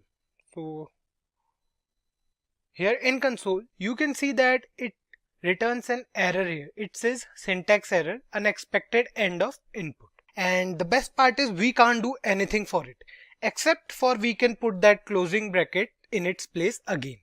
So if we put this closing bracket here again, now it will work fine. Save it and here you can see we have the output as this is function 1.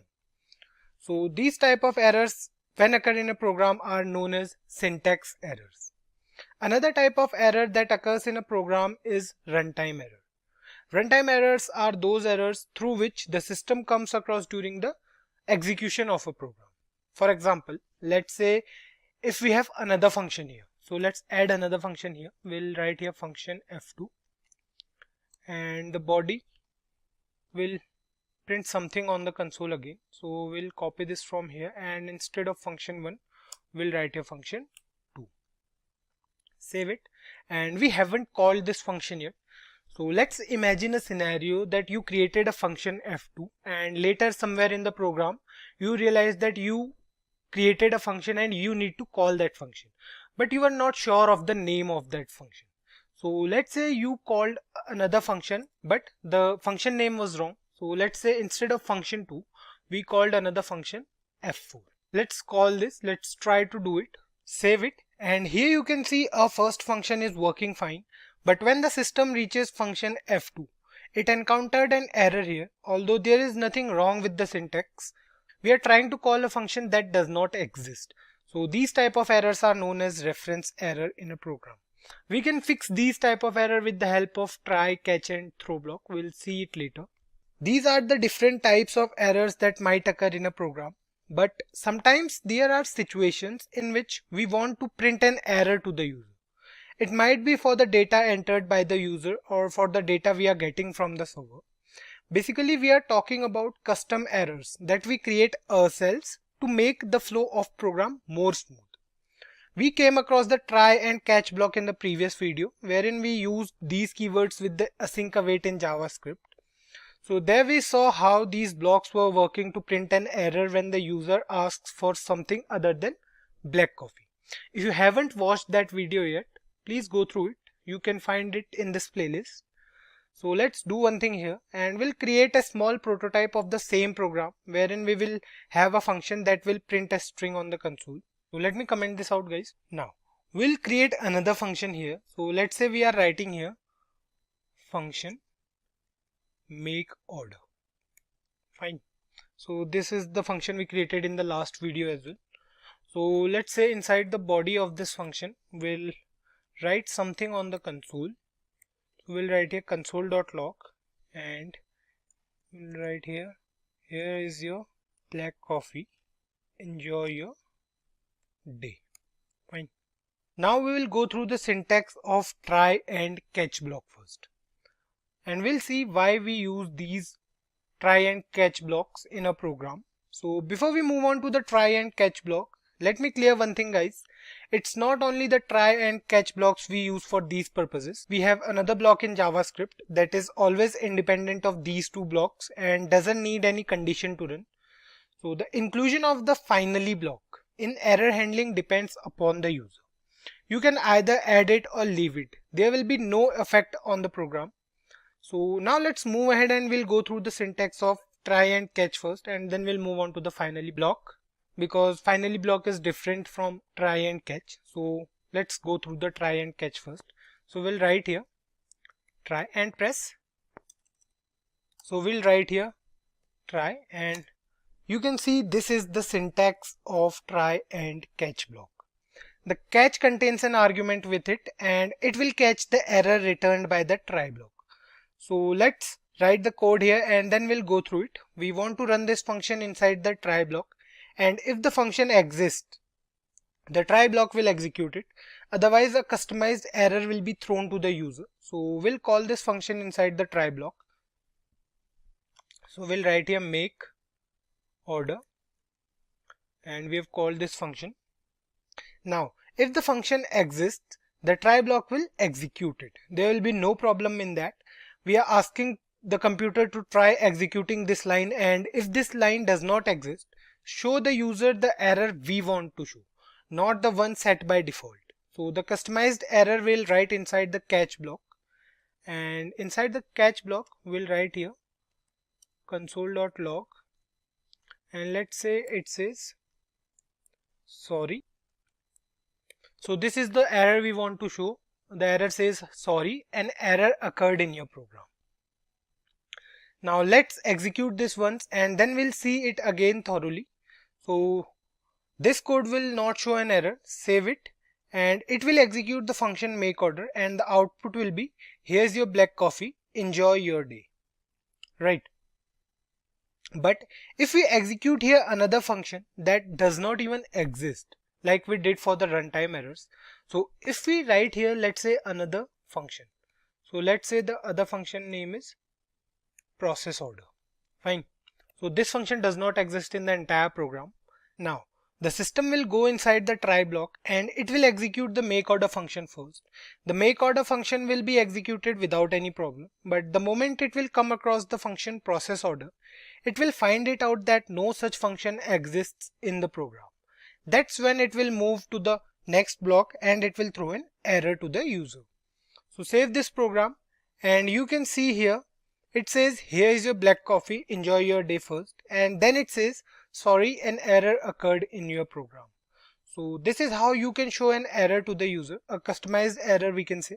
If we call this process order function outside of the try block, the scenario will change and the error will be different. So let me show you guys. What we'll do is we'll cut this process order from here and we'll call this process order function outside of the try and catch block. Now we have called this process order function here, and we know this function does not exist in the program. So let's save it, and here you can see it says uncaught reference error, process order is not defined. So this is a runtime error here. Now this is the default error you get in JavaScript. This is the default way in which you can get an error in JavaScript. So there are certain things we can do with errors in JavaScript, which are, let's say if you want to print the error as well in the console. So we just have to write here console.log error.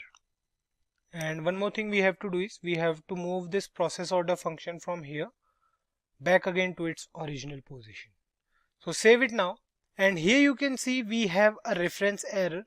Now this statement will print the whole error in the form of text, and the user will know the type of error as well. Apart from that, we can also print only the message or the name of the error. So for that we have to write here console.log error.name for the name of error, and console.log error.message for the error message. So save it, and here you can see we have reference error and as the name of error, and the message is process order is not defined. So this part of the error is the message and this part is the name. Now we are left with the finally block only. We have already discussed that the finally block is independent of the two blocks and it will be executed anyway if present in a program. So the syntax for finally block goes like this. What we'll do is we'll remove these three statements from our program and we'll write here finally, and inside the finally, let's say we want to print something on the console. So let's say we'll write here this block will execute no matter what. Now this finally block will be executed anyhow. Save it, and here you can see we have the output as this block will execute no matter what. Let's do one thing. Let's take this process order function from here and we'll paste it here. Save it now, and here you can see now none of the three blocks is executing, right? So what we have to do is we have to put it back in its place. One more thing we will discuss before wrapping up this video is the throw keyword in JavaScript. With this keyword, we can throw an error anywhere in the program. The message will be customizable and the type will be uncaught error. Fine. Let's see an example of this type of error handling with the help of basic if-else statement. So let's say we have a condition here in which we have a variable. So let me comment this piece of code as well first. Now let's say we have a condition here in which we have a variable a and the value of a is, let's say, 9. The condition we have to check here is if a is less than 10, then an error should be thrown, otherwise the system should print something, right? So let's move on to the programming part and you'll understand it. So what we'll do is we'll declare a variable a and the value of variable a will be 9. Now the if statement will have a condition that if a is less than 10, throw an error. So what we have to do is we have to write here throw new error, fine, and the message will be, let's say, this is a customizable error, fine. This is the message, and we have to mention the else statement here as well. So inside the else statement we'll write here console.log working fine, let's say. So the if else block does not matter that much in this case. The only thing I want you guys to see here is the throw keyword. Save this program here and we have the value as 9, and what we wanted to throw an error if the value is less than 10. Save it, and here you can see we have a familiar representation of this error different from the try catch block. The message is customizable and it says this is a customizable error. So this is how we can throw an error in the program wherever we want to. I hope you guys got it. So that's all for this video, guys. See you in the next one where we will go through regular expressions in JavaScript. Today we are going to do something different from what we have done till now. So we are going to work on a calculator app in which we'll use HTML, CSS and JavaScript all together. So before we begin, make sure that you have subscribed to our YouTube channel and press that bell icon to never miss an update from Simplicode. So without any further delay, let's get started. So guys, we came across several topics till date, right? We have seen loops, operators, then we came across document object model and many more such topics. So we saw the usage of these topics. We know how to take users input in JavaScript and how to use them.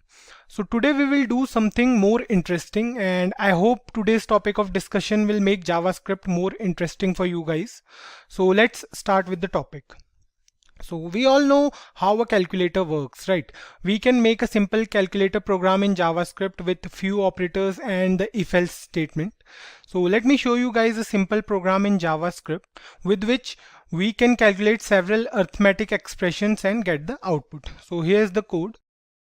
So we have used the script tag within the HTML document. So you can see it on the screen, guys. Here we have 4 variables: var op, that will take the input from the user in the form of plus, minus, and then we have asterisk and divide, and then we have reminder as well. So depends upon which task the user wants to perform, it will take the user's input. Next up, we have 2 variables n1 and n2 for the numbers upon which the operation will be performed. Also, we have used parse float here. We know the usage of this function, right? Whatever input given by the user will be changed to a floating number with the help of this function. Then we have a variable output that will hold the value returned after performing the calculation. So we have several conditions here as well. We have several conditions for each operator. Like if the input given by the user is plus, then it will perform addition between n1 and n2, and the value of n1 plus n2 will be assigned to variable output, right? Similarly, we have other conditions for other operators, like we have for minus, then we have for asterisk, then we have for divide and for remainder as well. So any choice the user will make will get the output accordingly. Like if the user chooses to perform a division, then it will write slash and then it will perform n1 by n2 and the output will be saved in the variable output. Then we can show this output with the help of alert method in JavaScript. We already came across this alert method. It will give a pop-up with the result. Let's check the output once and then we'll move on to the exciting part of this video. So this is a basic calculator program with 2 variables, n1 and n2. So let's open it with live server. And here you can see we have a pop-up here, and here what we have to do is we have to enter the operator. So here we have to write either plus, minus or any operator from these operators. So let's write here asterisk. So let's say we want to perform multiplication between 2 numbers. Then we press OK, and here we have the pop-up for the first number. So let's say the first number is 5 and the second number is, let's say, 10. So the moment we press OK, you can see here we have the output as result is 50. So we have a pop-up. This pop-up is made with the help of window.alert method, and the calculator is working totally fine, right? So if we press OK and if we refresh this, let's use another operator as well. So let's say we are using the division operator. Click on OK and we'll enter the first number. Let's say the first number is 45 and the second number is, let's say, 8. Okay, the moment we press OK, we have the output as 5.625. The pop-up here says result is 5.625. So this calculator is working totally fine. Now this is a basic JavaScript calculator, right? So we went through this program so that you guys can revise what we have learned till now. Let's move ahead to the central part of today's video, and we'll create a calculator like the original one. So we use calculators on phones or laptops as well. So today we are going to make one similar to them. So let me show you guys what we are going to create. So this is the calculator we are going to create today. So this looks like an actual calculator, right? We use such calculators daily, either on our phones or on laptops or sometimes physically as well. So this looks like a calculator app. So let's try to use it. Let me zoom it for you guys. So if we click on 8 and then we click on any number, so it will be printed on the display area. Then we'll use any operator. Then let's say we are using 86 minus 5. So this is the expression we want to evaluate. So what we have to do is we have to press this equals to button, and we have the output as 81. So this calculator is also working fine. So today we are going to create one such calculator, or we can say we are going to create this calculator only. Now the question that arises here is, how difficult is it to create one such calculator in JavaScript? Do we have to write hundreds of lines of code for it, or do we have to write complex code for it? So in this video we will see how easy it is to write code for such a calculator. The code we saw earlier, that is the one where we used simple arithmetic operators to find the output for simple calculations for 2 numbers obviously, is not what we'll do in this one. So it will increase the code length. Like if we use operators, if we use if-else statement for each operator, then definitely it will increase the length of the code. So we'll try something different, and this next program for a calculator app will let you know the advantages provided by JavaScript in terms of programming. So let's start with the programming part directly. Now we don't need this file anymore, so we'll clear it. Next up, we have three files here, right? We have calculator.html, and then for styling we have style.css, and lastly we have script.js for adding functionality to a calculator. Right. So today we will divide this code into three different parts. In the first part, we will work on the HTML file and we'll create the layout of this calculator. Then we'll move on to the CSS part, and there we'll add style to the calculator. And then finally we'll add functionality to a calculator. So let's start with the HTML part then. Now we have to keep a few things in mind, and we'll first add the Simplicode image to our web page. So for that we have to write here inside the body tag, because we want to make a web page more attractive, right? We'll write here div, we'll use a division, and then inside this div tag we'll use the img tag. Then the src will be simplicode.png. so this is the file we have already saved in our folder. Now we'll use the alt attribute here, and the alternate will be Simplicode, right? Then next up, this image size is quite large, so if we save this program now, you can see the image size is large, right? So what we'll do is we'll limit the width of this image. So we'll write here width, and then let's say the width will be 300 pixels.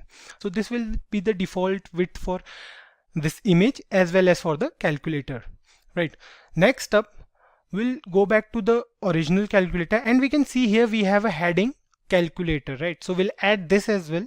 So for that we have to write here inside a HTML file, we'll add another tag. So we'll write here div, and then we'll provide it with a class. Let's say the class is title, and then we'll use the p tag, paragraph tag we can say. So inside this p tag we'll write here calculator. So save it, and you can see here on the browser that we have an image, and over here we have a heading as well, right? So the heading here says calculator. We'll use CSS to style these elements later. For now we have just added them to a web page. Next up, we'll start working on the body of this calculator. So let me show you guys. This is the body of this calculator. This whole area represents the body of this calculator, this display area and the buttons as well. So this is the whole calculator body. So for that we have to write here first, write here div, and then we'll use the class attribute. So the class will be, let's say, calculator. Fine. Now next up, we have to work on the display area as well.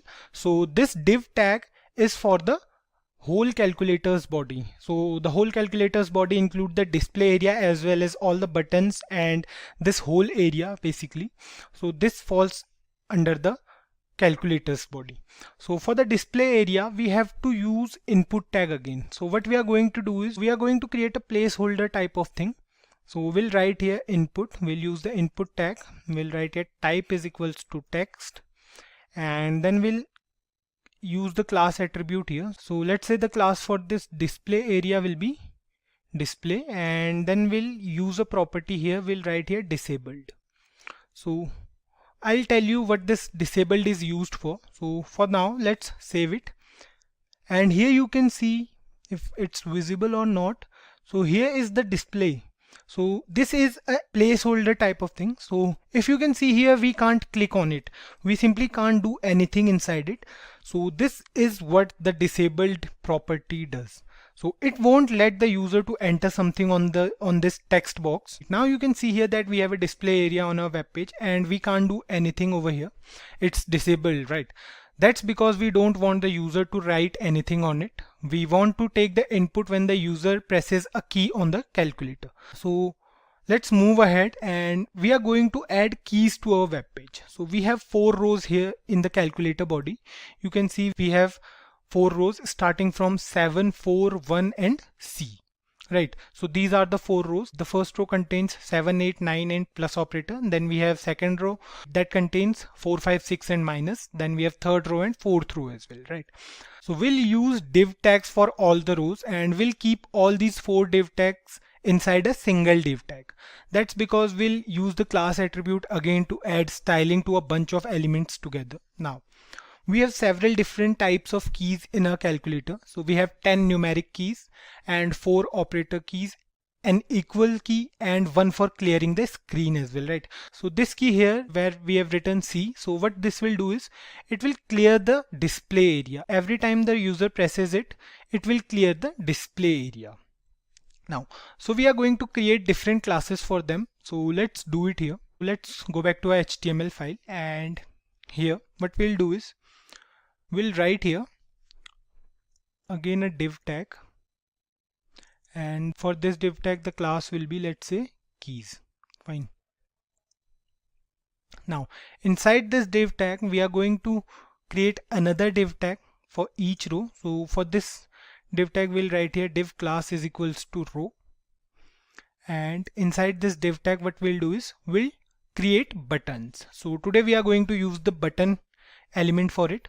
So we'll write here button, and the first button we want to add is 7, right? Because 7 is present at number 1. If we see the calculator from the start, we can see 7 is at number 1. So we'll write here value 7, and then we'll write here 7. Then we'll copy this and we'll create all the 4 buttons in the first row. So we'll paste it again for 4 times.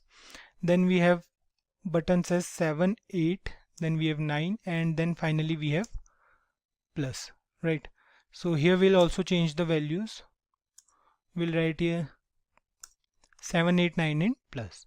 So save it, and if we move back to our calculator, you can see here we have 4 buttons here. We have 7, 8, 9 and plus, right? So we'll style these buttons later. So for now what we'll do is we'll add all the 4 rows. So we'll copy this whole div tag and we'll paste it again for all the rows. So we'll paste it 4 times, and here what we'll do is we'll create second row. So the second row contains 4, 5, 6 and minus, right? So we'll write here 4, 5, 6 and minus. We'll change these values as well. Similarly for third row, we'll write here 1, 2, then 3 and then asterisk for multiplication, right? Then we have the fourth row. So the fourth row contains C, 0, division and equal, right? So we'll write here C, 0, division and equals, right? So we'll change the values here as well. We'll write here the same. So save it, and here you can see we have the body of our calculator. We have a display area, we have all the 4 rows with all the buttons.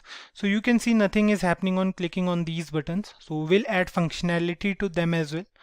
So for now we are done with our HTML part. Next up we'll use the CSS for styling these elements, and we'll style these elements one by one. So let's add the link of our CSS file to our HTML document first. We'll add it inside the head tag. So we'll move to a head tag and we'll add the link here. So we'll write here link, and then we'll write here rel is equals to style sheet, and we'll write here type is equals to text / CSS, and then we'll write here href is equals to style.css. So we have already created this style.css here. So we have linked this CSS file to our HTML document. Save it, and then we'll move to our CSS file and we'll start styling these elements now.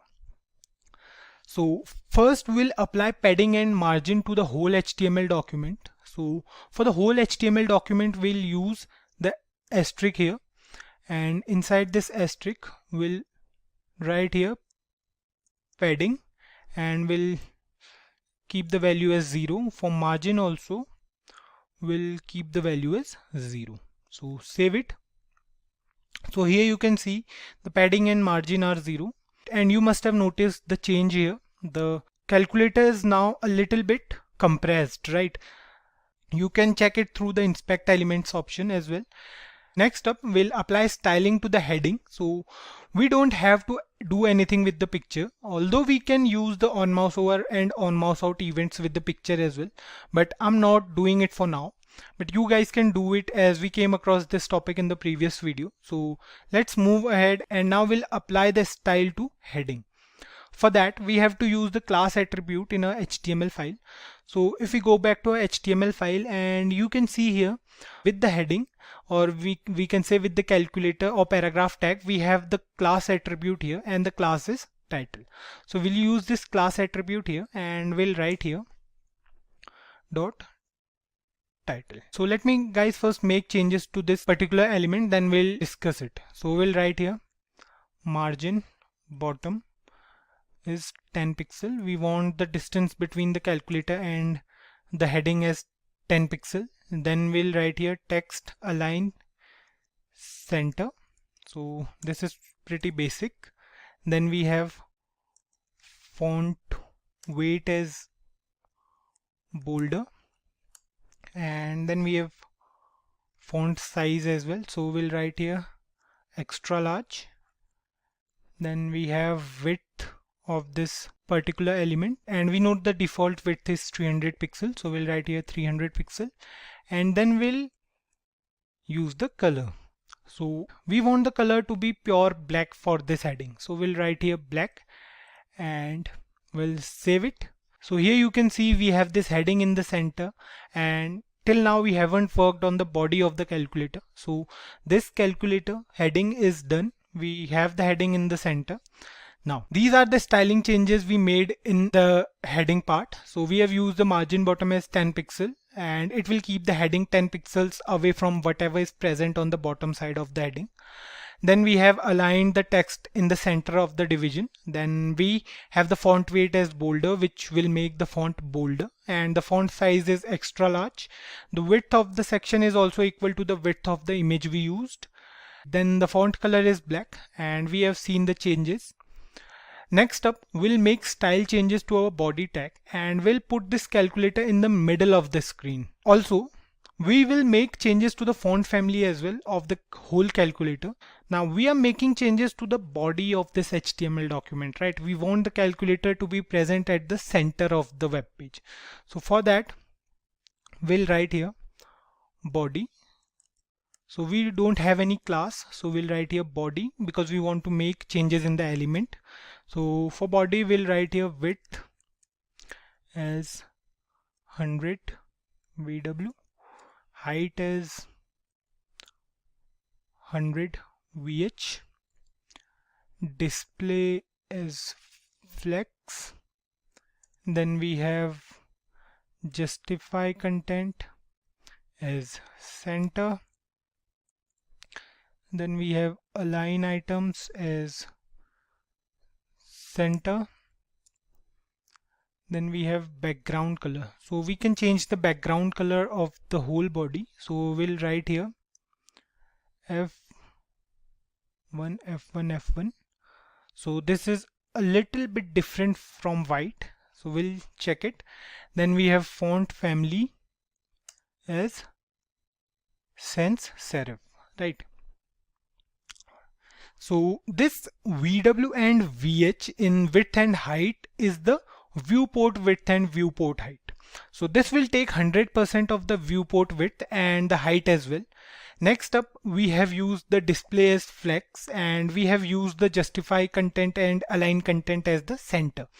We did so in order to keep the calculator in the center of the web page. Then we use the background color as white. We can change the background color to any other color as well, but let's keep it simple this time. And lastly, we use the font family as sans serif. Save it, and here we have a calculator in the center of the web page. So let me zoom it for you guys. You can see here we have the calculator in the center of this web page. Now next up, we'll work on the body of this calculator. So the body represents the display area and the buttons, right? Not the buttons, but this whole div tag inside which the buttons are present represents the calculator's body. So we'll use the class calculator to make changes here. For that, we'll write here inside the CSS file, we'll write here dot calculator, and inside this we'll write width. So we want the width to be default, which is 300 pixels. So we'll write here 300. Then we'll write padding bottom 15 pixel. So save it, and you can't see any changes for now, so we'll see it. Next up, we'll write here border radius, and the border radius will be, let's say, 7 pixel. We want the background color to be black for the calculator's body, so we'll write here background color black. And then we have box shadow. So we'll define inside this box shadow, we'll write here 5 pixel, 8 pixel, then 8 pixel and -2 pixel. So what we are doing is we are working on the shadow of this box, and then we'll write here RGBA. For red it will be 0, for green it will be 0, and for blue as well it will be 0, and then for alpha it will be 0.61. Fine. So this color is a bit different from black. Save it, and here you can see we have the calculator's body. So let me zoom it out a little bit. So here you can see we have the calculator's body. So this is the calculator's body, and we haven't worked on the display area and the buttons till now. So it will be fine after we'll work on the display area and buttons. Now we have kept the width as 300, just like we did for the image and heading. So the background color is black and the box shadow is defined for this box as well. Next up, we'll work on the display area and then we'll move ahead to the keys. So let's work with the display area first. We'll write here display because we have used the class as display for our display.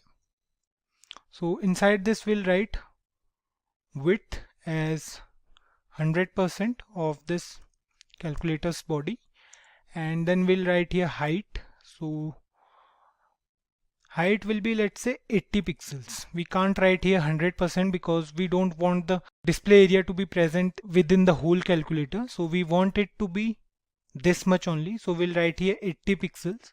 Save it, and the display area you can see here. We have the display area is 100% of this div tag. The width is 100% and the height is 80 pixels. And then we'll add another styling properties as well. So we don't want any border. So for border we'll write here none. And then for box sizing we'll write here border box, and then padding will be 10 pixel. So we want the text to be 10 pixel above the calculator's black part. And then we'll write here font size as XXL. So we'll write here extra large.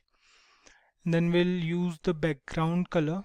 So the background color is little bit grayish. So the code for that is CCCECC. So this is the color of a display area. Then we have the font color as black, and the text will be aligned. We want the text to be aligned at the right. So we'll write here right. So next up, what we want to do is we want the display to be a little bit curved from the top left and right corners, right? So for that we'll write here border top left radius will be 7 pixel and border top right radius will be 7 pixel, right? Save it, and you can see here we have a display area perfect now. We have curves from left and right side, from the top and left and top and right side. With this we are done with the display area as well. Next up we'll move on to the button part. Here we have a class named row for all the buttons, and then we have a class as operators for all the operators button, and then we have class as equals for the equal to button as well, right? So if we go back to our HTML file, what we'll do is we'll define two more classes. So for operators, like for addition, subtraction, multiplication and division, the class will be operators. So we'll copy it from here and we'll give it to almost each operator as well as the clear screen button. So we'll give it here as well. We'll give it to minus. We'll give it to addition as well. Save it. And for equals to, we have another class as equals. Fine. Save it. Let's move back to our CSS file. And firstly, we'll use the class row for styling all the buttons. Similarly, then we'll use class operators and equals for making minor changes to those particular buttons, right? So first we'll use the button tag. So we'll write here button.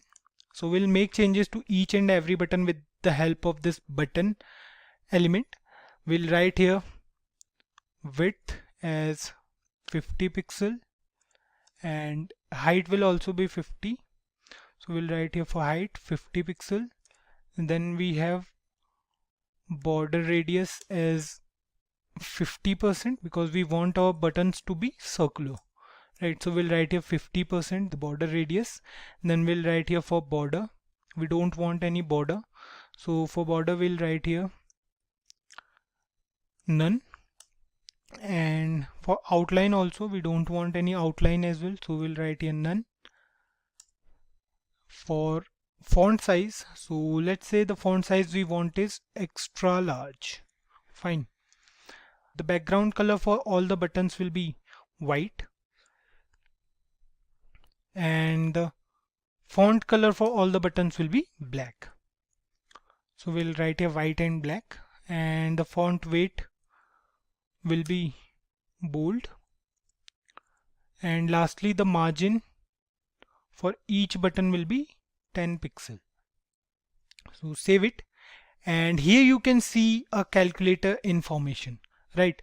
So we can see here we have all the buttons circular in shape. We have 4 rows and all the buttons are circular in shape. If we compare this calculator to the original one, to the one which we are going to achieve later in this video, so you can see here both of them looks almost similar, right? We have all the buttons here, and next up what we'll do is we'll add some more styling to these buttons. So let's move ahead and we'll add hover effect to the buttons to help us change the mouse pointer when the user takes the cursor over any button. So if we go here inside this calculator, and you can see here on taking the mouse cursor over any button, the mouse cursor is changing here, right? But if we go back to this calculator, you can see there's no change in this particular calculator, right? So for that we have to write here button, and then we'll write here hover. So inside this we'll write here cursor as pointer. So save it, and if we take our cursor to any of these buttons, you can see the cursor is changing to pointer, right? So we are done with it. Next up, we'll use 2 more properties for each row, and our buttons are almost done with some part left, like the color and all. So we'll write here row because we have defined the class as row for each row. So we'll write here display, and the display will be flex, and we'll justify content as space between. So save it, and here you can see both the calculators are now of similar size. There's no difference in these two calculators. Now we'll make changes to the colors of operator buttons and the equal to button. So for that we have 2 more classes, operator class and equals class. So we'll write here for the operator class. So we'll write here dot operator, and inside this we'll write here background color as, so we want the background color to be a little bit golden, or we can say it's different from yellow and golden. So we'll write here, we have particular code for this color. So we'll write here hash ff9 500. So this is the code for this particular color. We'll save it, and the mistake is the class name is operators. Save it, and we have all the operators with this color. Next up, we'll write here font weight as bold. Save it, and then we have font color as black. So it will be default as well because these properties we have already defined in the button tag. Next up, we have another class for the equal to button. So we'll write here dot equals, and inside this we want the background color to be a little bit on the grayish side. So for that, the RGB code is 85, 84 and 84. So save it, and here you can see we have the equal to button in gray color. Next up, we'll copy these two properties from here and we'll paste them here. Save it, and here you can see with this we are done with the calculator, and we have the calculator almost same. Suppose we compare this calculator with the final one, we can see we have the exact same calculator here, and the HTML and the CSS part is done. Now we are left with only one thing. The next thing we have to do is we have to add functionality to this calculator. So we have the body of a calculator, but if we try to click on these buttons, you can see nothing is happening over here. That's because we haven't added any functionality to a calculator yet. So let's move on to the JavaScript part, and we'll create certain functions here to add functionality to a calculator. Talking about the functioning of a calculator, we need three functions. One for the display area, one for the calculation part, and the last one is for the clear screen. That will be used when the user presses the clear screen button. This particular button, when the user will press, the screen will get cleared. The idea behind the working of the calculator is whatever button the user will press will be displayed on the display screen. Then we'll use the eval function to evaluate the expression we get from the display, and then the estimated value will be printed on the screen. So the last function will clear the screen again and can be used again for another calculation. So the concept is simple. Let's start with the programming part directly, and before that what we'll do is we'll add this JavaScript file to a HTML document. So we'll write here script src is equals to script.js, type is equals to text / JavaScript. Save it, and we have connected the JS file to a HTML document. Now we are inside a JavaScript file. So the concept is simple. Let's start with the programming part directly. So we'll create a function for the display first, and that function will take the input from whatever will be there on the display screen. So we'll write here function display, and it will take a parameter as well, and then we have the body of this function. So here we are, and we have a function display with parameter value, and then we'll update the value present in the display box. So we'll use the onClick event first, and we'll display the value of these buttons on display. So for this we'll go back to our HTML file and we'll use the onClick event there. So what we'll do is we'll write here onClick, and on clicking button 7 we'll call display function, and it will display something on the screen. So we'll write here 7, and similarly what we'll do is we'll copy this and we'll paste it for each button, right? So let me do it for you guys. We'll paste it here, then we'll paste it again and again for each button except the clear screen and equal button, right? So we'll write here 8, then for 9 it will display 9, and for plus it will display plus. Then we'll again paste it here for all the buttons. What we have to do is we have to keep one thing in mind: it won't work for equal and clear screen button. Apart from that, all the buttons will call this function on clicking. So we'll write here minus for minus operator. For 6 we'll write here 6, for 5 we'll write here 5, and for 4 we'll write here 4. We'll do this. Okay, we forgot to change the values here, so we'll change the values as well. So we'll write here 1, 2, 3, and then we'll paste the on click event here, and we'll change the values here as well. So we'll write here 1, for 2 we'll write here 2, for 3 we'll write here 3, and for operators we'll write here asterisk. Then we'll do the same for on click display 0, it will display 0. For division it will display division. Save it, and you can see nothing is displaying on the display area yet because we haven't added the functionality to the function display yet. So before moving on to the JavaScript file, let's add the ID attribute as well to the display area, because we are accessing the display area and we'll access that area with the ID attribute. So we'll write here ID, and the ID, let's say, will be ID1. So save it, and we'll move back to our JavaScript file now. Here inside this display function, we'll write here document dot GetElementById, and the ID is ID1.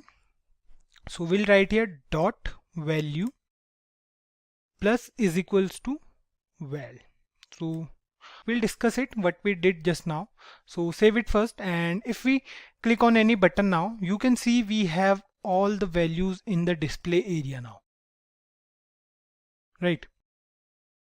So other buttons are not working yet. So if we click on this clear screen button, it won't work, or the equal to button either won't work now, because till now we haven't defined these functions. So this statement here, this document.getElementById, ID1 dot value plus equals to val, this particular statement will use the ID attribute, and we have written here plus equals to. So basically what we are doing is we are appending any new value to the previous value present in the display area.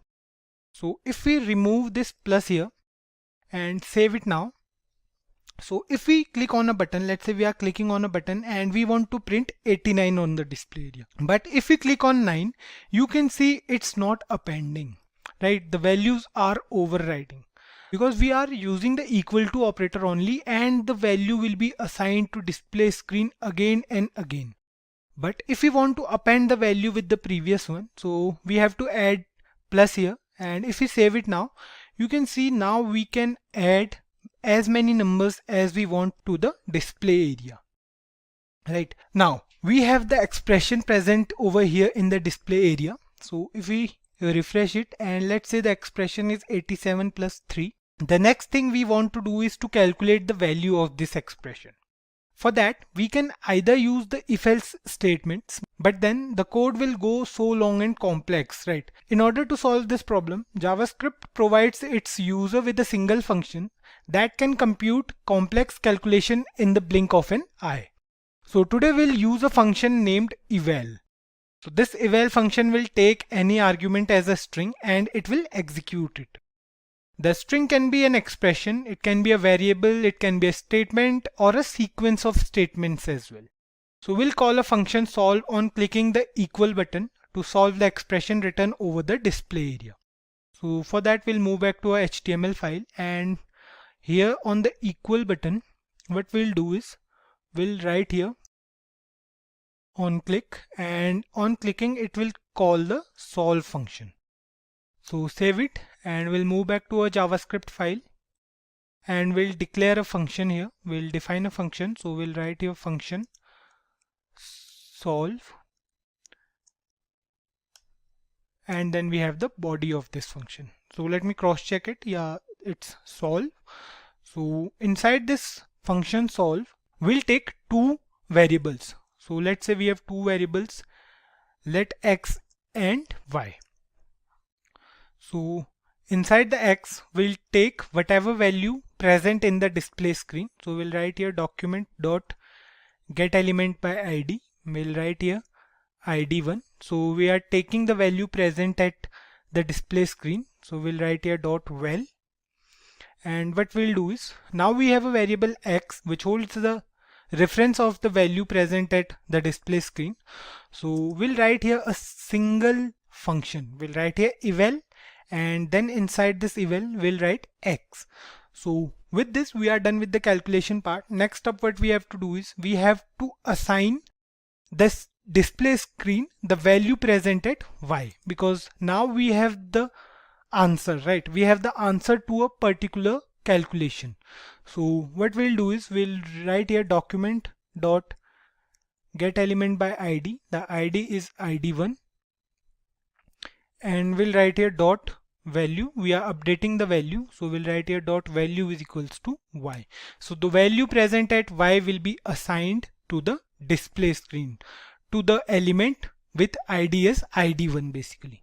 So save it, and if we write here 86 plus 4, and if we click on this equal button, okay, so we have to write here dot value, save it now, and if we write here 86 plus 4, you can see the answer is 90. The mistake was here, we have written val here instead of value, so it's working fine. Now next up what we have to do is we have to clear the display screen on clicking this C button, right? So first we'll use this function. We'll create another function for function clear screen, and then we'll use this function with the on click event inside the button C, right? So we'll go back to our HTML file. We'll write here on click, and inside this we'll write, let's say, CLR. Our function name is CLR.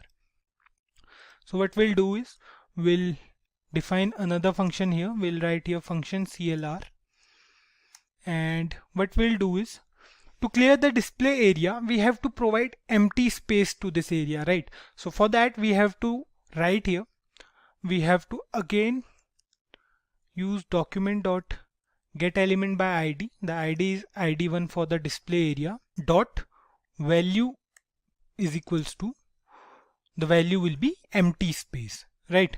So this single statement will clear the display area, and our calculator is finally ready. So save it, and if you can see here, we'll write here 89, and then we'll press C. So you can see on clicking the C, the display area is going blank again. And if we write here, let's say 58 plus 2 is equals to 60. So we have the correct answer as well. And on clicking the C button, the display area goes blank again, right? So let's start using this calculator. Any expression we'll write inside the display area will get evaluated, and we'll have the answer in the same display as well. So let's try. So we'll write a bit complex equation here. So we'll write here, let's say 74 into 3 plus 55 divided by 5. So the answer will be, first it will divide 55 by 5, then it will multiply 74 and 3, and then it will show the answer. So if we press this equal button, so you can see the answer is 233, right? So this calculator is working totally fine. You can check the answer by yourself as well. So this is how we can create a basic calculator in JavaScript, and you guys saw it in today's video. The benefits of using JavaScript is JavaScript provides the user with so many such functions like the eval function, making the daily life of a programmer easy and exciting. So we'll see such projects in future as well. So that's all for this video, guys. See you in the next one, where we will go through callback functions in JavaScript. And with that, we have come to the end of this tutorial. If you guys feel that we have missed out on some important topics that we were supposed to cover in this tutorial, then please feel free to drop them down in the comment section below, and we'll have your questions answered. If you guys like this video, then do give it a thumbs up. Please comment your doubts below, share it with your friends, and don't forget to subscribe Simplicode. Thank you.